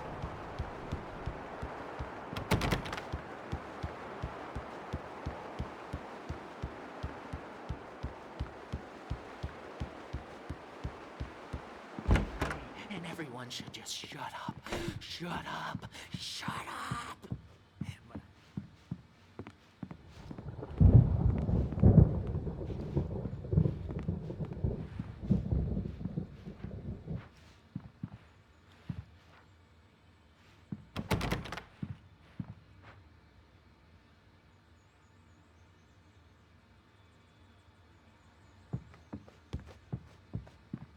Hey, Wake, why don't you humor Dr. Hartman and give the writing a shot, huh?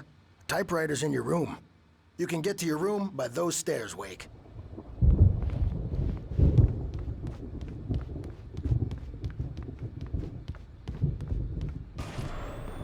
Something's wrong. I'm not myself. It's hard to think that there's a shadow inside my head. I can only focus on writing. Everything else is a blur. I'm trapped in this cabin. Have been for days, but it's always dark outside. My editor is real. I saw her again. She's not human. It's not human. A dark presence is wearing the old woman's face. She was covered in clinging shadows. There's a hole in her chest where her heart should be. I think I've made a horrible mistake. I don't think I'm any closer to saving Alice. It's been lying to me, using me to get the story it wants, and the story will come true.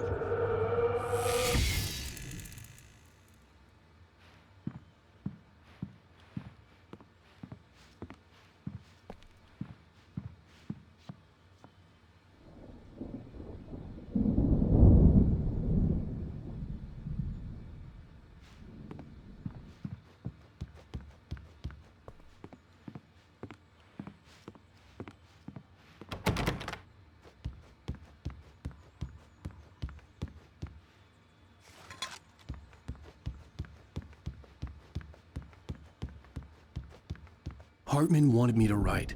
I knew I couldn't, but I figured I should just play along for now. It was the only thing I could do with Nurse Birch watching me like a hawk. Hartman had mentioned that the power had been acting up. Maybe that was the reason for the generator and the work light on the balcony. The generator hadn't been activated, and there was no key.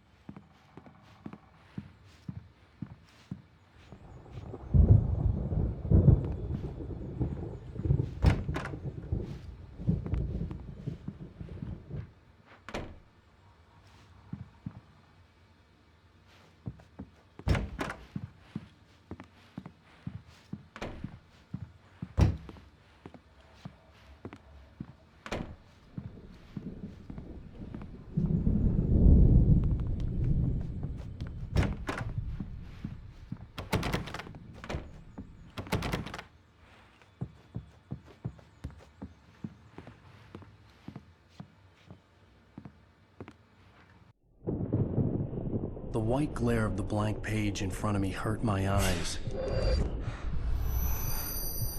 My hands began to shake uncontrollably.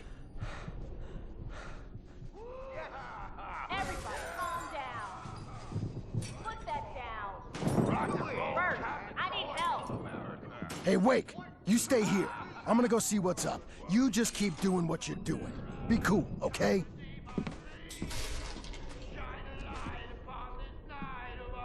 I didn't know what the chaos was all about, but it could be my only chance of getting out of here. Where the hell did he get a damn hammer?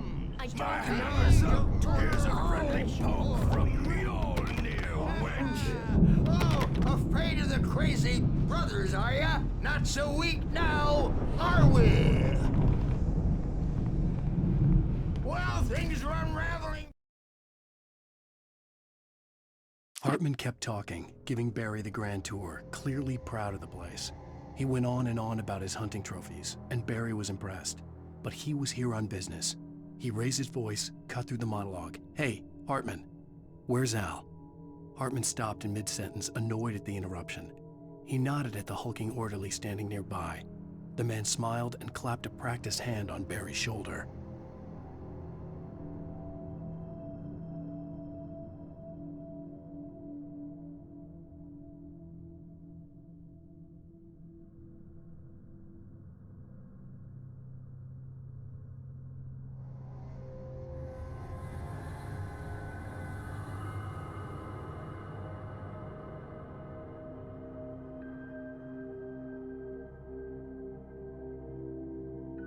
Fast, aren't they?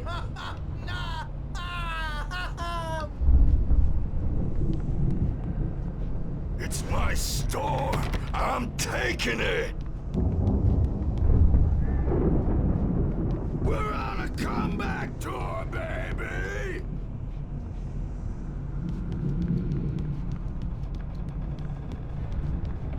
Hammer's Way will have its say rise up in their name. Sinclair looked bad. That wasn't a love tap. The crazy old fart hit her hard. And if she was one of Hartman's goons, she had it coming. I had to get to Hartman's office. He had taken all my manuscript pages. That's where he'd been keeping them. Come out and face the music, Birch. It's time to pay the piper.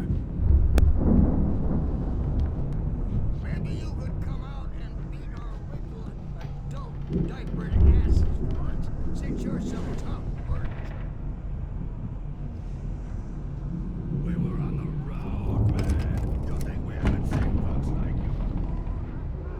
The photo on the wall caught my attention. In it, the clinic staff was standing outside the lodge. I knew the man next to Hartman. He was the kidnapper. Hartman had been playing me all along. The markings on the tape said they were recordings Hartman had made at the sessions with his patients. Now, I saw Mrs. Alice's Wade, name on one of them. Can you tell me For a about moment, Alan's problems? I couldn't breathe right. He's more and more out of control all the time. The parties, he's so angry all the time. He's getting violent. Do you mean with you?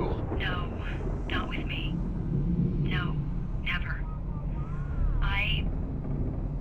Sometimes I almost wish Alan would take a swing at me, because at least that'd lead to a conversation he couldn't just march out of. But no. Alan doesn't really sleep. And the work, well, he's not writing at all. He sits there for hours and just gets more and more frustrated. And I can't talk to him. Yes. Tell me, Mrs. Wake. What would you say to him if he'd listen? I don't know. I want to say, I look at you, and it's not you. Just some stranger who resembles you. Looking out from behind your eyes, and I don't like that guy much. And now it's all gonna go to hell. But you don't ever say this. No. I've tried, but he's not listening. He's too deep in his own problems, always going on about something else. I'm so afraid I'm gonna lose him, and we're not even talking anymore. He doesn't let me in anymore. He just keeps me in the dark. I'm so alone here, even when he's home. Please help me, Doctor, because I'm at my wit's end. Well, if you can just get him here, I'll absolutely do my very best. Yeah, but Doctor, you need to be careful with him. He's not just going to listen to you and cooperate.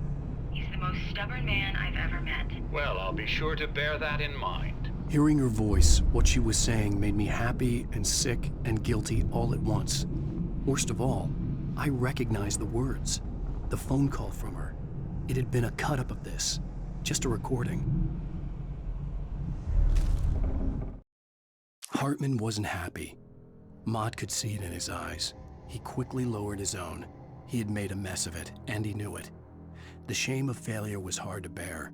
He hadn't expected Wake to say he needed more time, and he blurted out 2 days, less than Wake had asked for to show him who was in charge. But that wasn't part of Hartman's plan.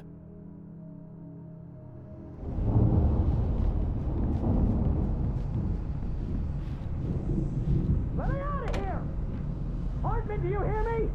I'm gonna sue your crazy quack ass to shreds! Seriously! Barry? Ow! About time! Barry, man, am I glad to see you. We need to get to Hartman's office. It's right next door. You okay? Yeah. I mean, no! The cops found me at Rose's trailer, but they didn't hassle me too much. I'm obviously a victim in this, and I demanded to be treated as such. Or else I'd sue their asses. Speaking of asses, that Fed gave me a real hard time, but I had no clue where you were. That guy's crazy, Al. But he let me go, and then I get a call from Hartman, that son of a bitch, who tells me you're here, and I should come pick you up, but when I got here, 2 goons clobbered me and stuck me in there. What's with the cutout? I stole it from the diner to piss off Rose after what she did to us. That'll teach her. Yeah, that's a harsh punishment. Come on, pal, we gotta get going.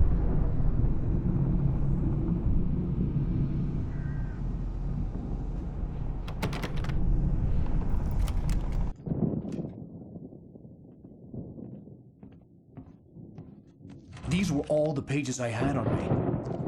And more.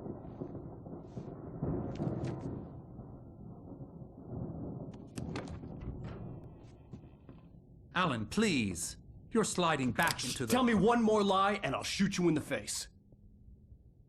Ah, well, it was worth a shot. Really, Wake, come on. Let's work together on this. You have no idea... Hartman, shut up! Barry, get out of here. I'll catch up with you. Get a car. Oh, Al, let's just... Go! Wake, listen to me. This is a mistake. Don't you see? Together we can create something absolutely wonderful. With your ability and mine.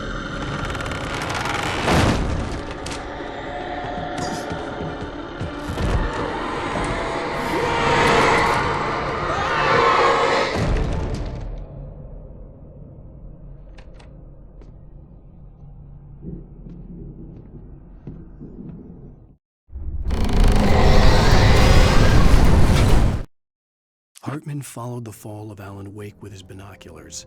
When the rider hit the water, he ordered Jack to take the boat to him. The spot was easy to see in the dark, even with all the extra lights in the boat. The flare floated and kept burning even in the water. Jack turned the radio louder as the engine sputtered. The music was rough and clanking, something the Anderson brothers would no doubt have enjoyed. But Hartman chose to ignore it. Wake was finally within his reach. I had to find a way out.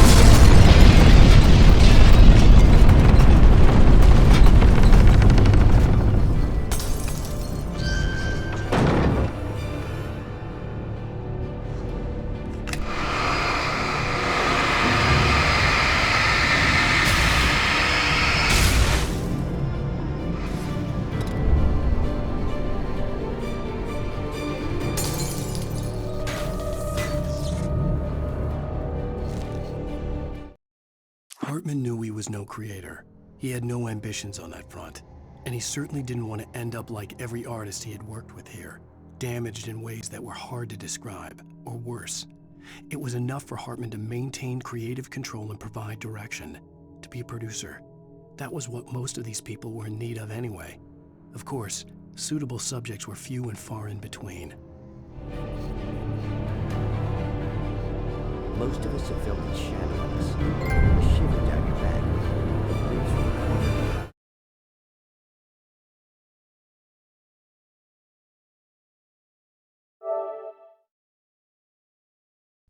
You can't find it on purpose, but take a wrong turn, or the wrong place, and you will find yourself in a small town, Night Springs. Tonight's episode, The Doom Samaritan.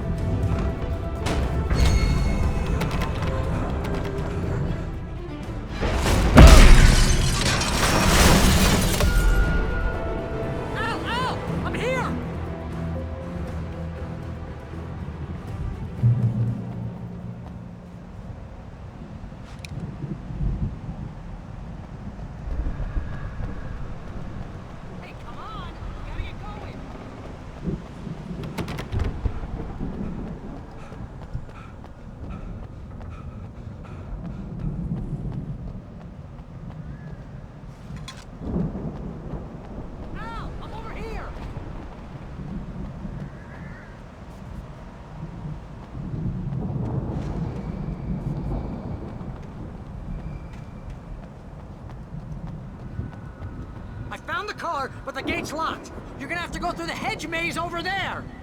Barry, I don't have a light. Take this, Al. Oh, God! Look at the house, Al! Look out!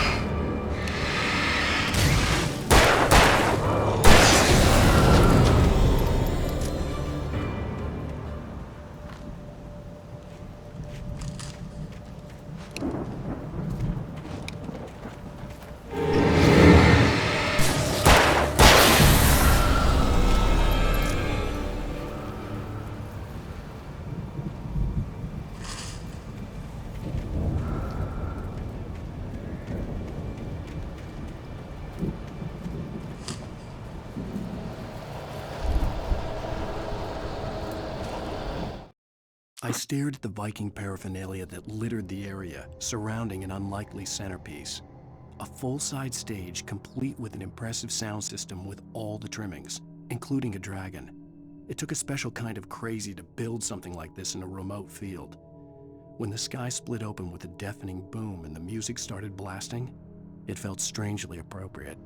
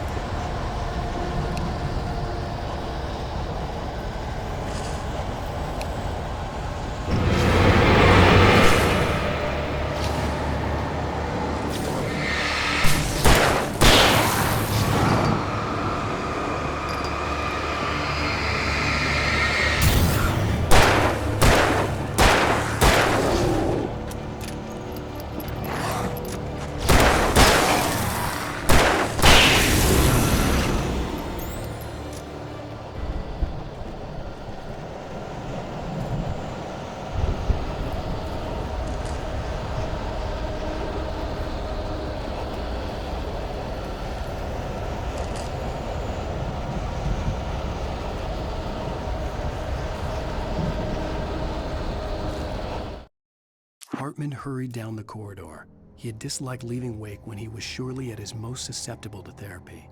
But this was not an ordinary storm. Wake had been writing, and he had woken something up in the depths of the lake. Now, it was coming for him. Hartman had naturally prepared for a situation like this. The idiot brothers would keep Wake distracted while Hartman double-checked everything, just to be sure.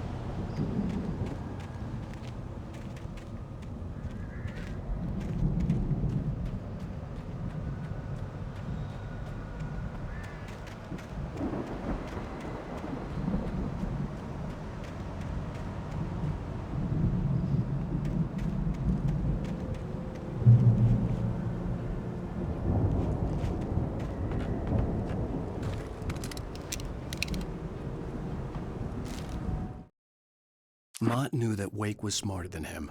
Wake had more money, a beautiful wife, everything. And Hartman said Wake was important. That made him better than Mott. But Mott was calling the shots now. He'd expected Wake to whimper and grovel, but instead, he seemed willing to fight. Mott knew he'd gotten under Wake's skin. If only Mott actually had his wife. The thought made him shiver.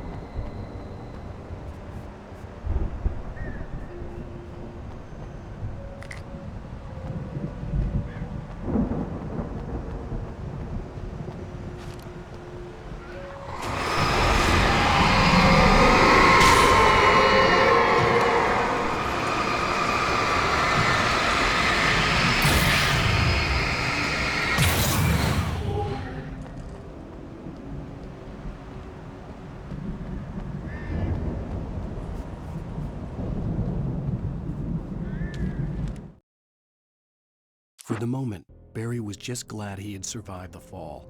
He had been separated from Al, and there was no easy way to climb back up. He told himself he'd be okay in the gloomy forest at night. He would just have to wait for a while for Al to find his way down. Barry turned when he heard the heavy footsteps and saw the movement. The man-shaped shadow lunged at him from the bushes, an axe held high. Barry screamed and threw up his hand. The world exploded.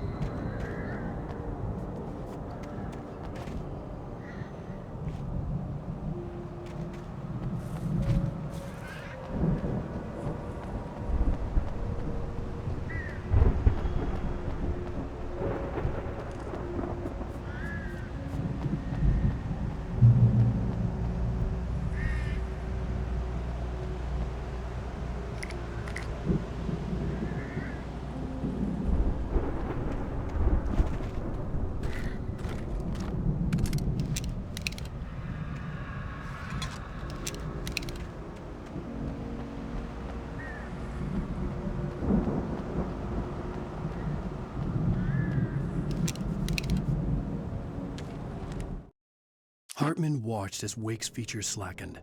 The man was bullheaded, no doubt. Even lying on the bed, he'd almost broken Hartman's nose the second time. But with a little time, he could break Wake down, give him proper direction. Wake was easily the most promising subject he had had. Well, since Tom, really. Sleep well, Alan, Hartman whispered with a smile. Let me take care of you. He sniffed hard to clear his throbbing nose, swallowed blood, and barely tasted it.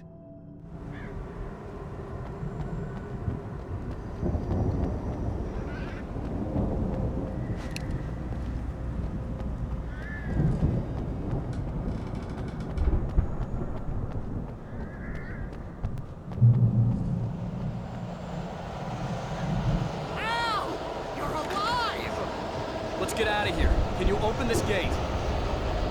Maybe. Barry! Well, I slammed it shut when the nasty showed up, and the key fits kind of loose in the lock, so, Barry!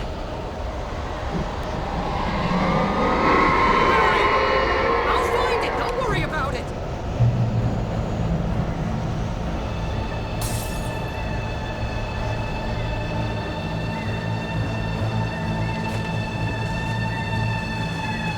Hurry up, Barry! I'm on it! I'm on it! Ah!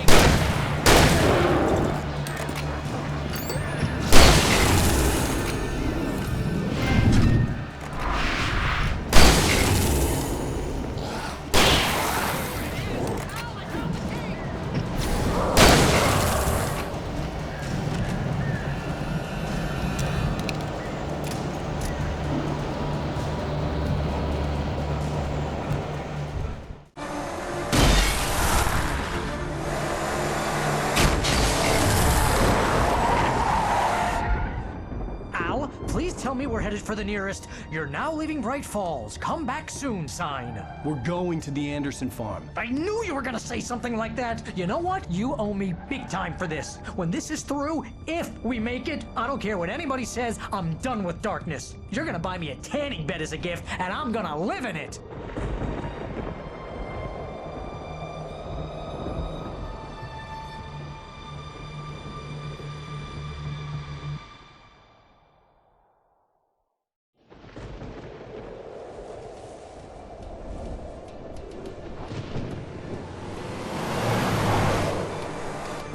I'm crazy, but that's fine, Barry. Oh, you got that right, Al. You're barking mad. You are by far the craziest... But maybe that's inevitable when you deal with crazy stuff like this. It helps.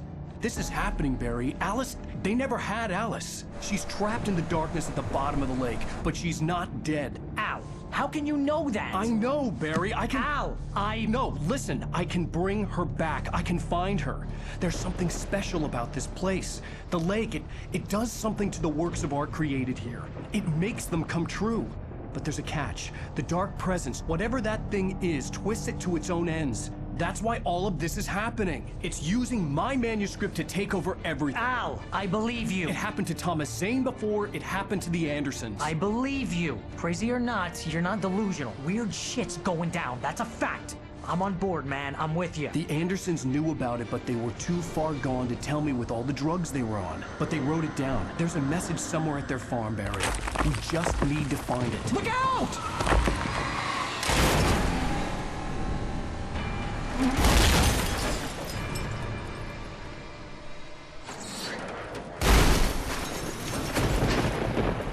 Al! God damn it, Al, talk to me!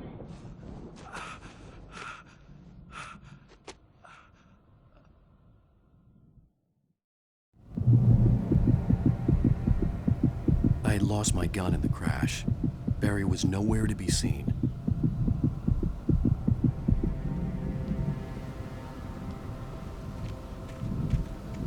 Barry! Barry! Oh, man! You're okay! Jeez, it's good to hear your voice! I was trying to get out of the car, but the ground gave way. Man, what a drop! Don't worry, your cutout is fine. Forget that! Are you okay? I hit some bushes, didn't get a scratch. There's no way you can climb down, though. It's like a sheer wall. Ah! Al! There's something moving down here! Barry, it's a taken! Use a flare, Barry! Oh! Yeah! Barry, are you alright? I'm good, Al! I'm great! Guess you never messed with anyone from New York City before, huh? You're gonna have to find your way around to the farm, Al! I'll be waiting! Barry, just wait for me, okay? Al! I'm not staying here! It's suicide! I'm going to the farm! I'm gonna go ahead and secure the area! You can catch up! Don't worry about it! I'm on the case! Now he's Rambo. This would turn into a disaster if I didn't catch up with Barry.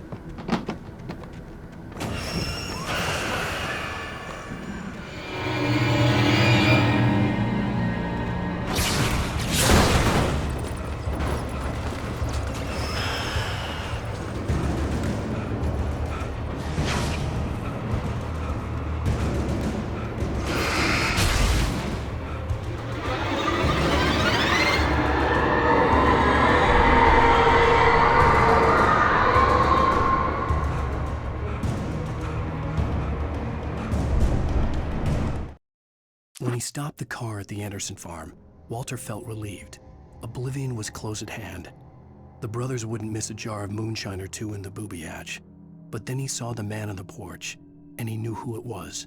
Driving for his life and knowing it was useless, he didn't realize he was crying until he couldn't see the road for the tears.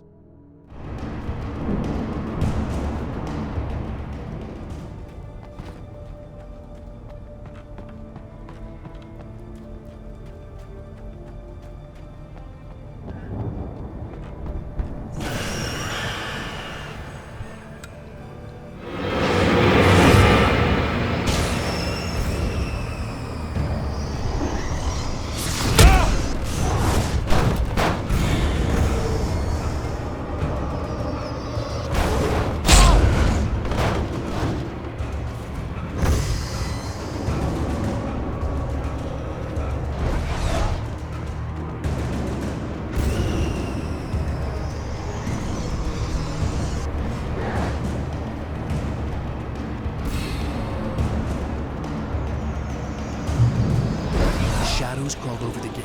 I needed a light to destroy them to get through.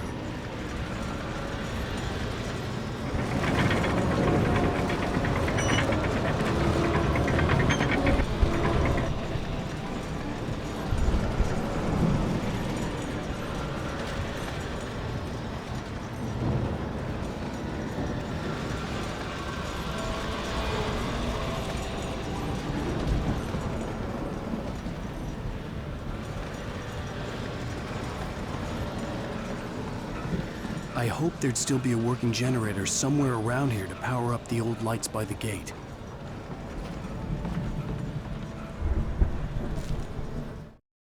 Agent Nightingale stared at the passed-out rider. The man was sleeping off one hell of a night.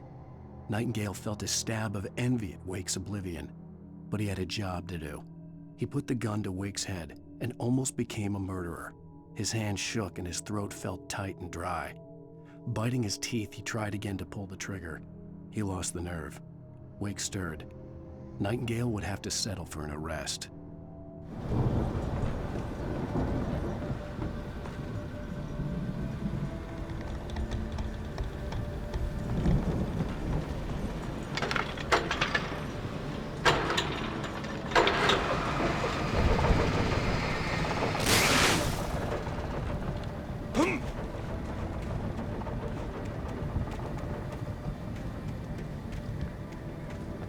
I could sense the movement in the woods ahead.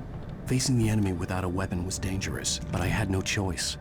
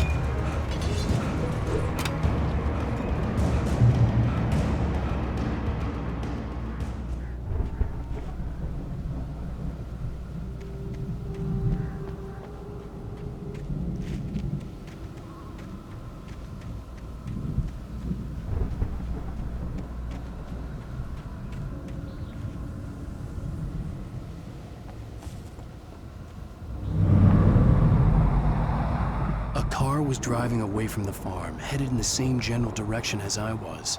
For all I knew, it was Barry, caught in the consequences of leaping before looking.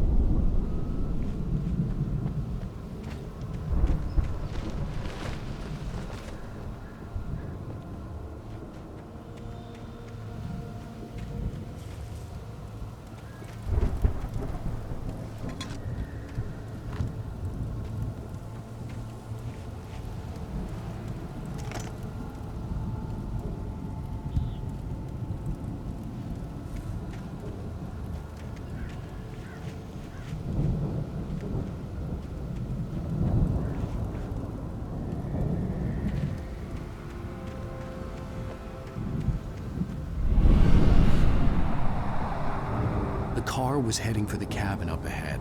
It wasn't far. If it was Barry, I would see the damage soon.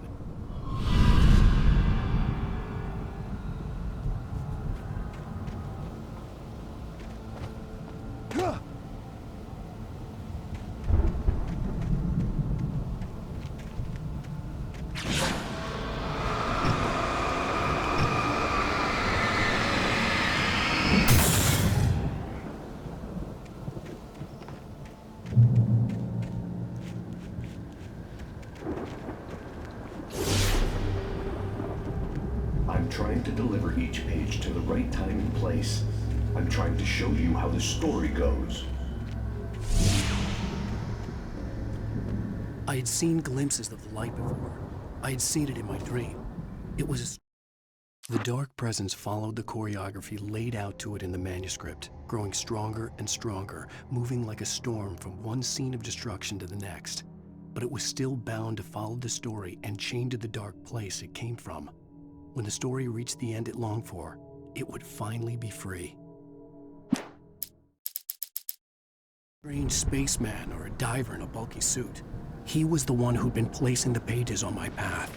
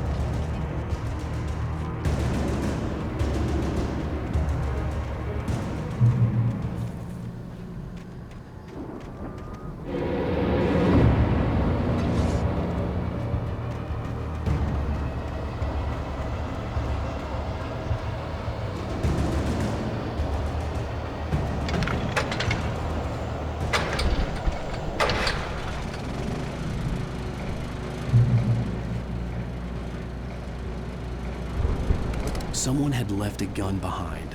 Now I had a fighting chance of reaching the farm.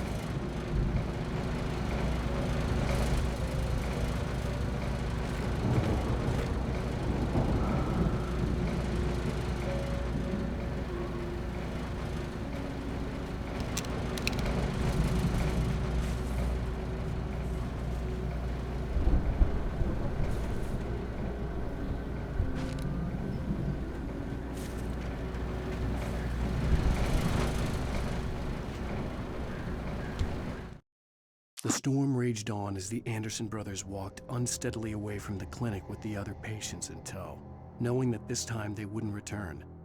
The darkness around them seethed with horrors, but Tor and Odin were unafraid. Their eyes glinted with guile. They knew every secret path, and there was blood on their hands. They had fought these shades before.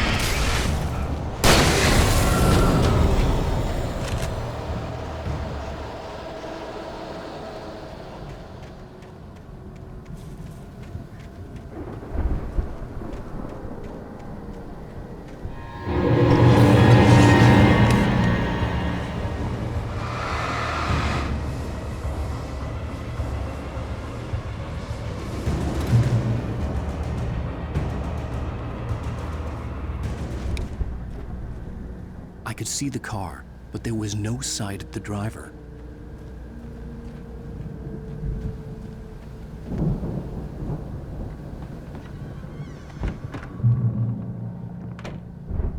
Hello? Anybody here?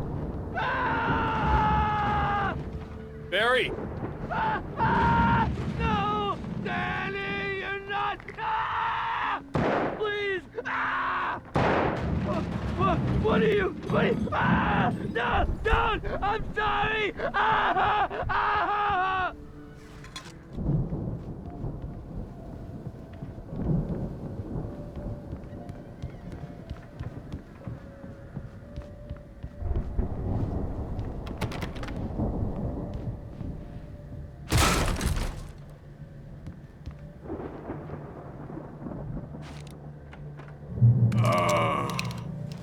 I know you.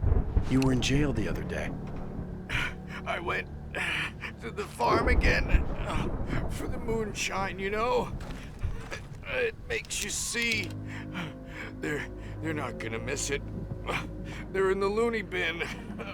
But my buddy, Danny, I lost him.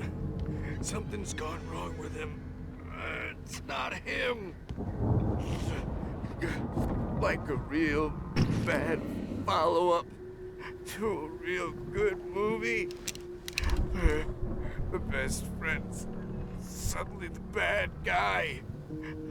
Who wrote this crap anyway?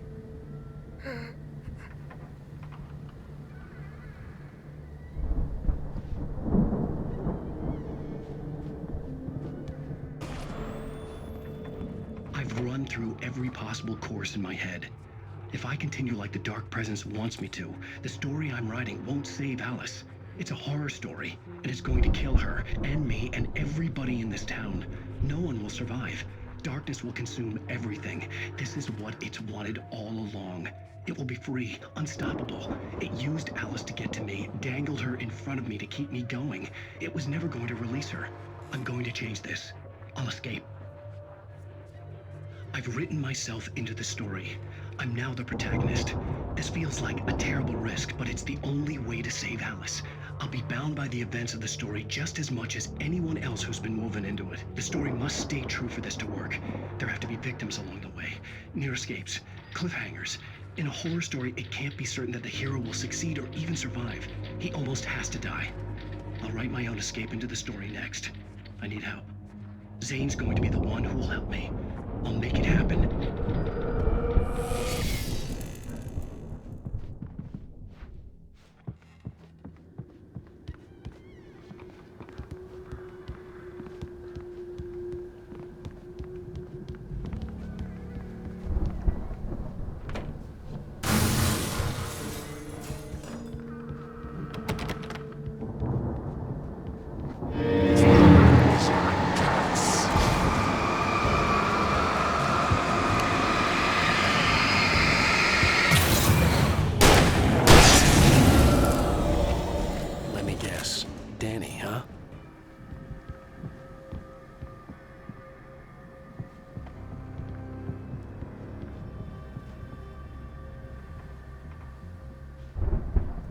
The front door was locked.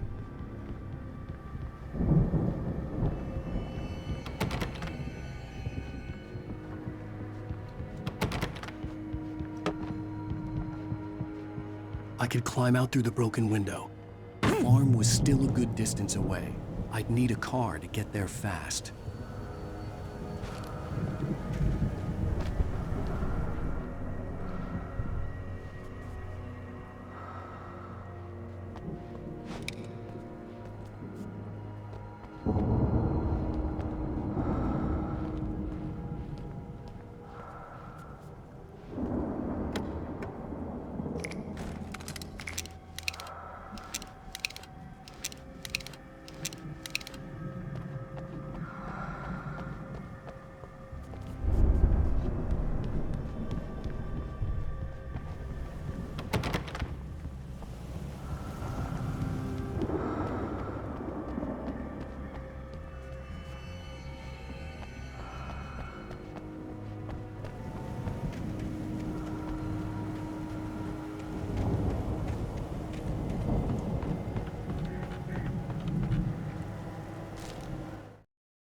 For a moment, Hartman considered strangling the idiot.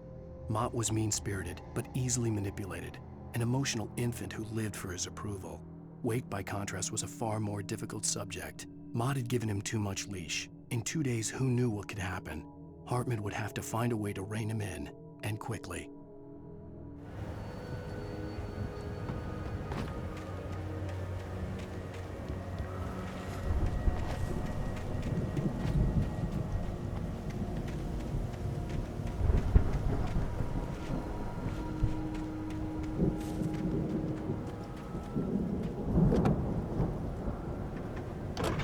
Barry wasn't up here, he was probably in trouble down at the farm. For a moment, I felt bad for doubting him. After all, I'd made it this far myself. But Barry was Barry.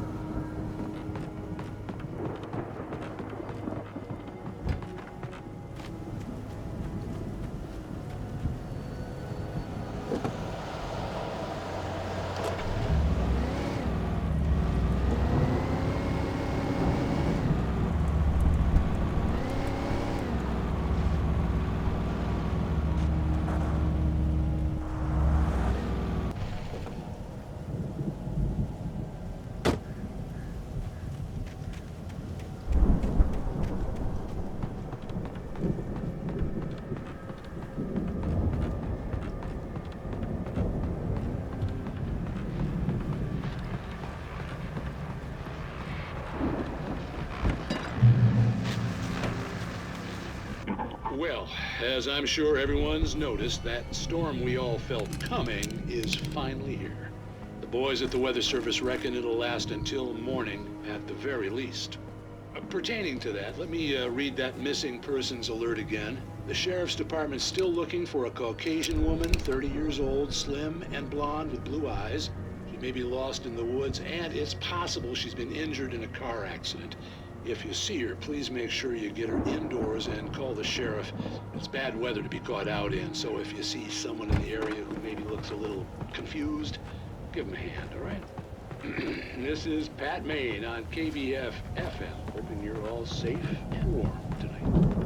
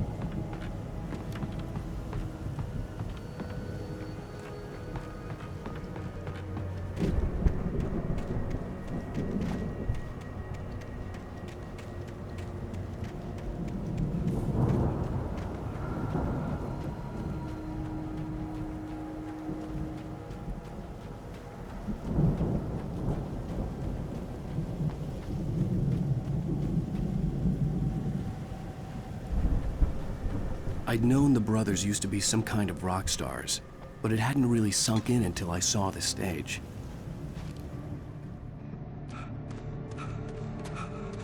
Al! Run! Incoming! There's too many of them!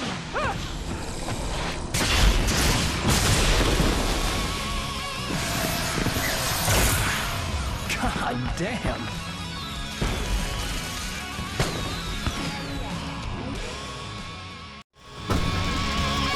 I'm so glad you decided to go it alone, Mr. Ransom.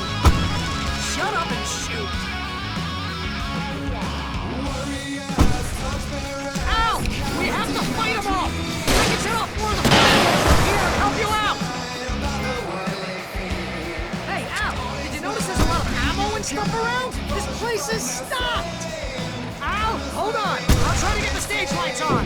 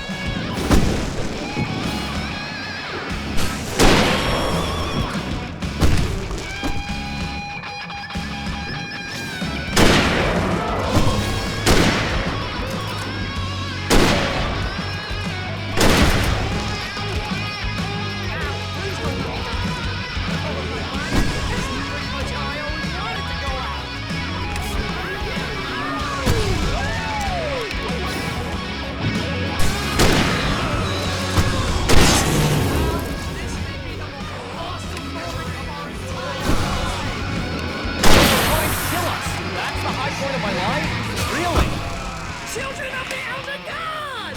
Enjoy it, god damn it! There! Back in the game! Yes!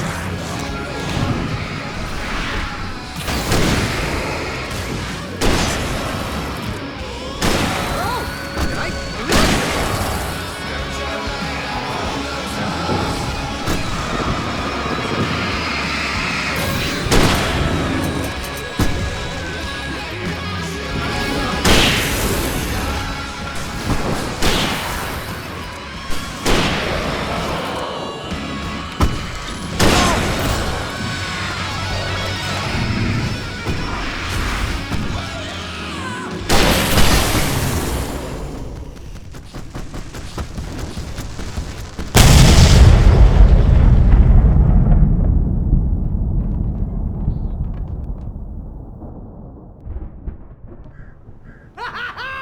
That was awesome! Bright Falls, rock and roll capital of America.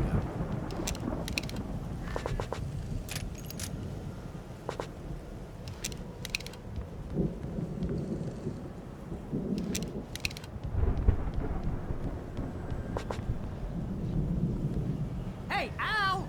This way to the farm!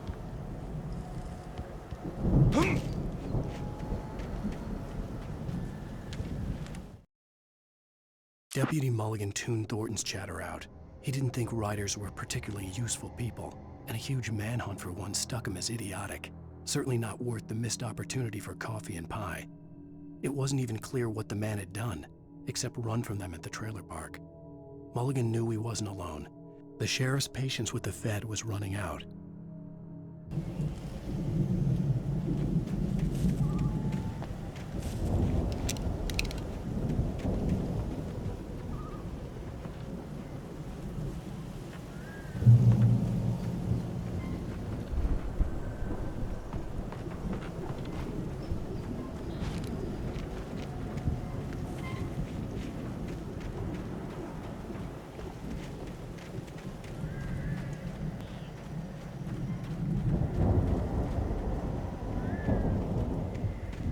See, bestseller, no reason to worry. Your cutout's good as new, right where I left it.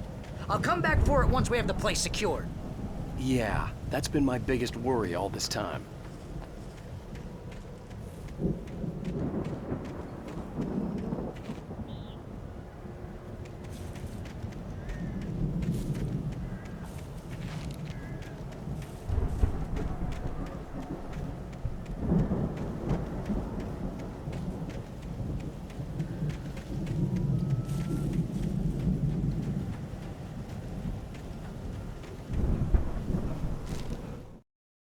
As the deputies hauled Wake and Wheeler away, Agent Nightingale eagerly examined the stack of papers Wake had been carrying. It was incomplete, a collection of random pages, but there was enough. He saw his own name in there, among others. His hand shook with emotion. Finally, it was proof. He had been right all along.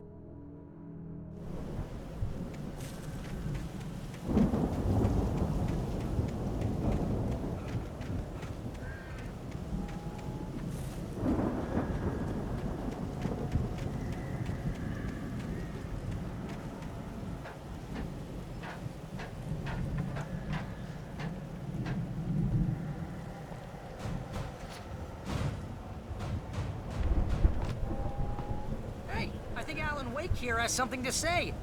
What's that, Al? Oh, I'm Alan Wake. I'm always right about everything.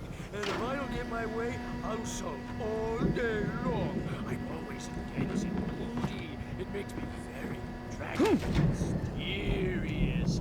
Right now, I'm just standing here because I need my best friend Barry to carry me. But that's okay. I can...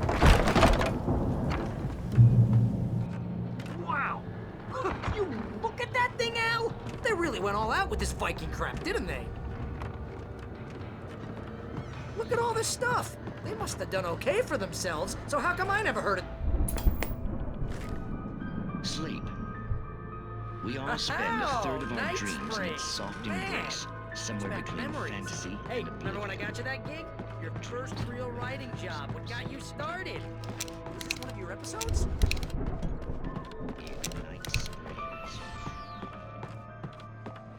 Tonight's episode. The Dream of Dreams. That's by someone else. We join Mr. Jones. Stop by a decidedly mundane situation. A long line of people. Hey, Jones, listen, we're gonna have to wait until his highness over there is ready. Oh, wow. Who's that? You don't know him? What are you, new? He's the guy dreaming us. Well, not just us. He dreams everything. All of this. But wait, no. I'm the one who's dreaming. I'm asleep. Isn't this my dream? Oh, yeah. Sure. Get real, pal. You're just another dream. I'm a dream. You're a dream. The weirdo in the diving suit is a dream. And the girl made of smiles and sunshine is definitely a dream. But I'm pretty sure I'm dreaming this. But maybe you're a really confused dream. What am I, a shrink? It's 1976. Madness reigns at the Anderson farm. Contrary to all logic, the headiest ingredient of their moonshine is unfiltered water from Cauldron Lake. The Andersons feel like gods. Odin can't stop laughing. He contemplates cutting his eye out. Tor runs across the field, naked, shrieking, hammer in his hand, trying to catch lightning. Their songs have power. Something ancient is stirring in the depths, coming back. The Viking boat looked imposing, almost like a battering ram.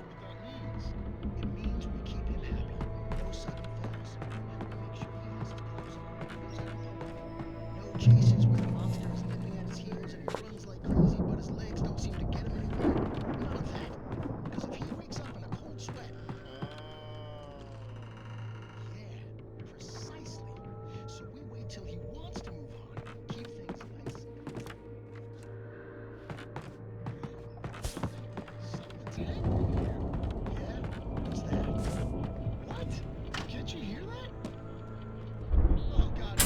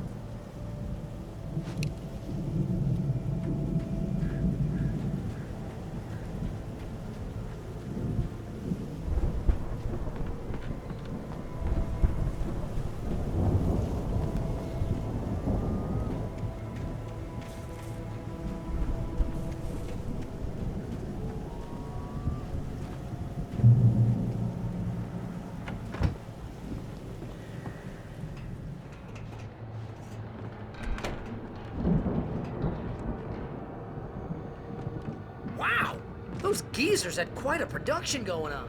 Ooh, you know what, Al? If we make it through this alive, I'm gonna start representing them. Yep, sell this stuff online, maybe get a reality show going, release a new single. Good luck with that, pal. Hey, you find us a way out of here, okay? I'm gonna take a closer look at this stuff.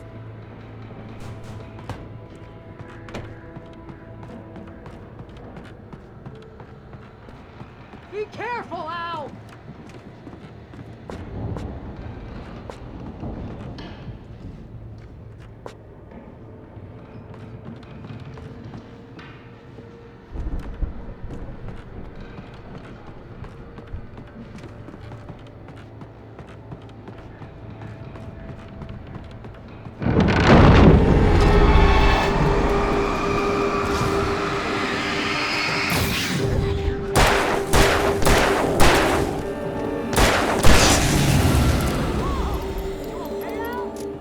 I'm good. Keep your eyes open, okay?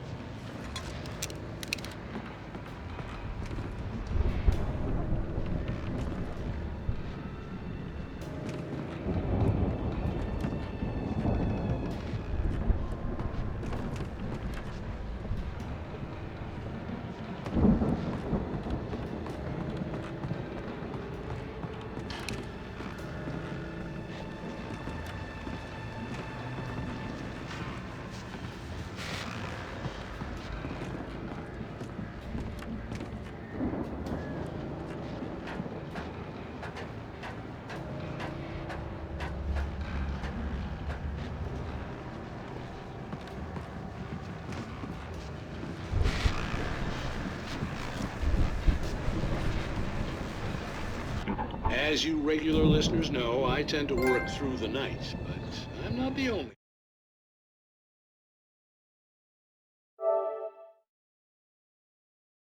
Deputies Mulligan and Thornton are taking a couple of moments off their busy schedule to join me here in the studio. Boys, how busy are you now? Deerfest is almost here, isn't it? I bet that keeps you in business. Pretty busy, yeah. Actually, Pat, we've been real busy with other stuff, which concerns an ongoing investigation.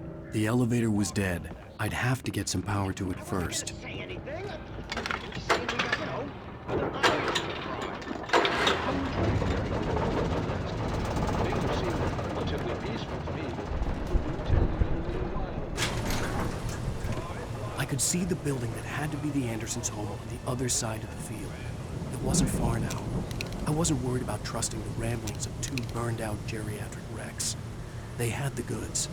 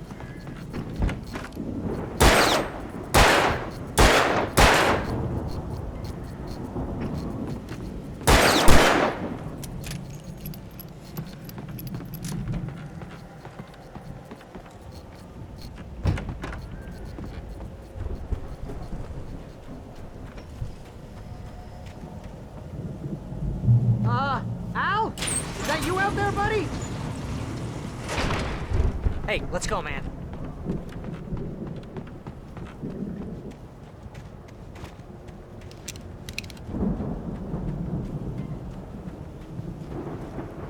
I think we're gonna have to work together to open this gate, Al. Looks pretty heavy. Ah! Hey, I think that's the farm on the other side of the field. We're almost there. This farm is a crazy place for crazy people. We should feel right at home then.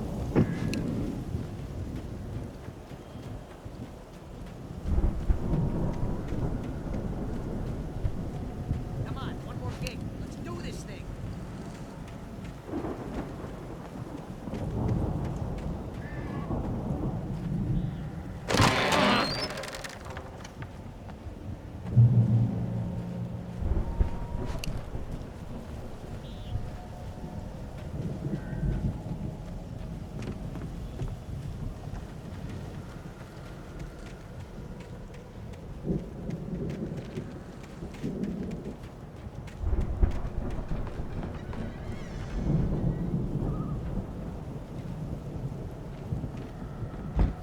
Lights are out.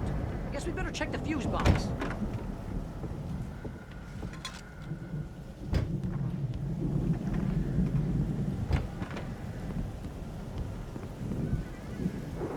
The power downstairs was out, but I was sure I could fix that at the fuse box.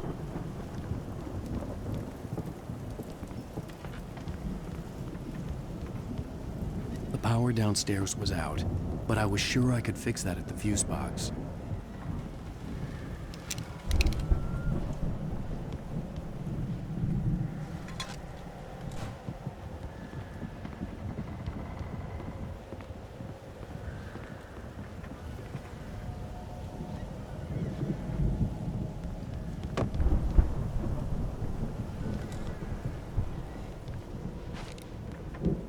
You know, this place looks kind of lived in. I thought the Andersons were in the booby hatch.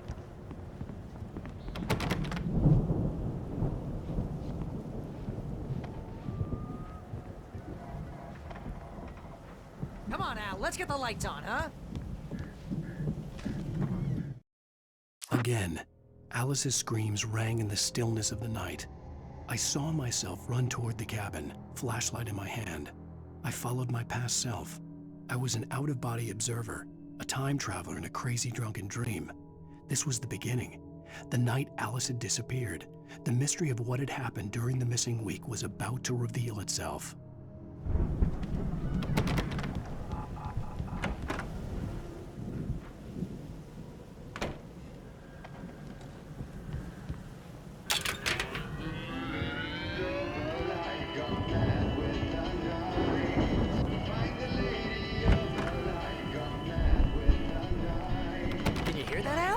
Music?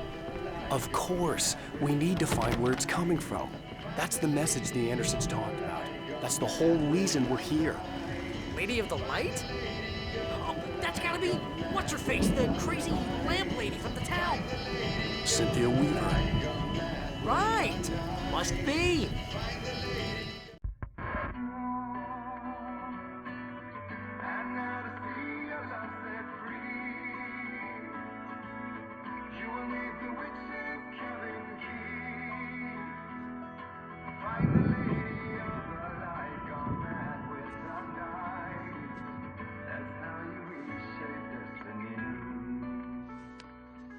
Okay. We need to find Cynthia Weaver. We'll stay here for the night and head back to town as soon as it gets light. Hey, Al. Lots of hours before dawn. Might as well get some rest. And by rest, I mean drunk. Come on, Barry, this is... Yeah, what the hell?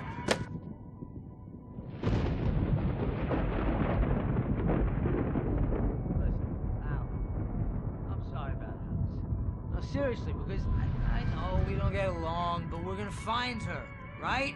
And even though you're a crazy bastard, I'm gonna stick by you, no matter what, ever, Al. Sure, like a brother. I'm a writer, goddammit. Correct. If I just wanted to, I could write 10 books a year.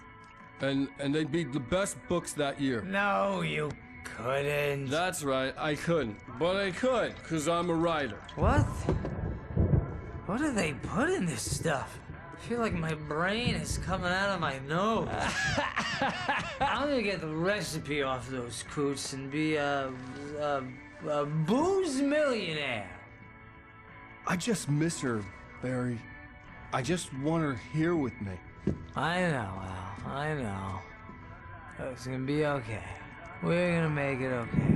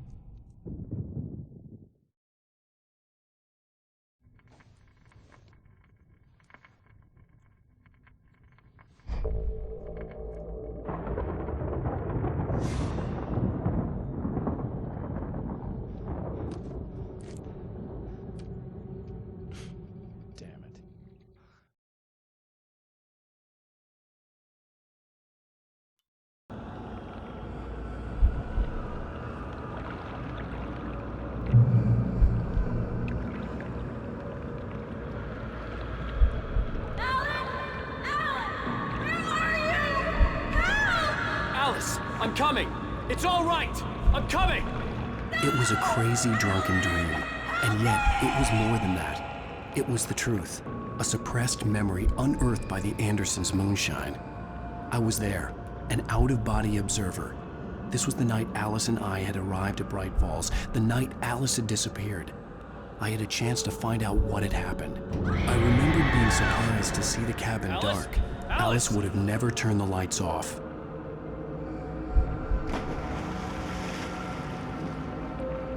I remembered thinking I caught a glimpse of her form underwater, sinking into the darkness.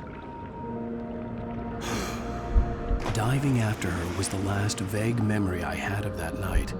After that, the next thing I could remember was waking up behind the wheel of the crashed car and finding the first pages of the manuscript.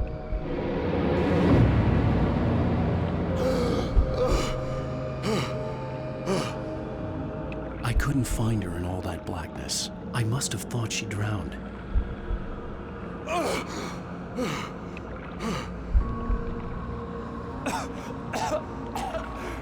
Alice! Jagger had Alice, Alice. and so she had me. Alice!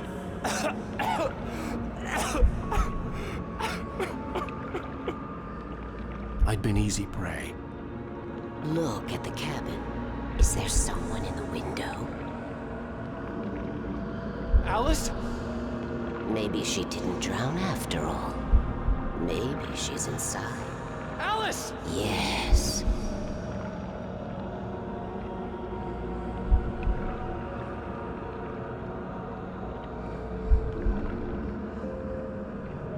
The dark presence had touched me.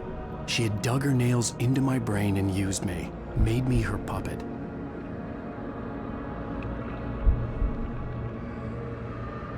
She must be here somewhere. Maybe upstairs in the study. Alice! Yes, that's where she is. You can apologize. Alice! You'll laugh at the whole thing together and put it behind you.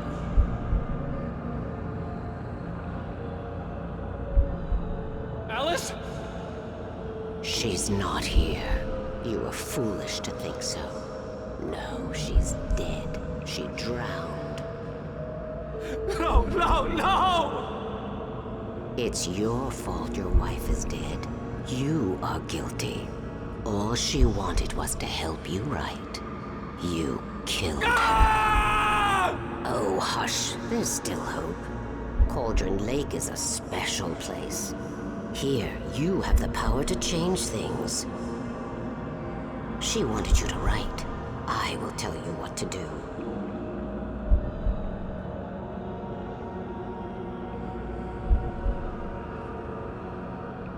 You can write her back. The story will come true, and all will be well again. She had Alice, and the manuscript was the ransom for her.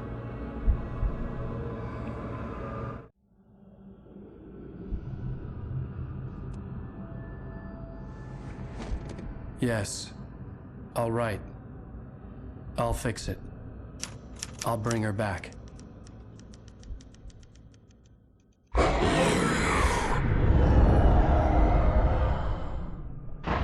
No. I wrote it. I remembered it all now. In the dark, I'd written for days, a week, almost a complete manuscript of a novel entitled Departure. Jagger had been my editor, whispering in my ear, making sure that the unfolding story would make her more and more powerful. I thought I was saving Alice.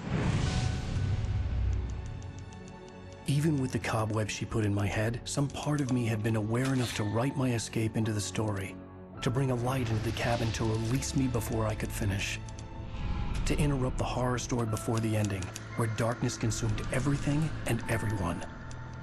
Zane was weak and far away, but I had written him into the story, and his light had been enough to set me free. It isn't here now. I'm here because it was written. I brought the light to set you free. You must hurry. It will know I'm here. It will be back soon. It stole the skin of my barber a long time ago. She looks so old.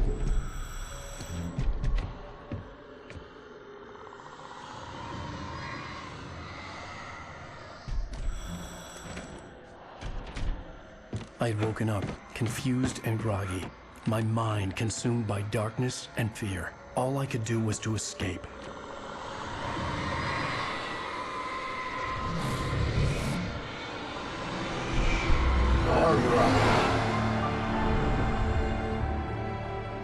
The week spent in the cabin had taken its toll. I was barely conscious, and fading fast. It had to have cost Zane terribly, thrown him even deeper into whatever dark place he now haunted. But he had managed to weaken the dark presence, kept me safe that night.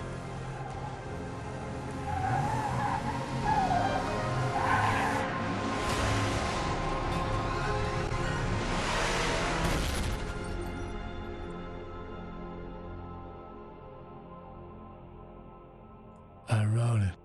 It's my fault. That's right, James Joyce. It's your fault, and you're gonna pay for it.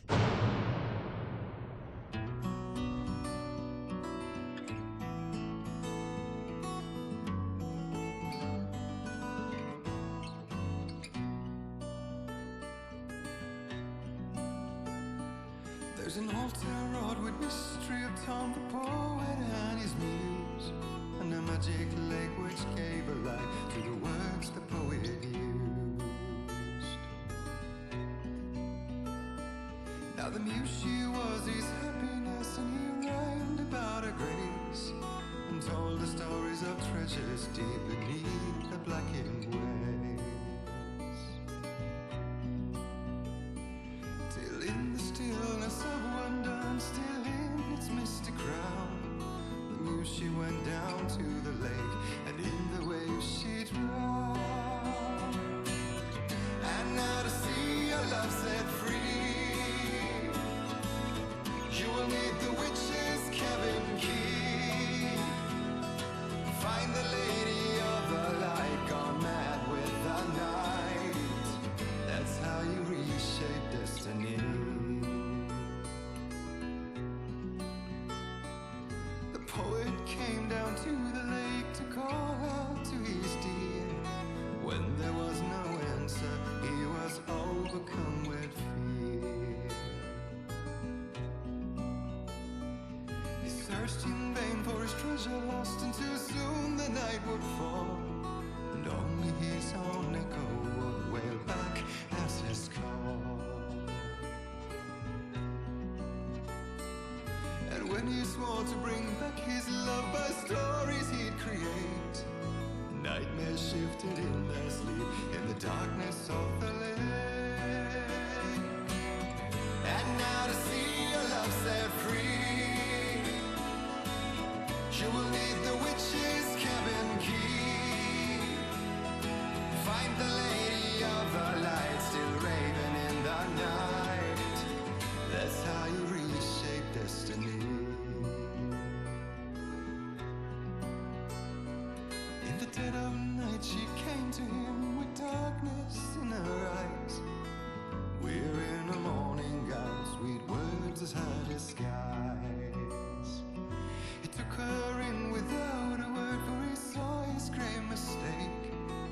crowd them both to silence deep beneath the lake. Now if it's real or just a dream, one mystery remains, for it is set on moonless nights they may still haunt this place.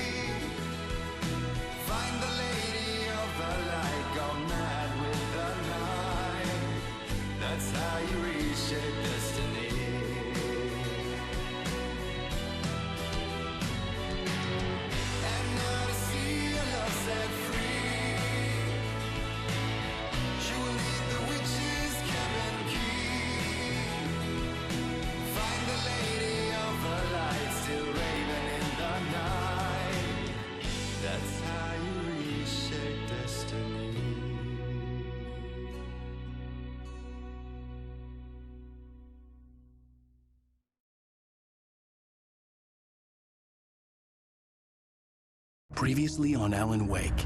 Under the influence of the dark presence, I wrote a horror story that is coming true. Jagger had been my editor, making sure that the unfolding story would make her more and more powerful. Some part of me had been aware enough to write my escape into the story. Together we can create something absolutely wonderful. The lake, it does something to the works of art created here. It makes them come true. My mom gave me this old light switch. The clicker. Alice is being kept in a dark prison. I need to find Cynthia Weaver to fix this. It's your fault, and you're gonna pay for it. Well, we're expecting a record crowd from the neighboring counties. Naturally, we hope to break the record set by last year's Moose Fest in our neighboring town, Watery. Ladies and gentlemen, some people have asked me, what's the big deal about Deer Fest? And I think that this sums it up. It's about friendship and community. We've got a great party coming up, but let's try to hold it in until tomorrow and get through the night in one piece, all right? I have it. Someone will come for it when the time is right. Thomas said so. He wrote it. The key is insurance. It's my job to keep it safe. Safe in the light. Always in the light.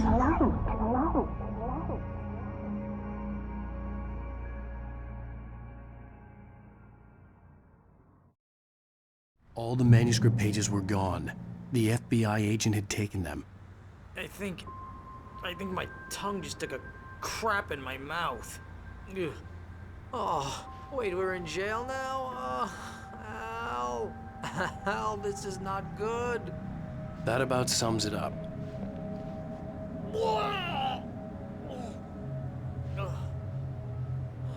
Oh, I am never drinking again.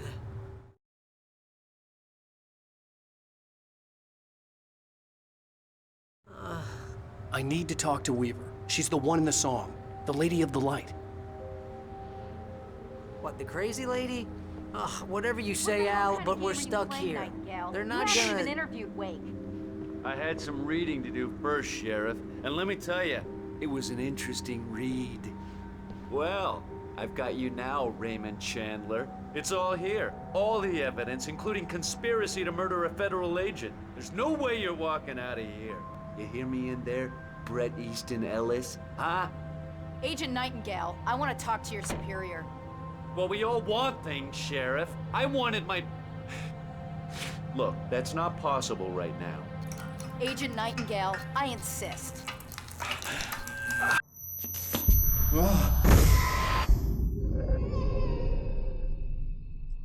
Wake, what's wrong? Lady, are you stupid? It's a trick. It's an obvious trick. Okay, I've had enough of this crap. Wake, I'm gonna trust you with this. You're joking. Agent Nightingale, your opinion would matter more if you were sober and if I actually believed you were here on official business. Whoa! Get back in the cell, Stephen King. The only way you're leaving this place is over my dead... Wait a minute. I know this... Oh my God! Light. We need light. It's the only way to fight this thing. In my office. I've got your things there. Follow me. Oh, man! Nightingale tried to make sense of the manuscript. It was disjointed and strange. He didn't understand half of it, but it all rang true. Impossibly true. He took out his hip flask when he reached the page that described how he reached the page that made him take out his hip flask. It wasn't the booze that made his mind reel. We're sitting ducks with the lights out. Nightingale felt the situation veering out of his control, but the gun at least felt steady in his hands. He was ready to fire, resolved that he would let this happen over his dead body. And yet he hesitated. He had seen this moment before, read it in the page. He was transfixed by the déjà vu and the horror that he was a character in a story someone had written. Then the monstrous presence burst in behind him and dragged him into the night. Cool. I can get the emergency power on.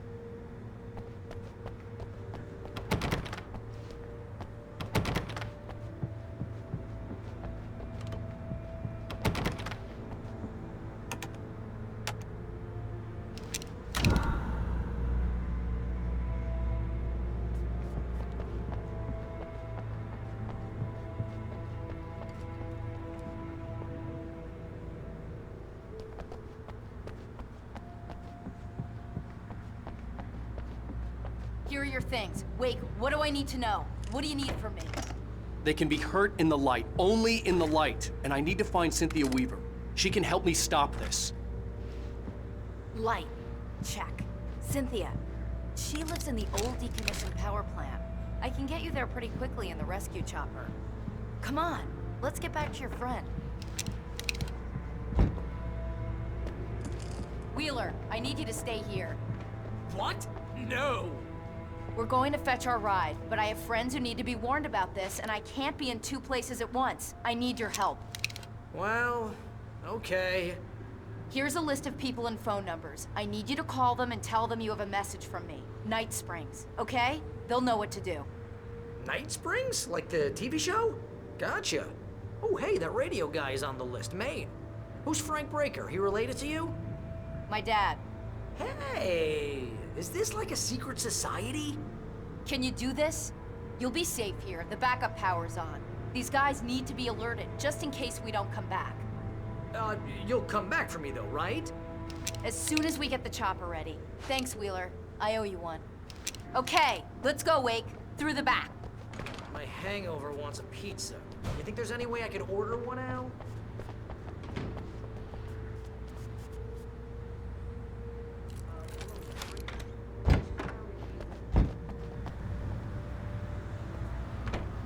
Oh, hell. Whatever took Nightingale must have broken the gate controls. We can't reach the gate's control box from here. We need to get to the other side over the rooftop. I'll go. I'll open the gate for you once I'm across. You stay here in the light and cover me, Sheriff, okay?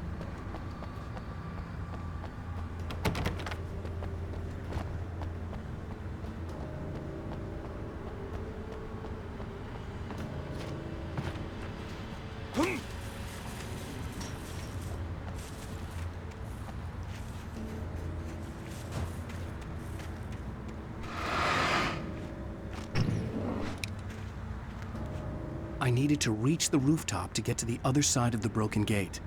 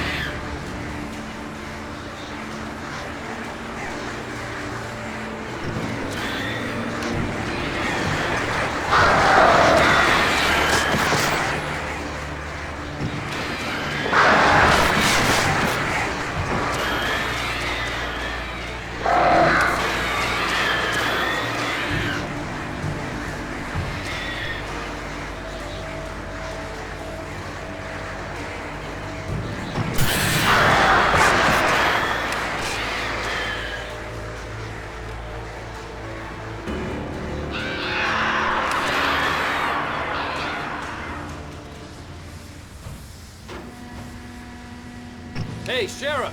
Your password. Night Springs? What's that all about? It's a stupid joke we have. That Bright Falls is the original inspiration for the TV show. This town can get weird at times. Never this weird, though. We need to bypass the damaged control box. What am I, an electrician? Hold on! Ah, damn it!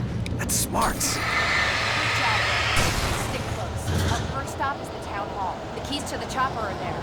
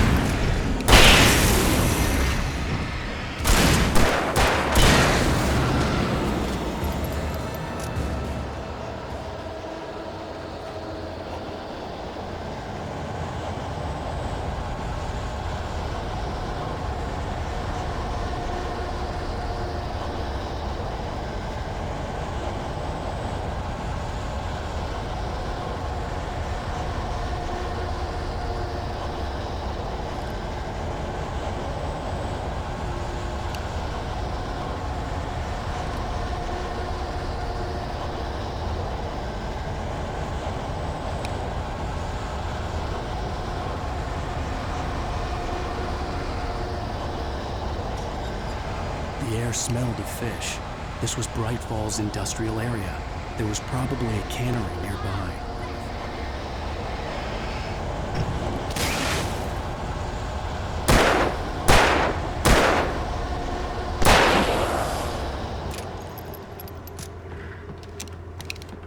Fishing can be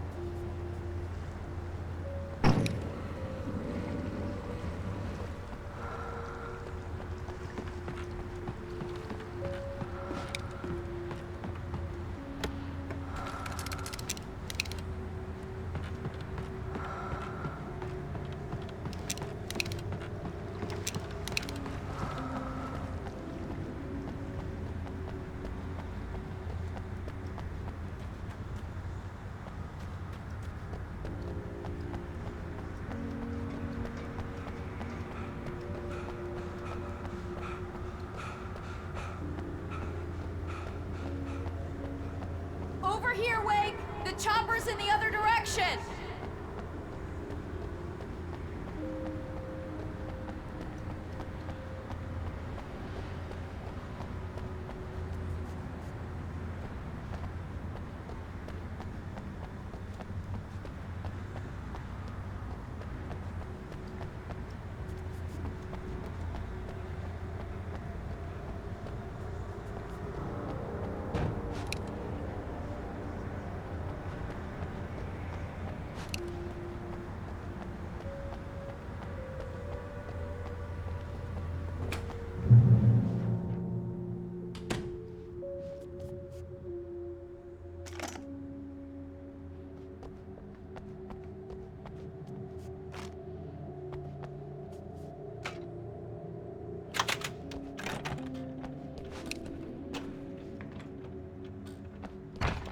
I'm gonna want explanations, you know. For example, what the hell happened to Rose? She's seriously messed up now.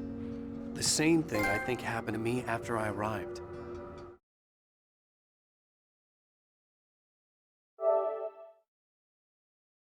During this week, you can't remember? Oh, I remember now.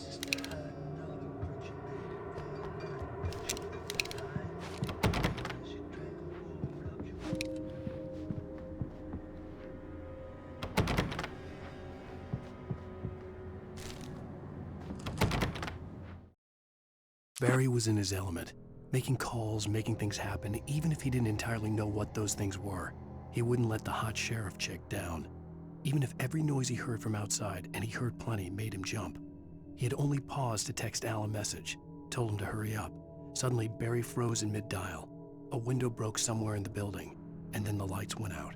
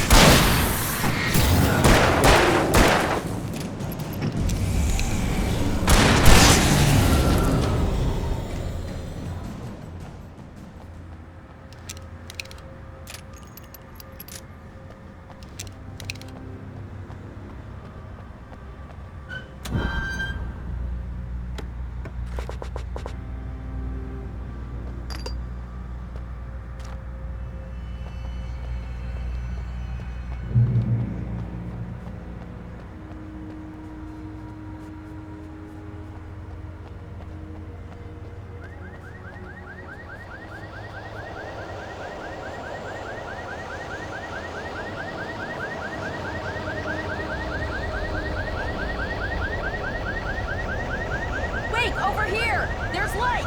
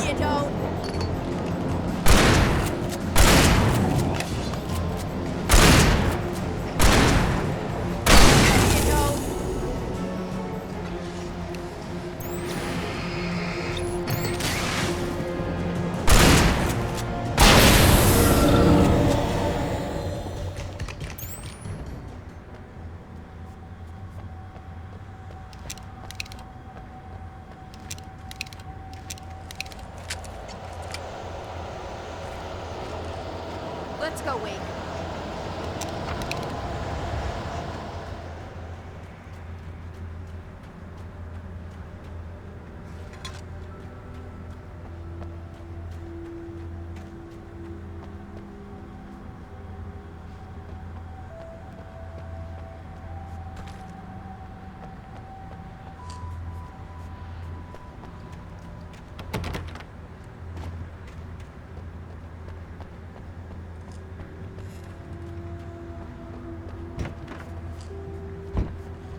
Okay, someone's messed with the fuse box here, but you should be able to jury-rig it while I find the keys.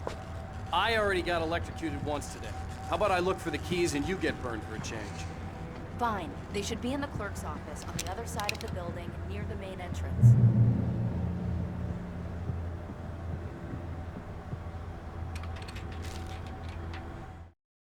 The darkness that wore Barbara Jagger's face was furious. The story in the manuscript had been making it stronger all the time, but now the light had set the writer free and hurt it, weakened it. It was only a matter of days before the dark presence would be strong again, but meanwhile, it would be difficult to recapture the writer.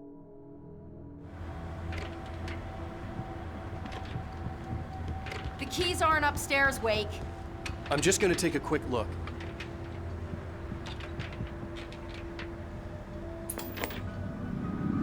Freedom. A fusion of vigilance, conscience, and uncompromising clarity of vision. A need so fundamental, it permeates our very being. And yet, a man may be brought to his knees in a simple heartbeat.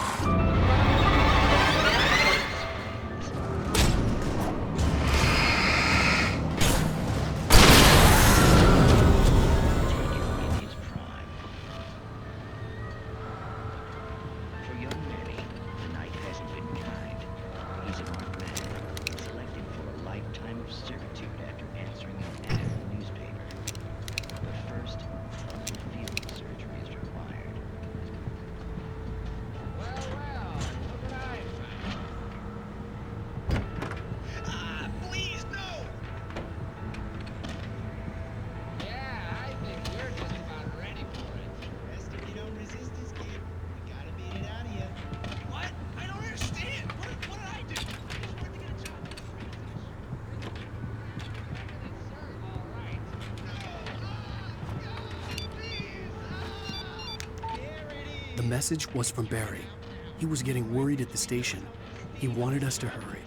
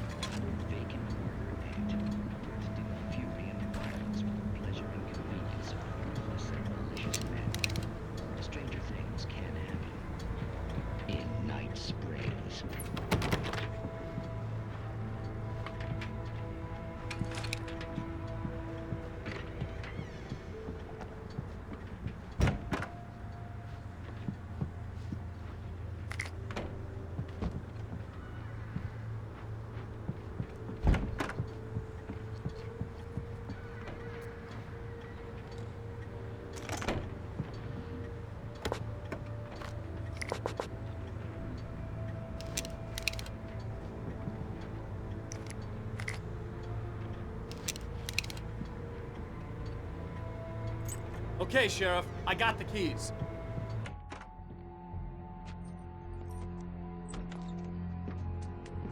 Barry?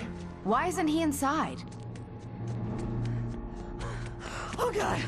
Oh God!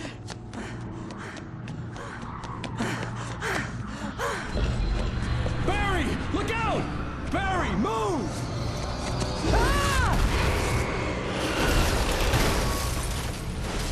Barry! He made it inside, Wake. He's okay. The storefront's blocked. Come on, Wake, let's go around. We can meet him in the back.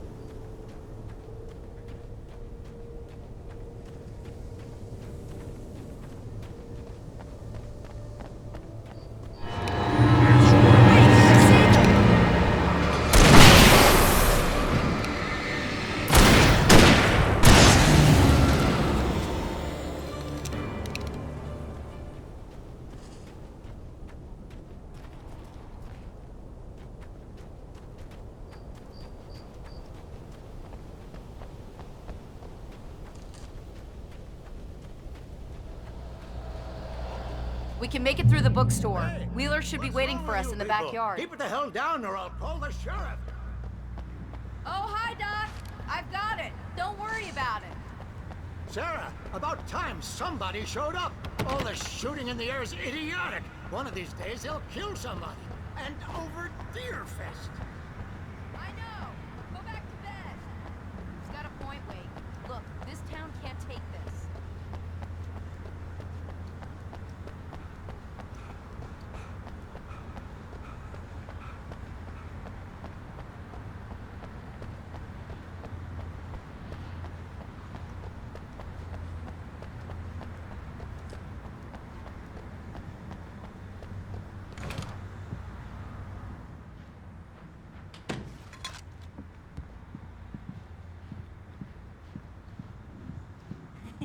They're really taking advantage of your presence here, Wake.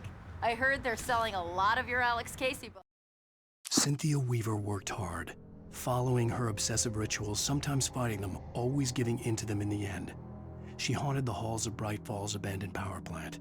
She marked her caches with light-sensitive paint that could only be seen by eyes that had been touched by darkness and saved by light like she'd been. She was preparing defenses and supply lines for the war she knew would come. The war between the forces of light and darkness. Right now, I'm not a big fan of my own writing.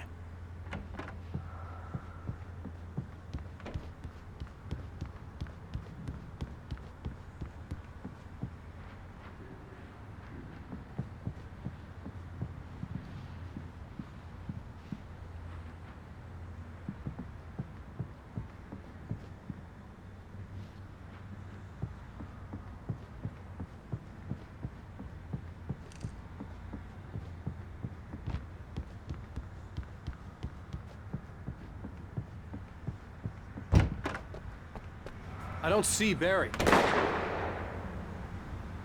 Look, Wake! Maybe that's him. That's the way to the chopper.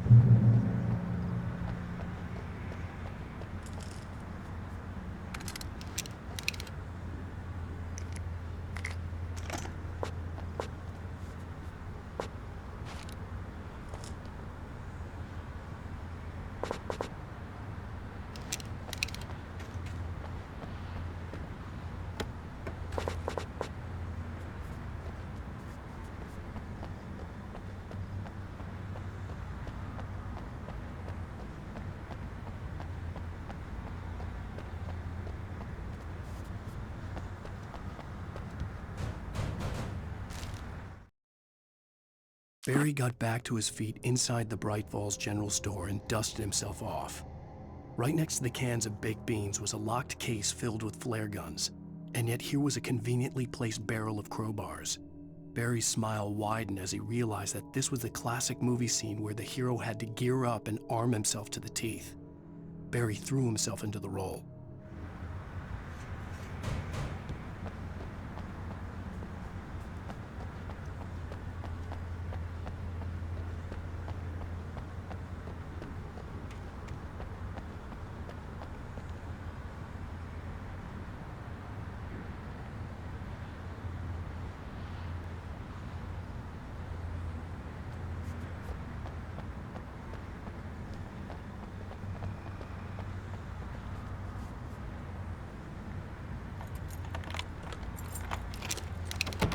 I'm gonna give Pastor Howard a piece of my mind about this lock. I told him to get it fixed. Physical labor. Let's take a break.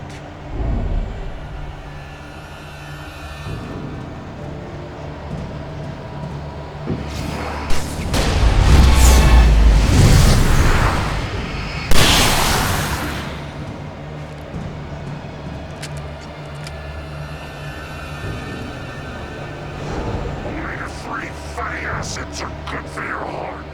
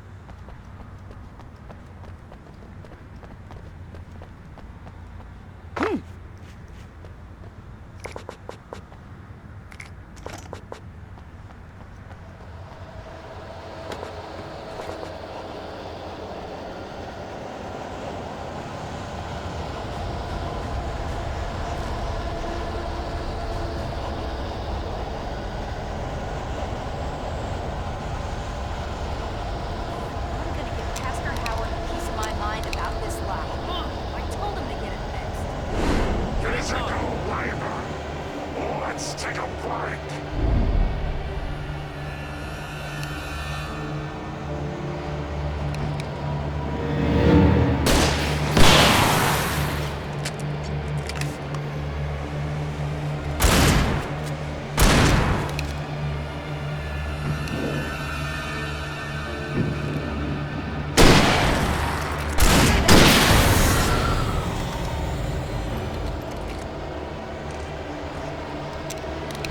Omega-3 fatty acids are good for your heart.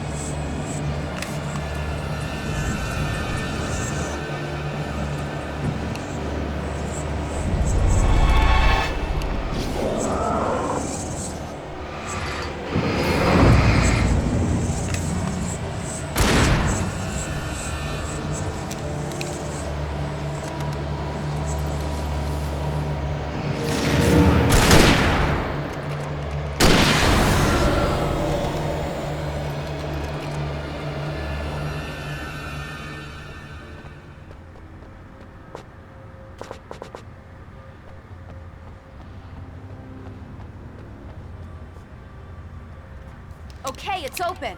Let's go, Wake.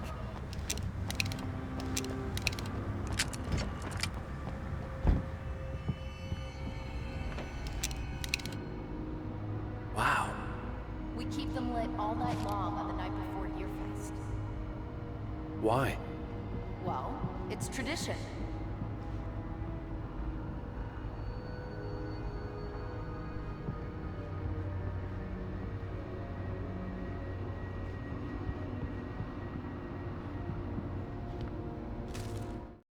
For it to be free, the Dark Presence needed the writer to finish the story.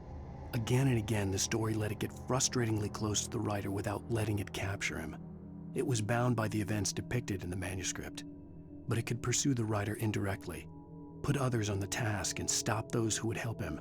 It took over everything in its path, made them its puppets, and sent them after Alan Wake.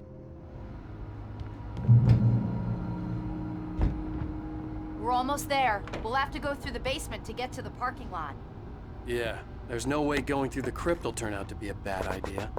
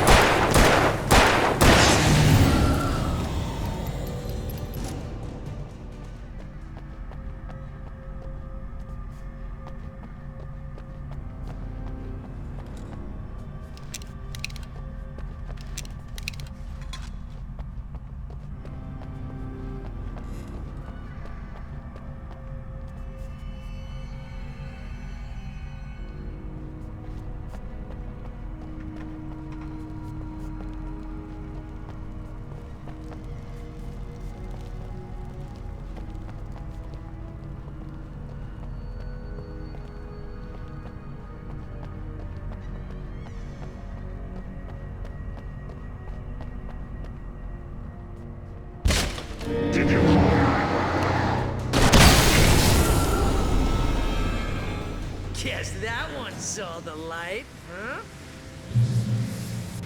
You didn't like that one? A tough audience. Well, I got plenty more. What are the Christmas lights for? Protection, man. Like garlic against vampires. Vampires. The helicopter's just across the parking lot and up the hill. Come on!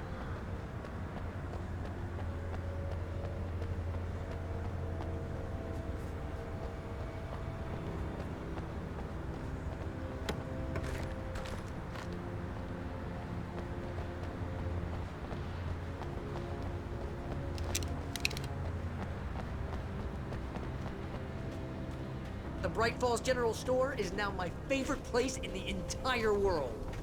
See this headlamp? It's like a superpower. I can just look at one of those things and they die. It's my flaming eye of Mordor. I wish I didn't say that. Yeah. Hey. Alice had screamed until she had no voice left to scream. Around her, the darkness was alive. It was cold and wet and malevolent and without end. She was a prisoner, trapped in the dark place. The terror would have burned her mind out, but one thing made her hang on. She could sense Alan in the dark. She could hear him. She could see the words he was writing as flickering shadows. He sensed her too. He was trying to work his way to her. I want a headlamp. Last one. Bastard.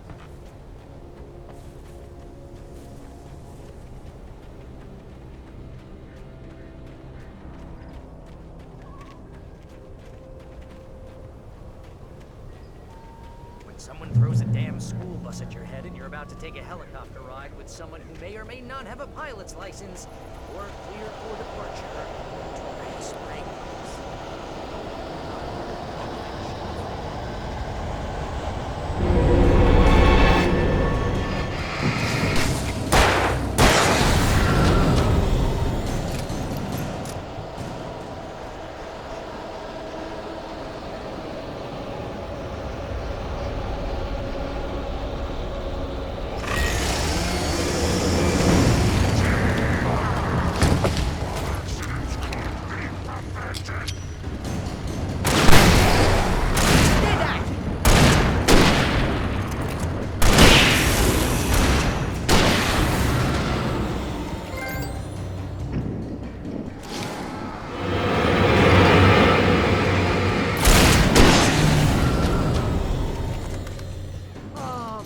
Get used to this.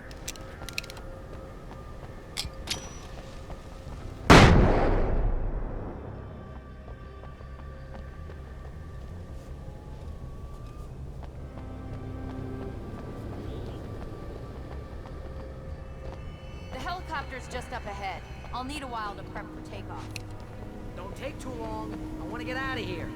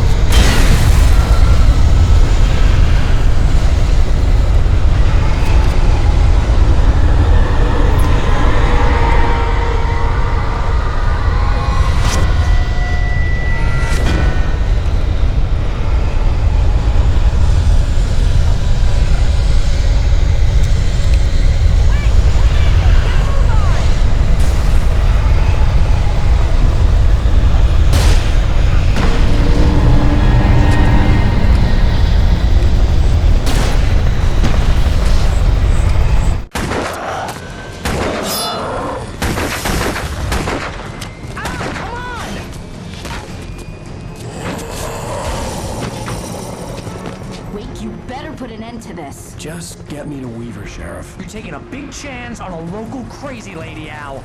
I hope you're right about her, or we can kiss this town goodbye.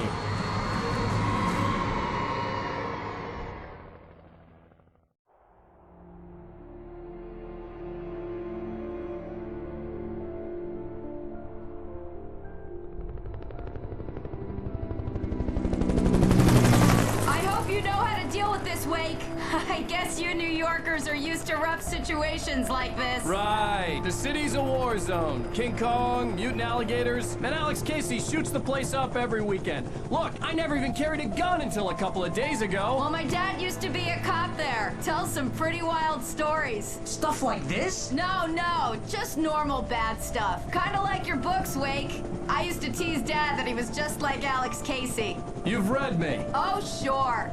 You're a pretty good writer. A little heavy on the metaphors, maybe. Nobody's ever said that before. We're coming up on the power plant. See the lit building over there? And that's the dam further up the river. I can't land here. I'll take her down the road across the river. Just get me there, Sheriff.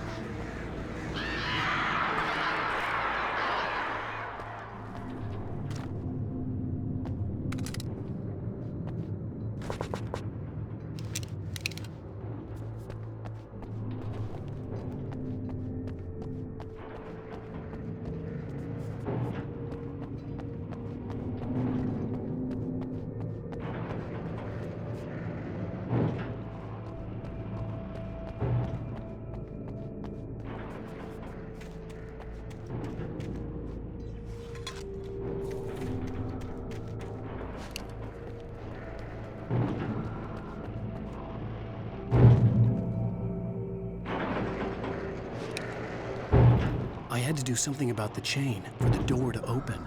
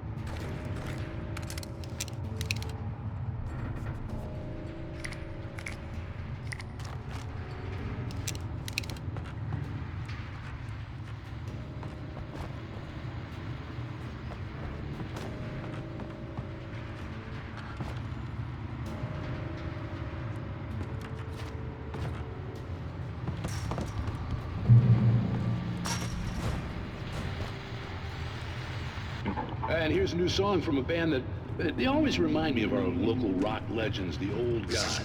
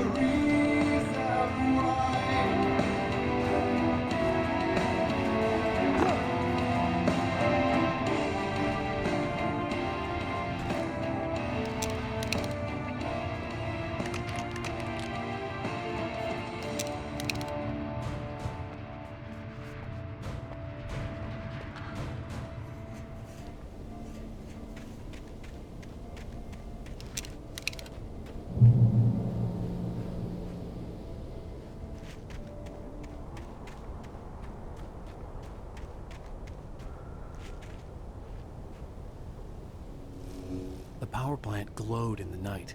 It was close, but I had to find a way across.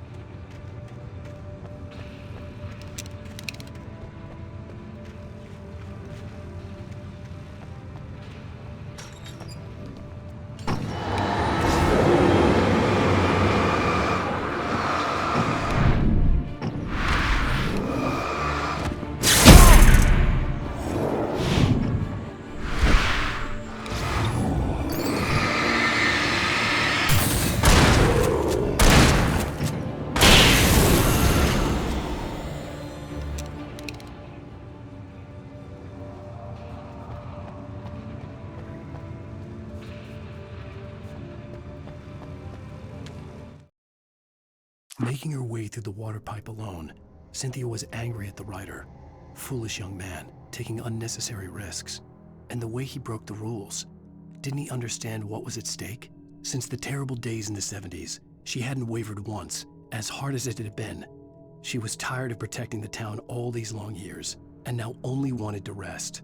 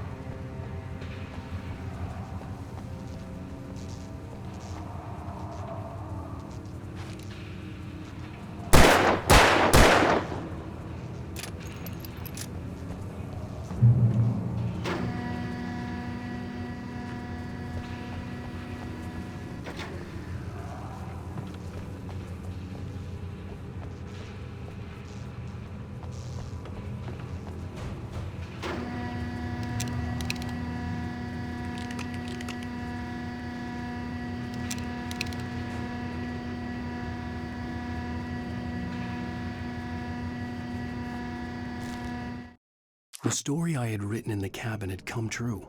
Touched by the dark presence, I had written a horror story, but the end was still missing. The story was incomplete, and the last unfinished page of the manuscript still sat in the typewriter in the cabin study. If I could get back there, if I could read the page, then I could write my own ending to this story and save Alice.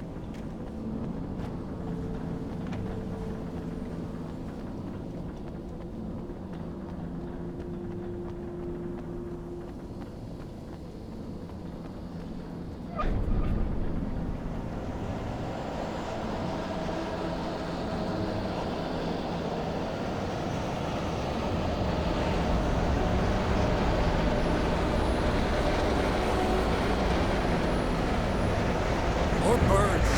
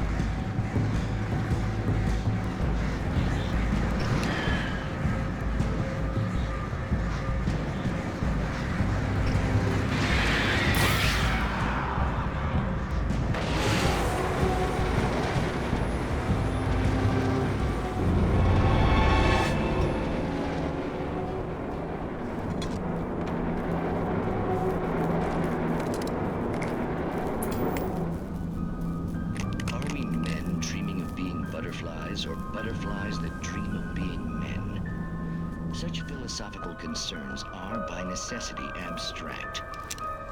And yet, some of us can find concrete proof of the nature of our existence in Night Springs.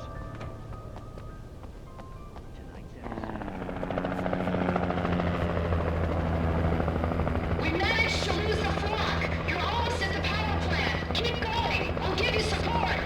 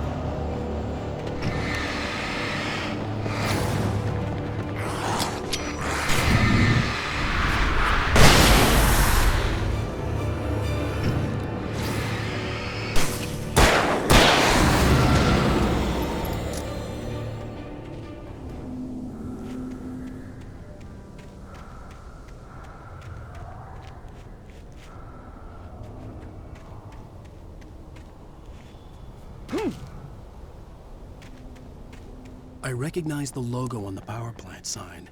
I'd seen a version of it painted all over the area, signifying hidden caches of supplies.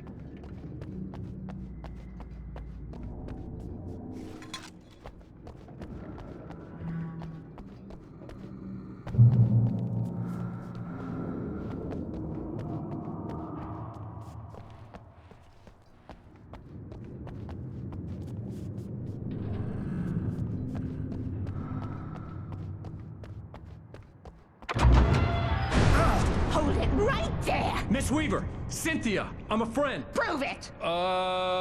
You knew Zane! Thomas Zane! You're the Lady of the Light in the song! You can help me! About time! Young man, I've been waiting a very long time for you.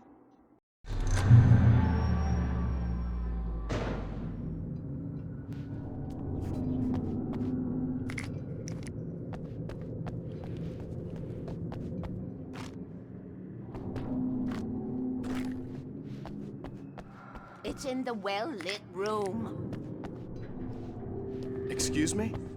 What you'll need to drive the darkness back. The well-lit room is at the dam. I built the room to keep it safe. Will it help me find Alice? Will it get me back to the cabin? Fine, let's go. I can get my friends to come back with the helicopter. Oh, we won't go outside. Never at night. That's rule number 1. You've been breaking the rules, young man, and where has that gotten us, No, I have a secret route. A route to an old water pipe. Something was damaged at the transformer yard. It's draining all the reserve power. Without it, the pipe will go dark. The power to the yard must be cut. Let me guess. You want me to do it? Young man, you're the one who likes to break the rules. I can't be outside in the dark. The kill switch is outside.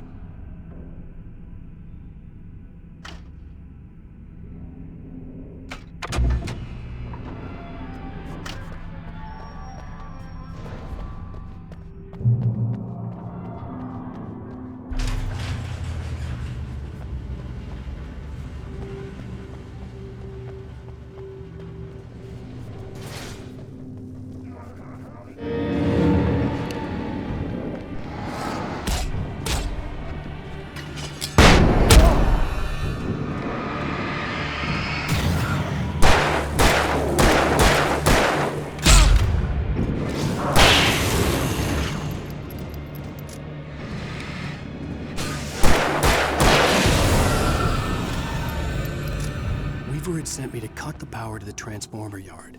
I was willing to do grunt work for her to get her to help me. I hoped Weaver was dependable. I'd stumbled into this crazy world a little over a week ago. She had been living this insanity for decades.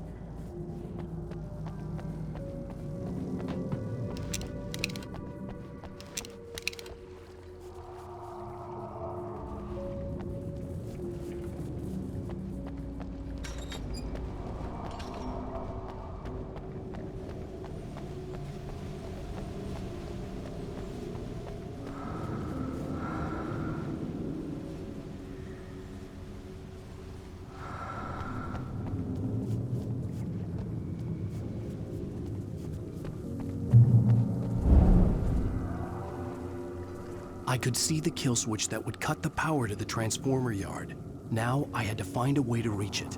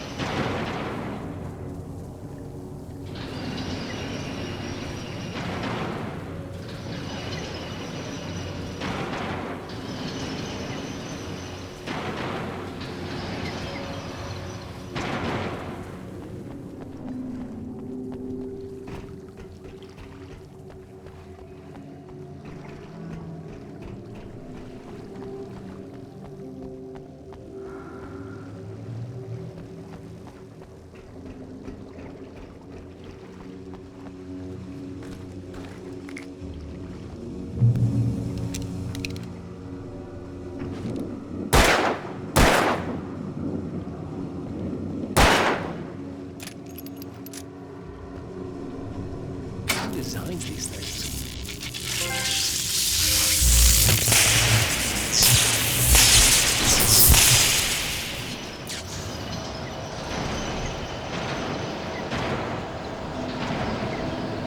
The transformer yard went dark and dead.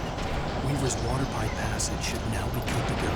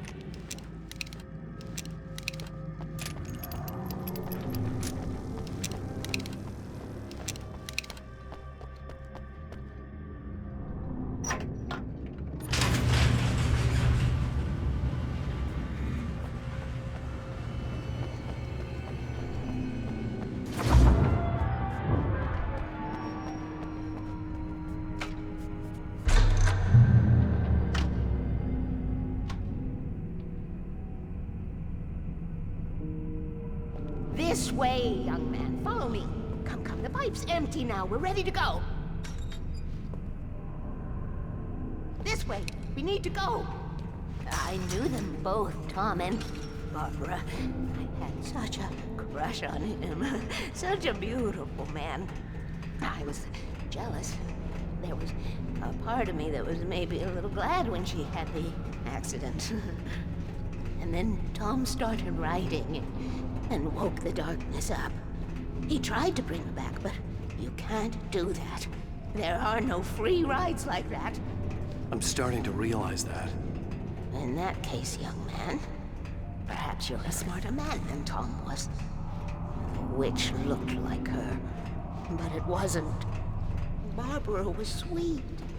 He didn't understand until it was too late. He tried to undo it, wrote himself, her, everything he'd ever written out of the world.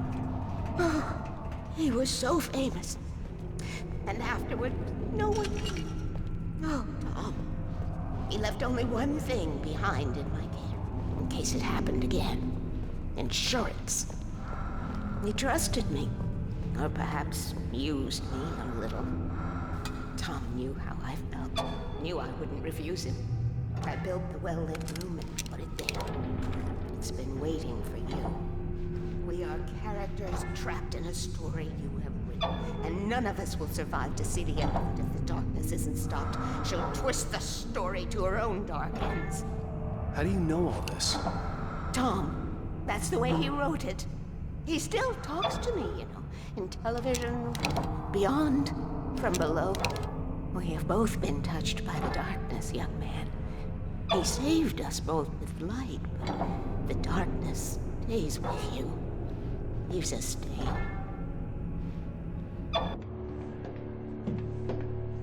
This pipe will take us directly to the well-lit room. Okay, I need to call my friends, tell them where we're going. Hello? Al! Barry, We're headed to the dam in one of the pipes. Meet us there. Okay, I'll tell Sarah. It's Sarah now? Whoa! No! For the sweet love of... Barry! Barry! We gotta go see if they're okay. They're probably dead. You must reach the well-lit room. This is no time to be a selfish idiot. That's my best friend.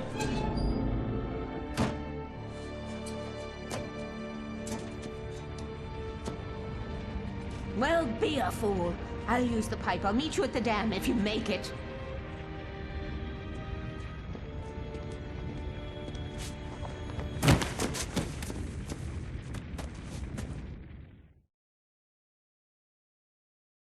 At least I didn't have to worry about her. She knew how to stay safe.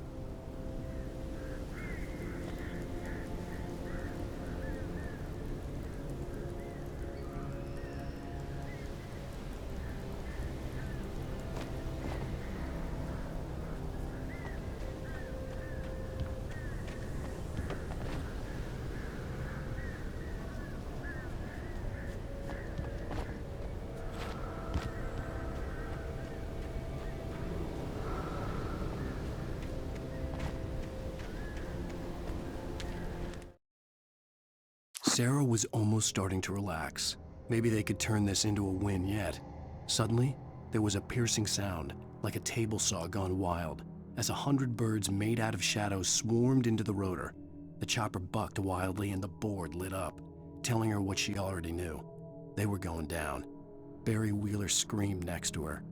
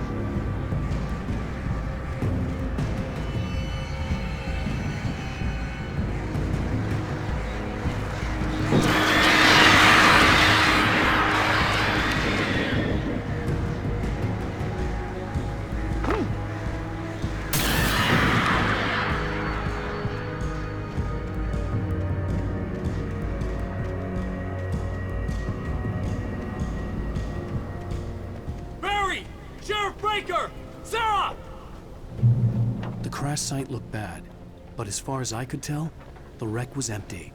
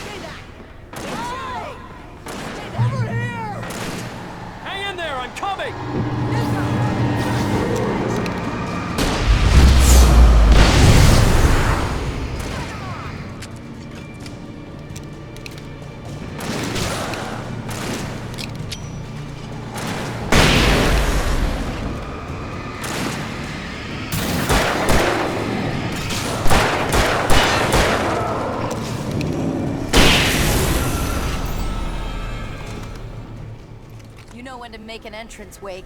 We were ready to make like Butch Cassidy and the Sundance Kid. I have a different ending in mind. Yeah, I'm fine. Thanks for asking. I knew you'd be all right. How's that? The flaming eye of Mordor? Laugh it up, funny man. Didn't we have somewhere to go? Weaver will meet us at the dam.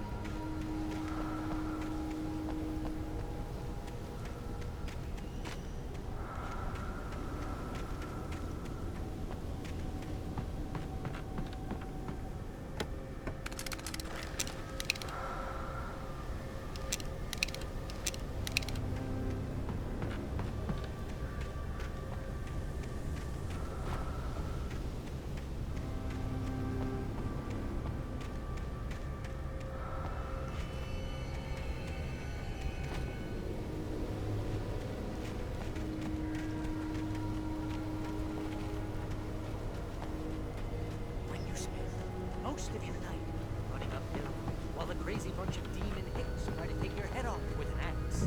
You know your helicopter pad landed in Night Springs. Oh, I should have kept that gym membership. You see those lights?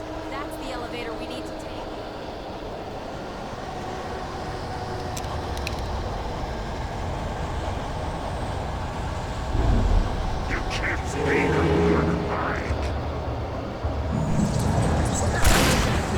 It's everywhere! Oh crap, there's more than one of them! Nothing moves like that, it's impossible! Ah! Al! Do something! He's too fast! I can't get a shot! No, there! Al, they're all over the place! How many of them are there? Where'd that one go? Ah, this can't be happening!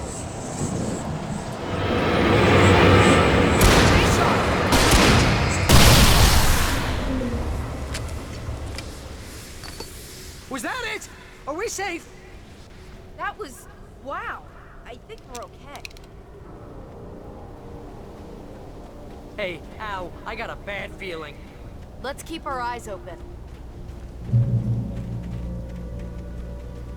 Oh god! Oh god! Oh god! I can't believe we made it!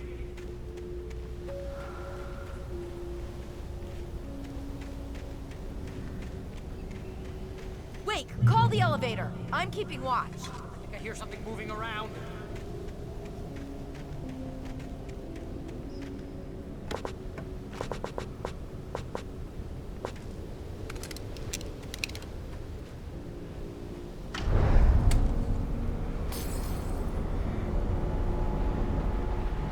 Heads up! Here they come!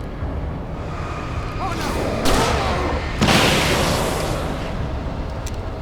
They're coming! We have to hold them off!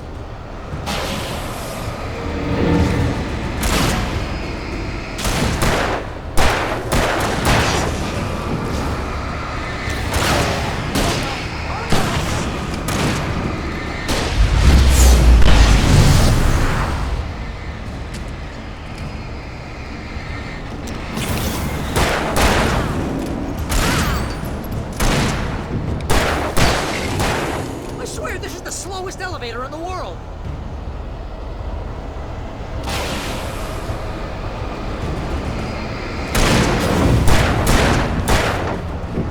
It's almost here, Wake. Just hold on!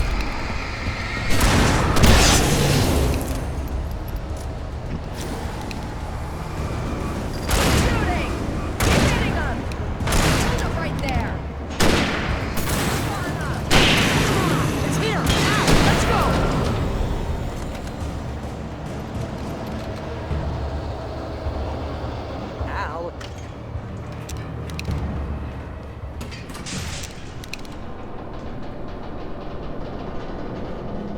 almost there.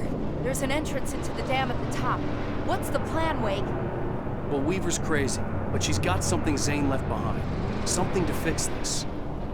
Gee, could you be a little more vague? Thomas Zane? Seriously? Might as well be Paul Bunyan or Bigfoot. Yeah, well, he was real.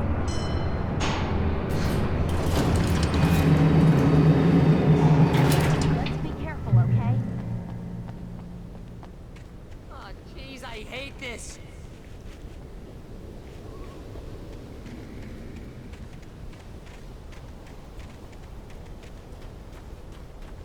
Okay, Wake. There's a button over there that opens the door.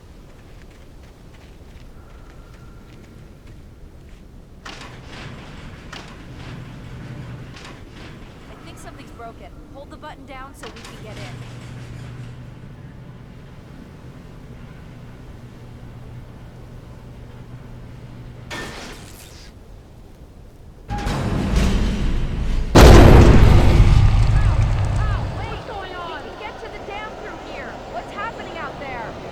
You guys go ahead and find Weaver. She should be in the dam now. I'll have to make it alone through the top. Good luck. Don't get yourself killed. Please be careful. I'll take good care of Mary, baby. Just look after yourself.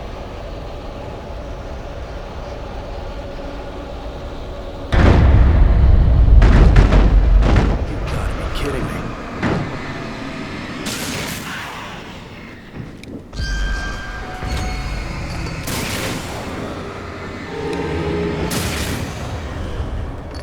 Down, boy.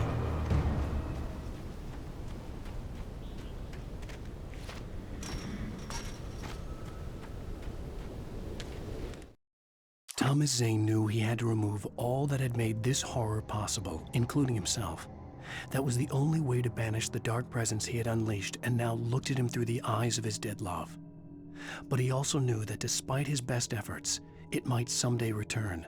So even as he wrote himself and his work out of existence, he added a loophole as insurance, an exception to the rule. Anything of his stored in a shoebox would remain.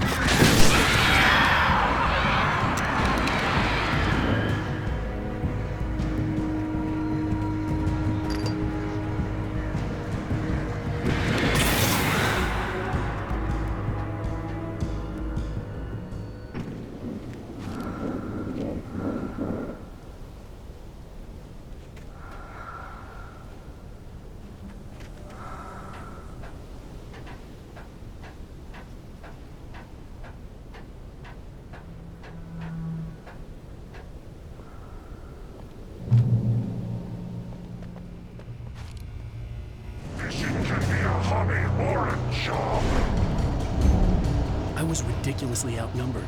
The searchlight could even the odds.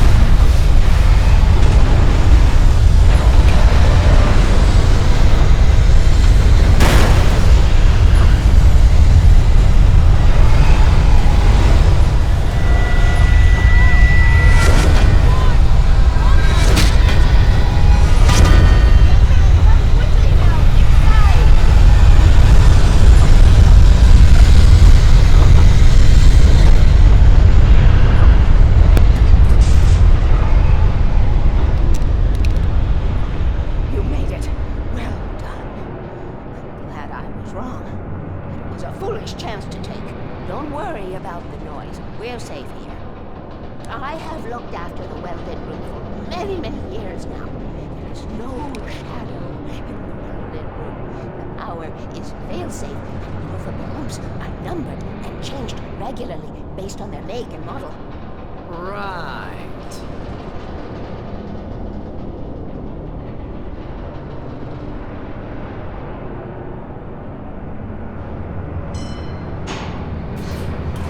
There's an old army base in Rainbow. It was active during the Second World War. They operated here back then. They must have built this. Yes, they did. It's my place now. Take it, and I won't need to worry about the room anymore, because 6 and 33 and 118 need changing soon, and I don't want to climb up the ladder to change them because it's very late, and I'm tired. And if you take it, I won't have to do that anymore. The page was autobiographical, a memory from my childhood. But I didn't write this. It was a page written by Thomas Zane. None of them were supposed to exist anymore. Alan, 7 years old, would fight sleep to the bitter end. When he did sleep, he soon woke up, screaming, the nightmares fresh in his mind. One evening, his mother, sitting by his bed, offered him an old light switch. She called it the clicker, and flicking the switch would turn on a magical light that would drive the beast away.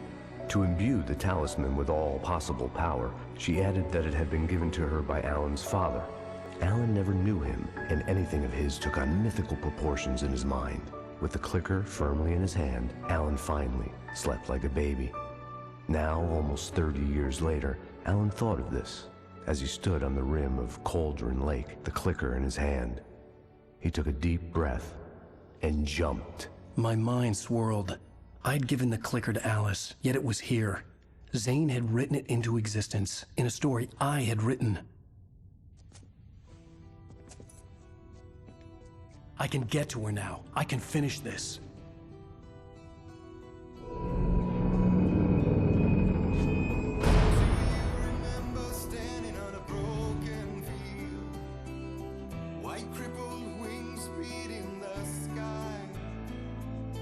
Harbingers of war with their nature revealed and our chances flowing by. If I can let the memory heal, I will remember you with me on that field. When I thought that I fought this war alone, you were there by my side on the front line. When I thought that I fought without a cause, you gave me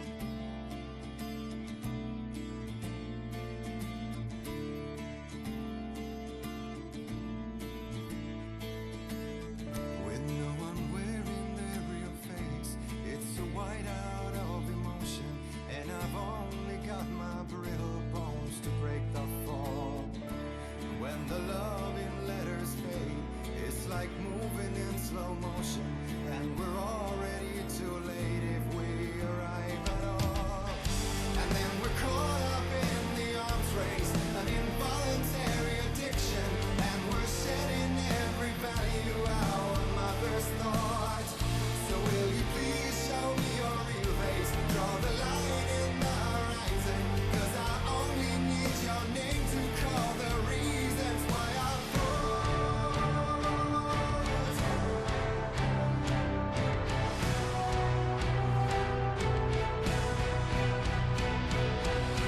when I thought that I fought this war alone, you were there by my side on the front line, and we fought to believe the impossible. When I thought that I fought this war alone, we were one with our destinies entwined.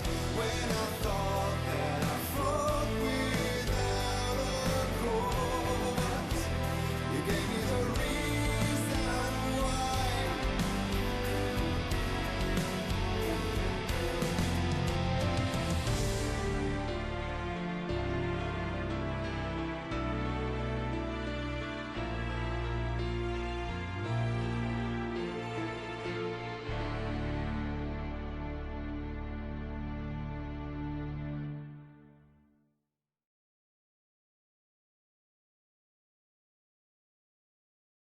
Previously on Alan Wake, I wrote a horror story that has come true. Thomas Zane did the same in the 70s. You will go no further. If I continue like the Dark Presence wants me to, the story I'm writing won't save Alice. It's a horror story. No one will survive. You knew Zane! Thomas Zane! You're the Lady of the Light in the song! He left something behind to help me. The clicker. Alan thought of this as he stood on the rim of Cauldron Lake, the clicker in his hand. He took a deep breath and jumped. I can get to her now. I can finish this.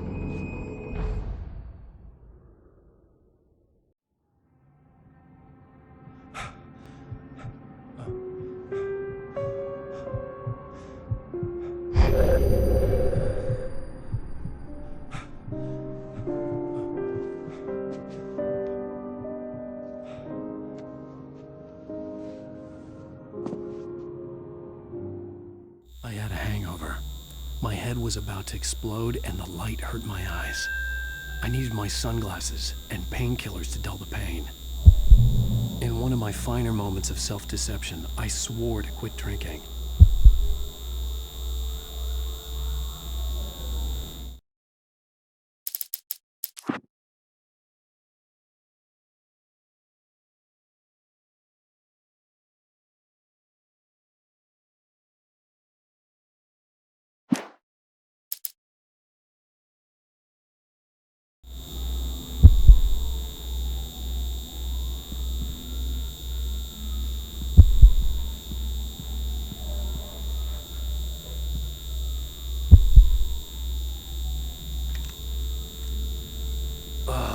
The sunglasses made the world look bearable.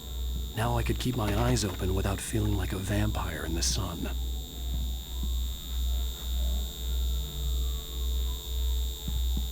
I wasn't sure I'd make it out there without some painkillers.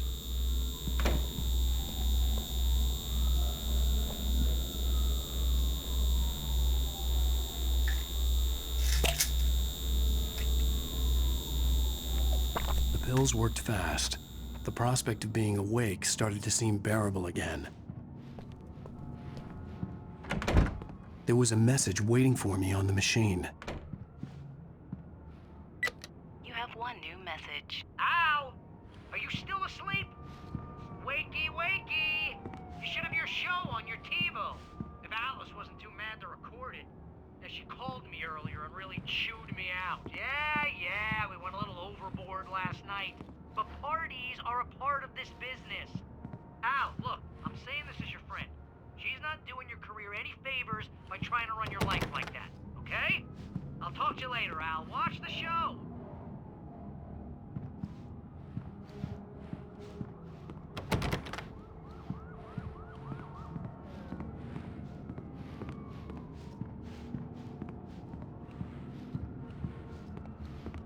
I'd been a guest on the talk show the previous night, talking about my latest book.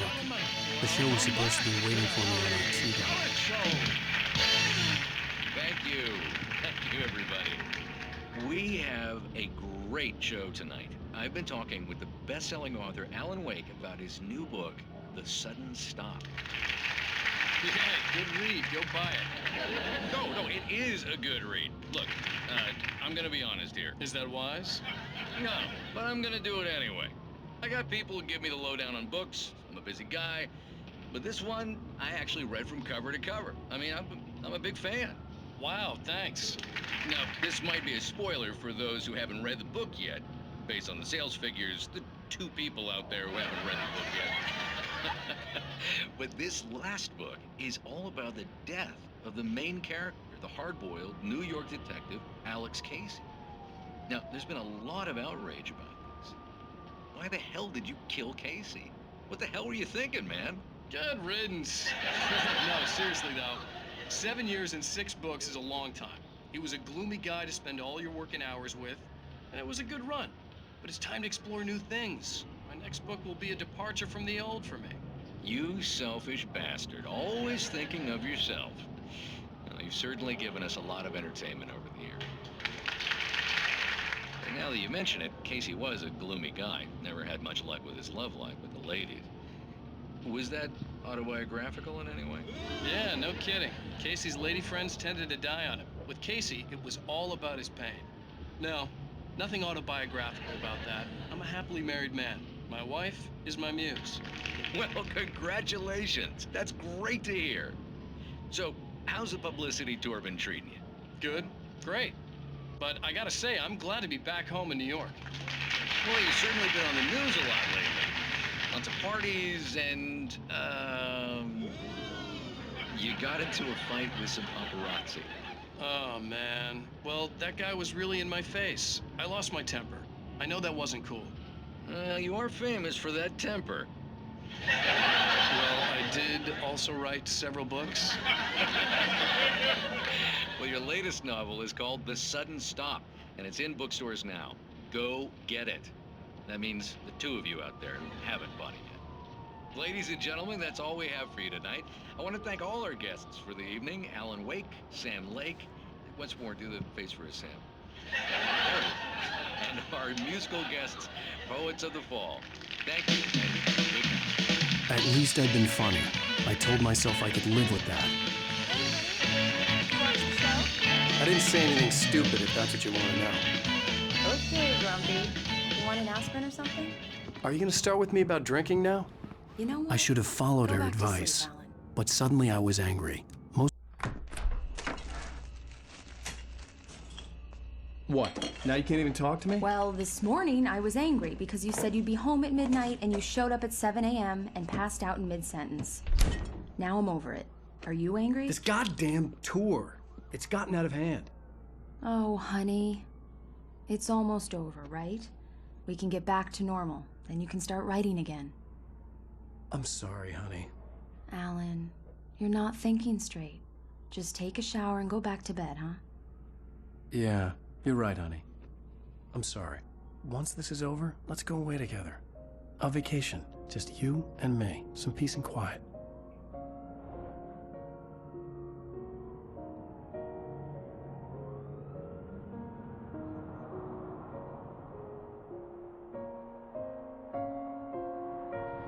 Somehow, the clicker was the key to the cabin. I had to return to Cauldron Lake to save Alice.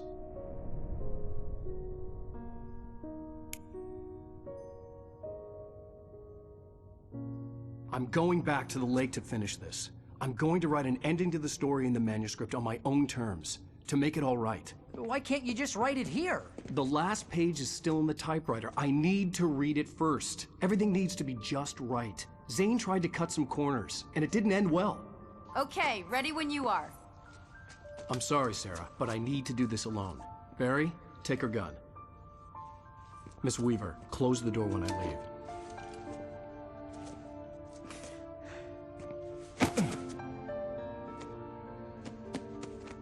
Good luck, Al.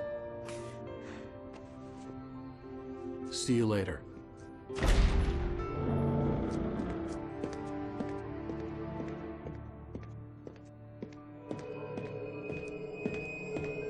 When I got out, it was warm and sunny. I'd flicked the switch of the clicker. Had it done this? I didn't stop to question it. I had to take advantage of the sunlight to get to the lake. On Zane's page, I'd stood on the rim of Cauldron Lake, about to use the clicker. That's where I was headed.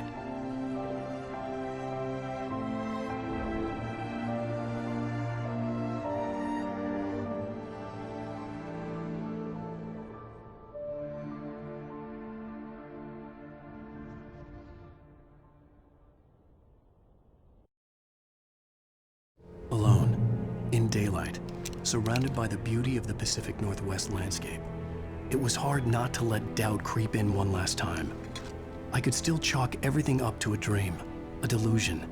I had enough imagination to make up something like this, having been in the cabin all this time, trapped in a story inside my head, gone mad from grief over Alice's death like Hartman had claimed. There would be no way of knowing. I told myself it didn't really matter. My course was set.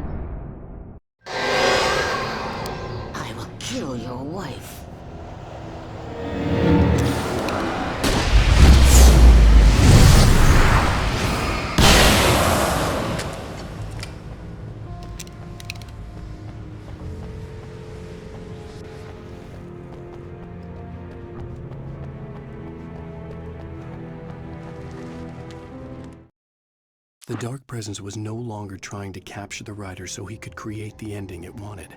The writer knew too much. He was too strong.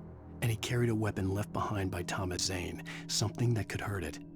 Now, the darkness was doing everything in its power to simply stop the writer from ever reaching Cauldron Lake and the dark place it came from.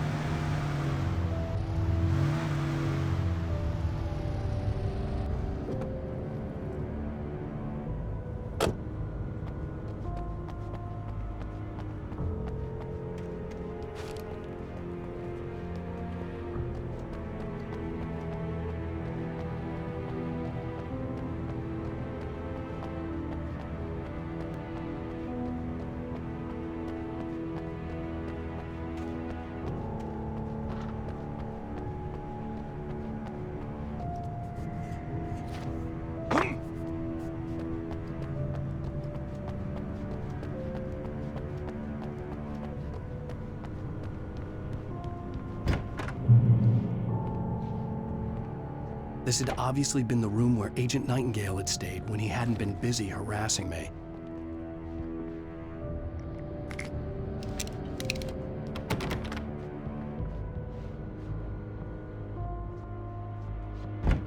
Look after yourself and your co-workers! Could have fooled me, pal.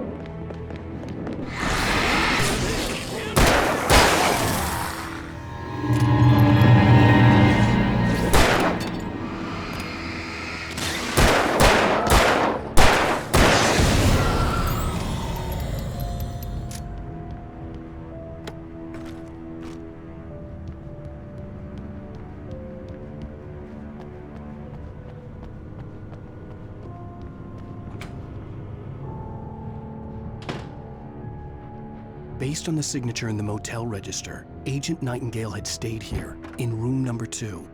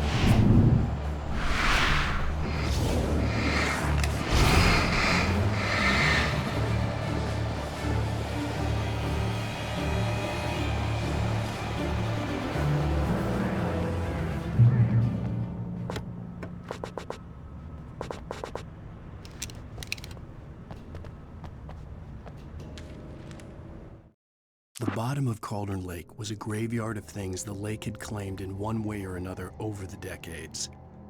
The dark presence brought them up in its wake, scattering the rotten waterlogged hull of an old boat here, the remains of a long-ago crashed airplane there, trees shattered under the impacts. The earth groaned. It didn't even notice.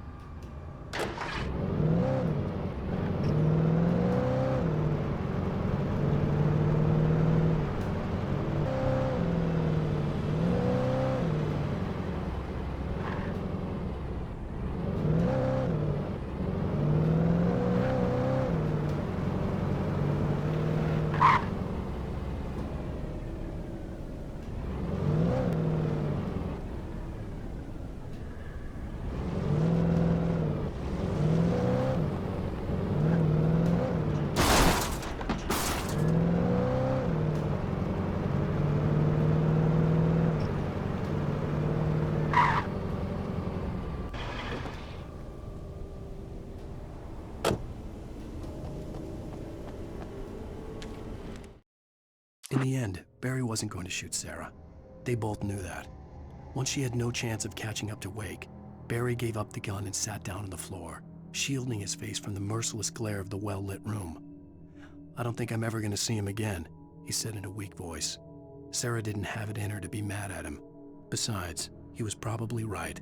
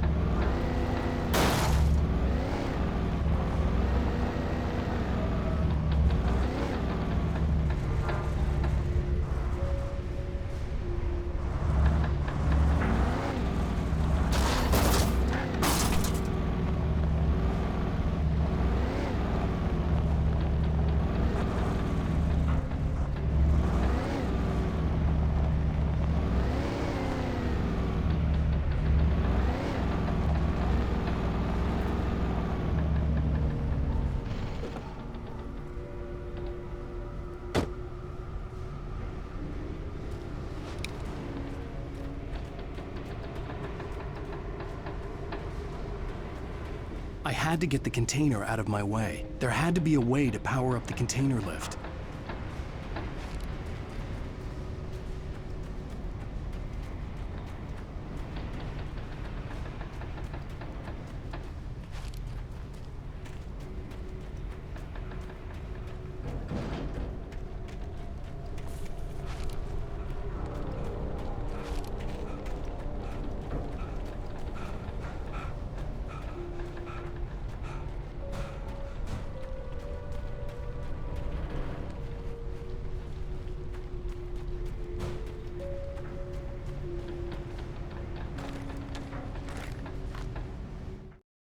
Zane cut its heart out, but it didn't die. The thing that wore Barbara's face kept crooning sweet nothings sugar-laced with poison. He put on the suit, untied the monster from the chair. The thing in his arms thrashed weakly, but he held fast. He stepped outside, off the pier, and into the dark water, a sinking pinprick of light descending toward a bottom that never came.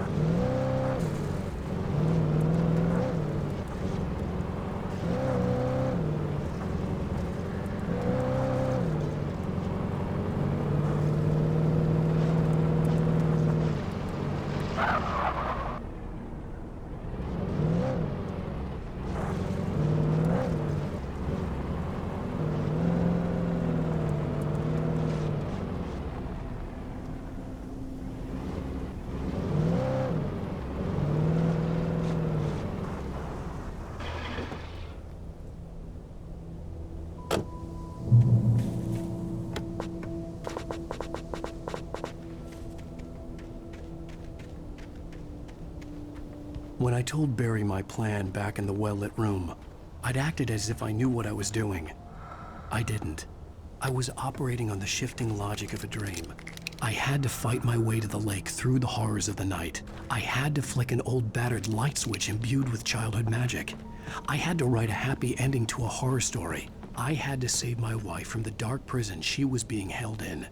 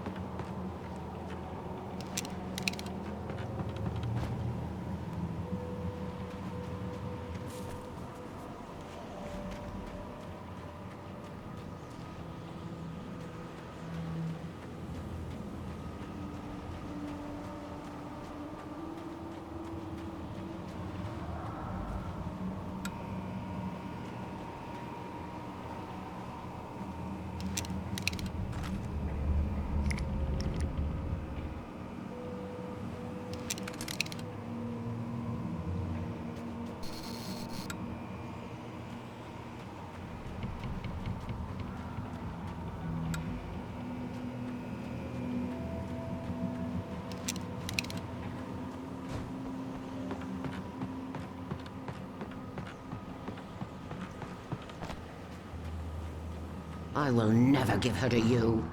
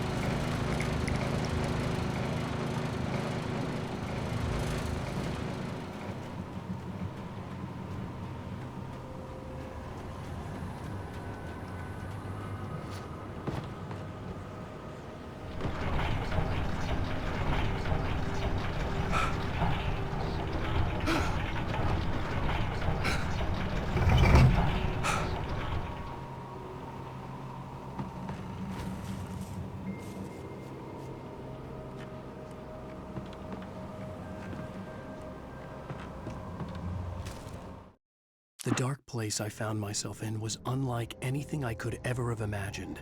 It wasn't solid. It flowed. It was conceptual and subjective. For someone else, an artist in another field, it would have been very different.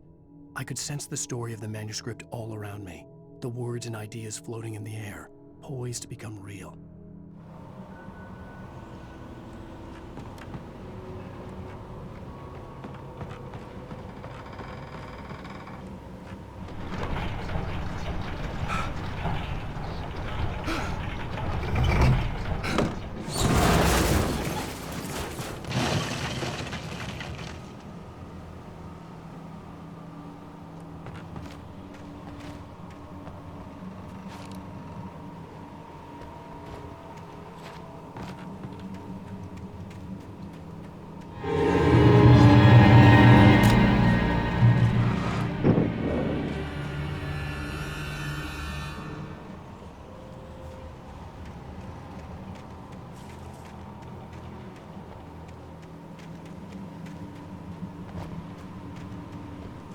I could see Mirror Peak in the distance.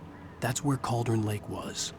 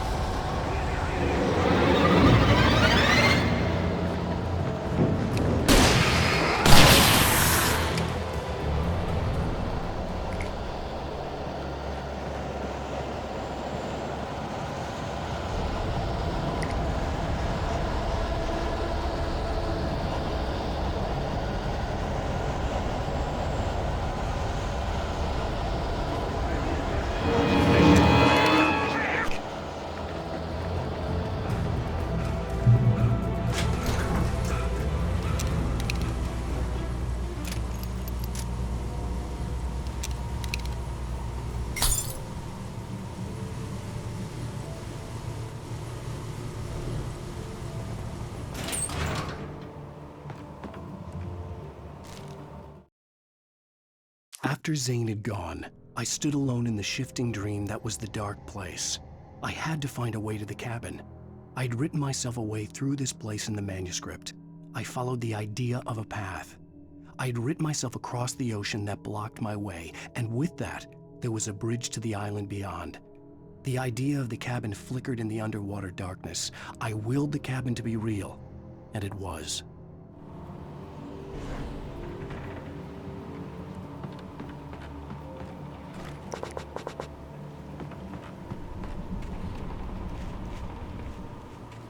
Turn back now.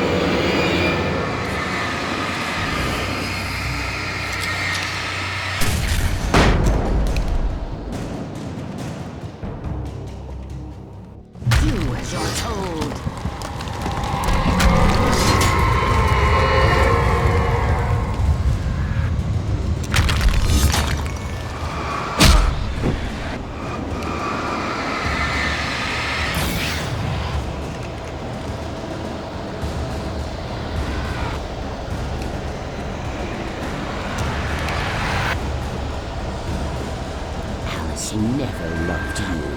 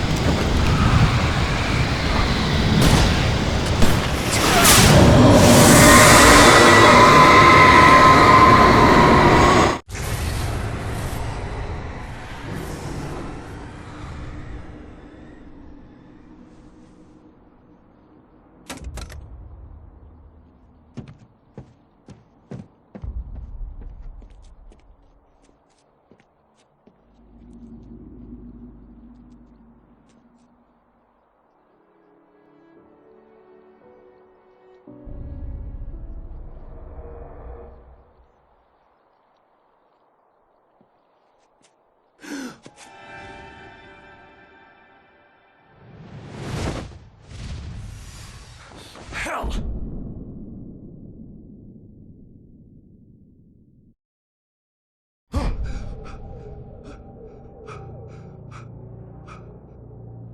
Shh, baby.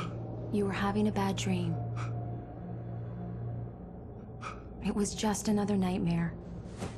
No, Everything's fine. You're home. it wasn't a dream. Everything's fine. Turn the lights on. Turn the lights on! Shh, baby. The power's out. There's no light. Come back to bed and I'll make you forget all about your fear. My fear? It's your fear. Why aren't you afraid? You're not Alice. Turn the lights on now. Where's the clicker? What did you do with it? Alan, you're scaring me now. Come back to bed. Have you taken your pills? Do you want me to call Dr. Hartman? I read your manuscript. It's brilliant. Departure is your best work yet. You're a genius. I'm so proud of you. Come back to me. We'll talk more about it in the morning.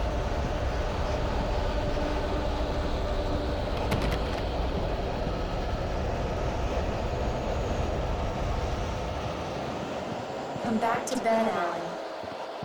Come back to bed, Tom.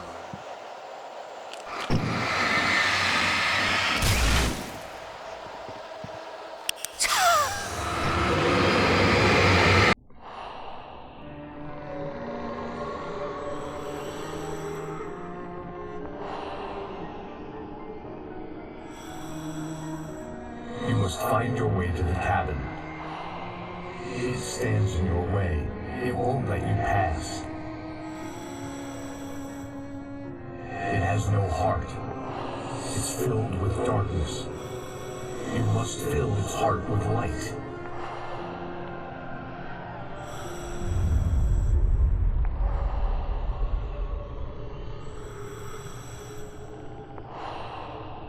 Don't mind him. He's Mr. Scott.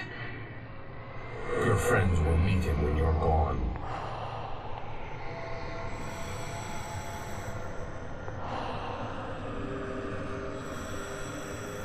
Use the clicker.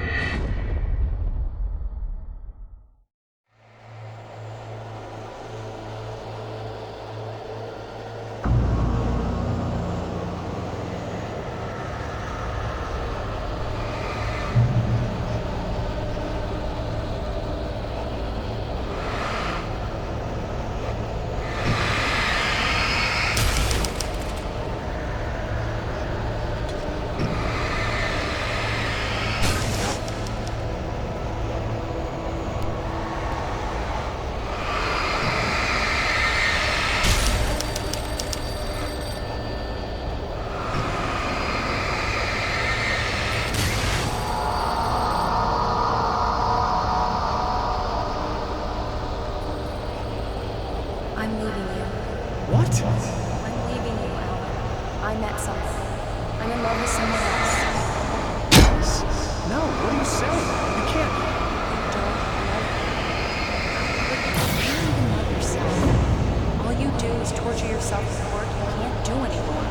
No, I love you more than anything in the world. You're my muse. I'm not. Who are you? What have you done with my Alice? Alan? What are you doing? Put the light back on. What are you doing, Alan? Stop! Put the light back on! It wasn't true. Nothing like that had ever happened. You're not my Barbara. Tom, let me go. I promise to be good. Please, untie me, you naughty boy. I will help you write your masterpiece. I will love you forever. No, you're not Barbara Jagger. I made a terrible mistake. I should have never written you back.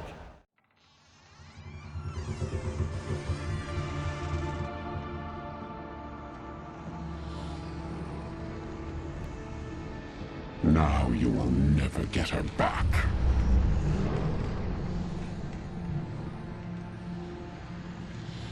I am much older than you. Older than your first work of art. I will find a new face to wear. Someone else to dream me free.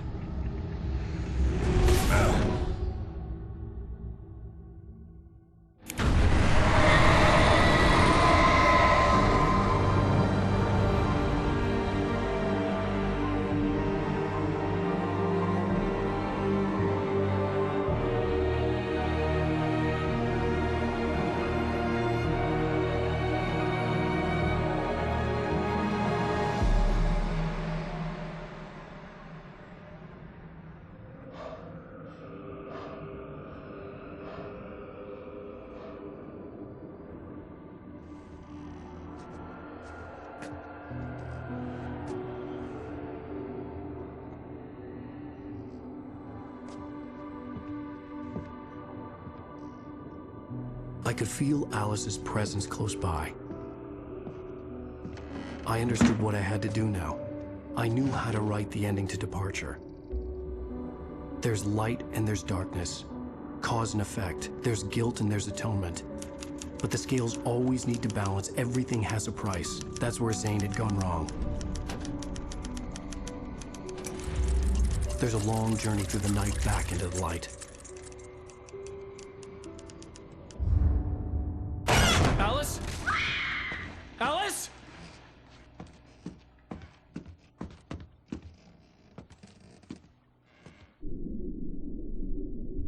Oh no!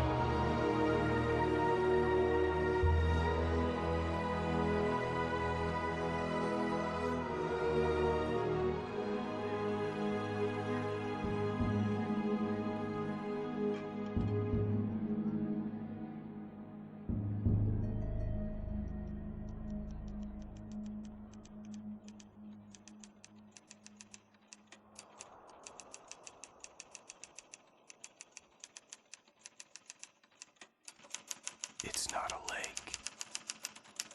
It's an ocean. Alan, wake up.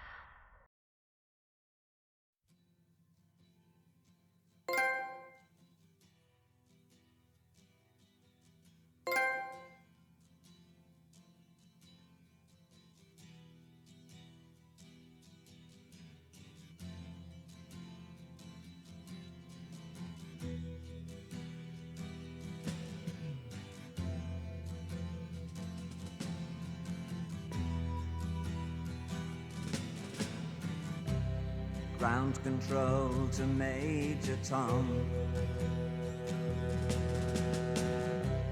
Ground control to Major Tom. Take your protein pills and put your helmet on. 10.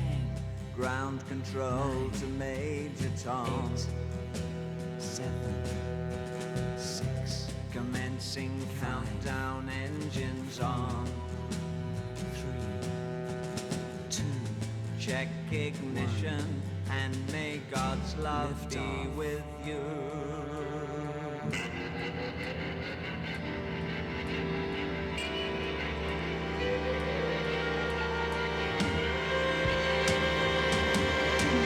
This is ground control to Major Tom. You've really made the grade, and the papers want to know whose shirts you wear. Now it's time to leave the capsule if you dare. This is Major Tom to ground control. I'm stepping through the door, and I'm floating in a most peculiar way, and the stars look very different today. For here am I sitting in a tin can,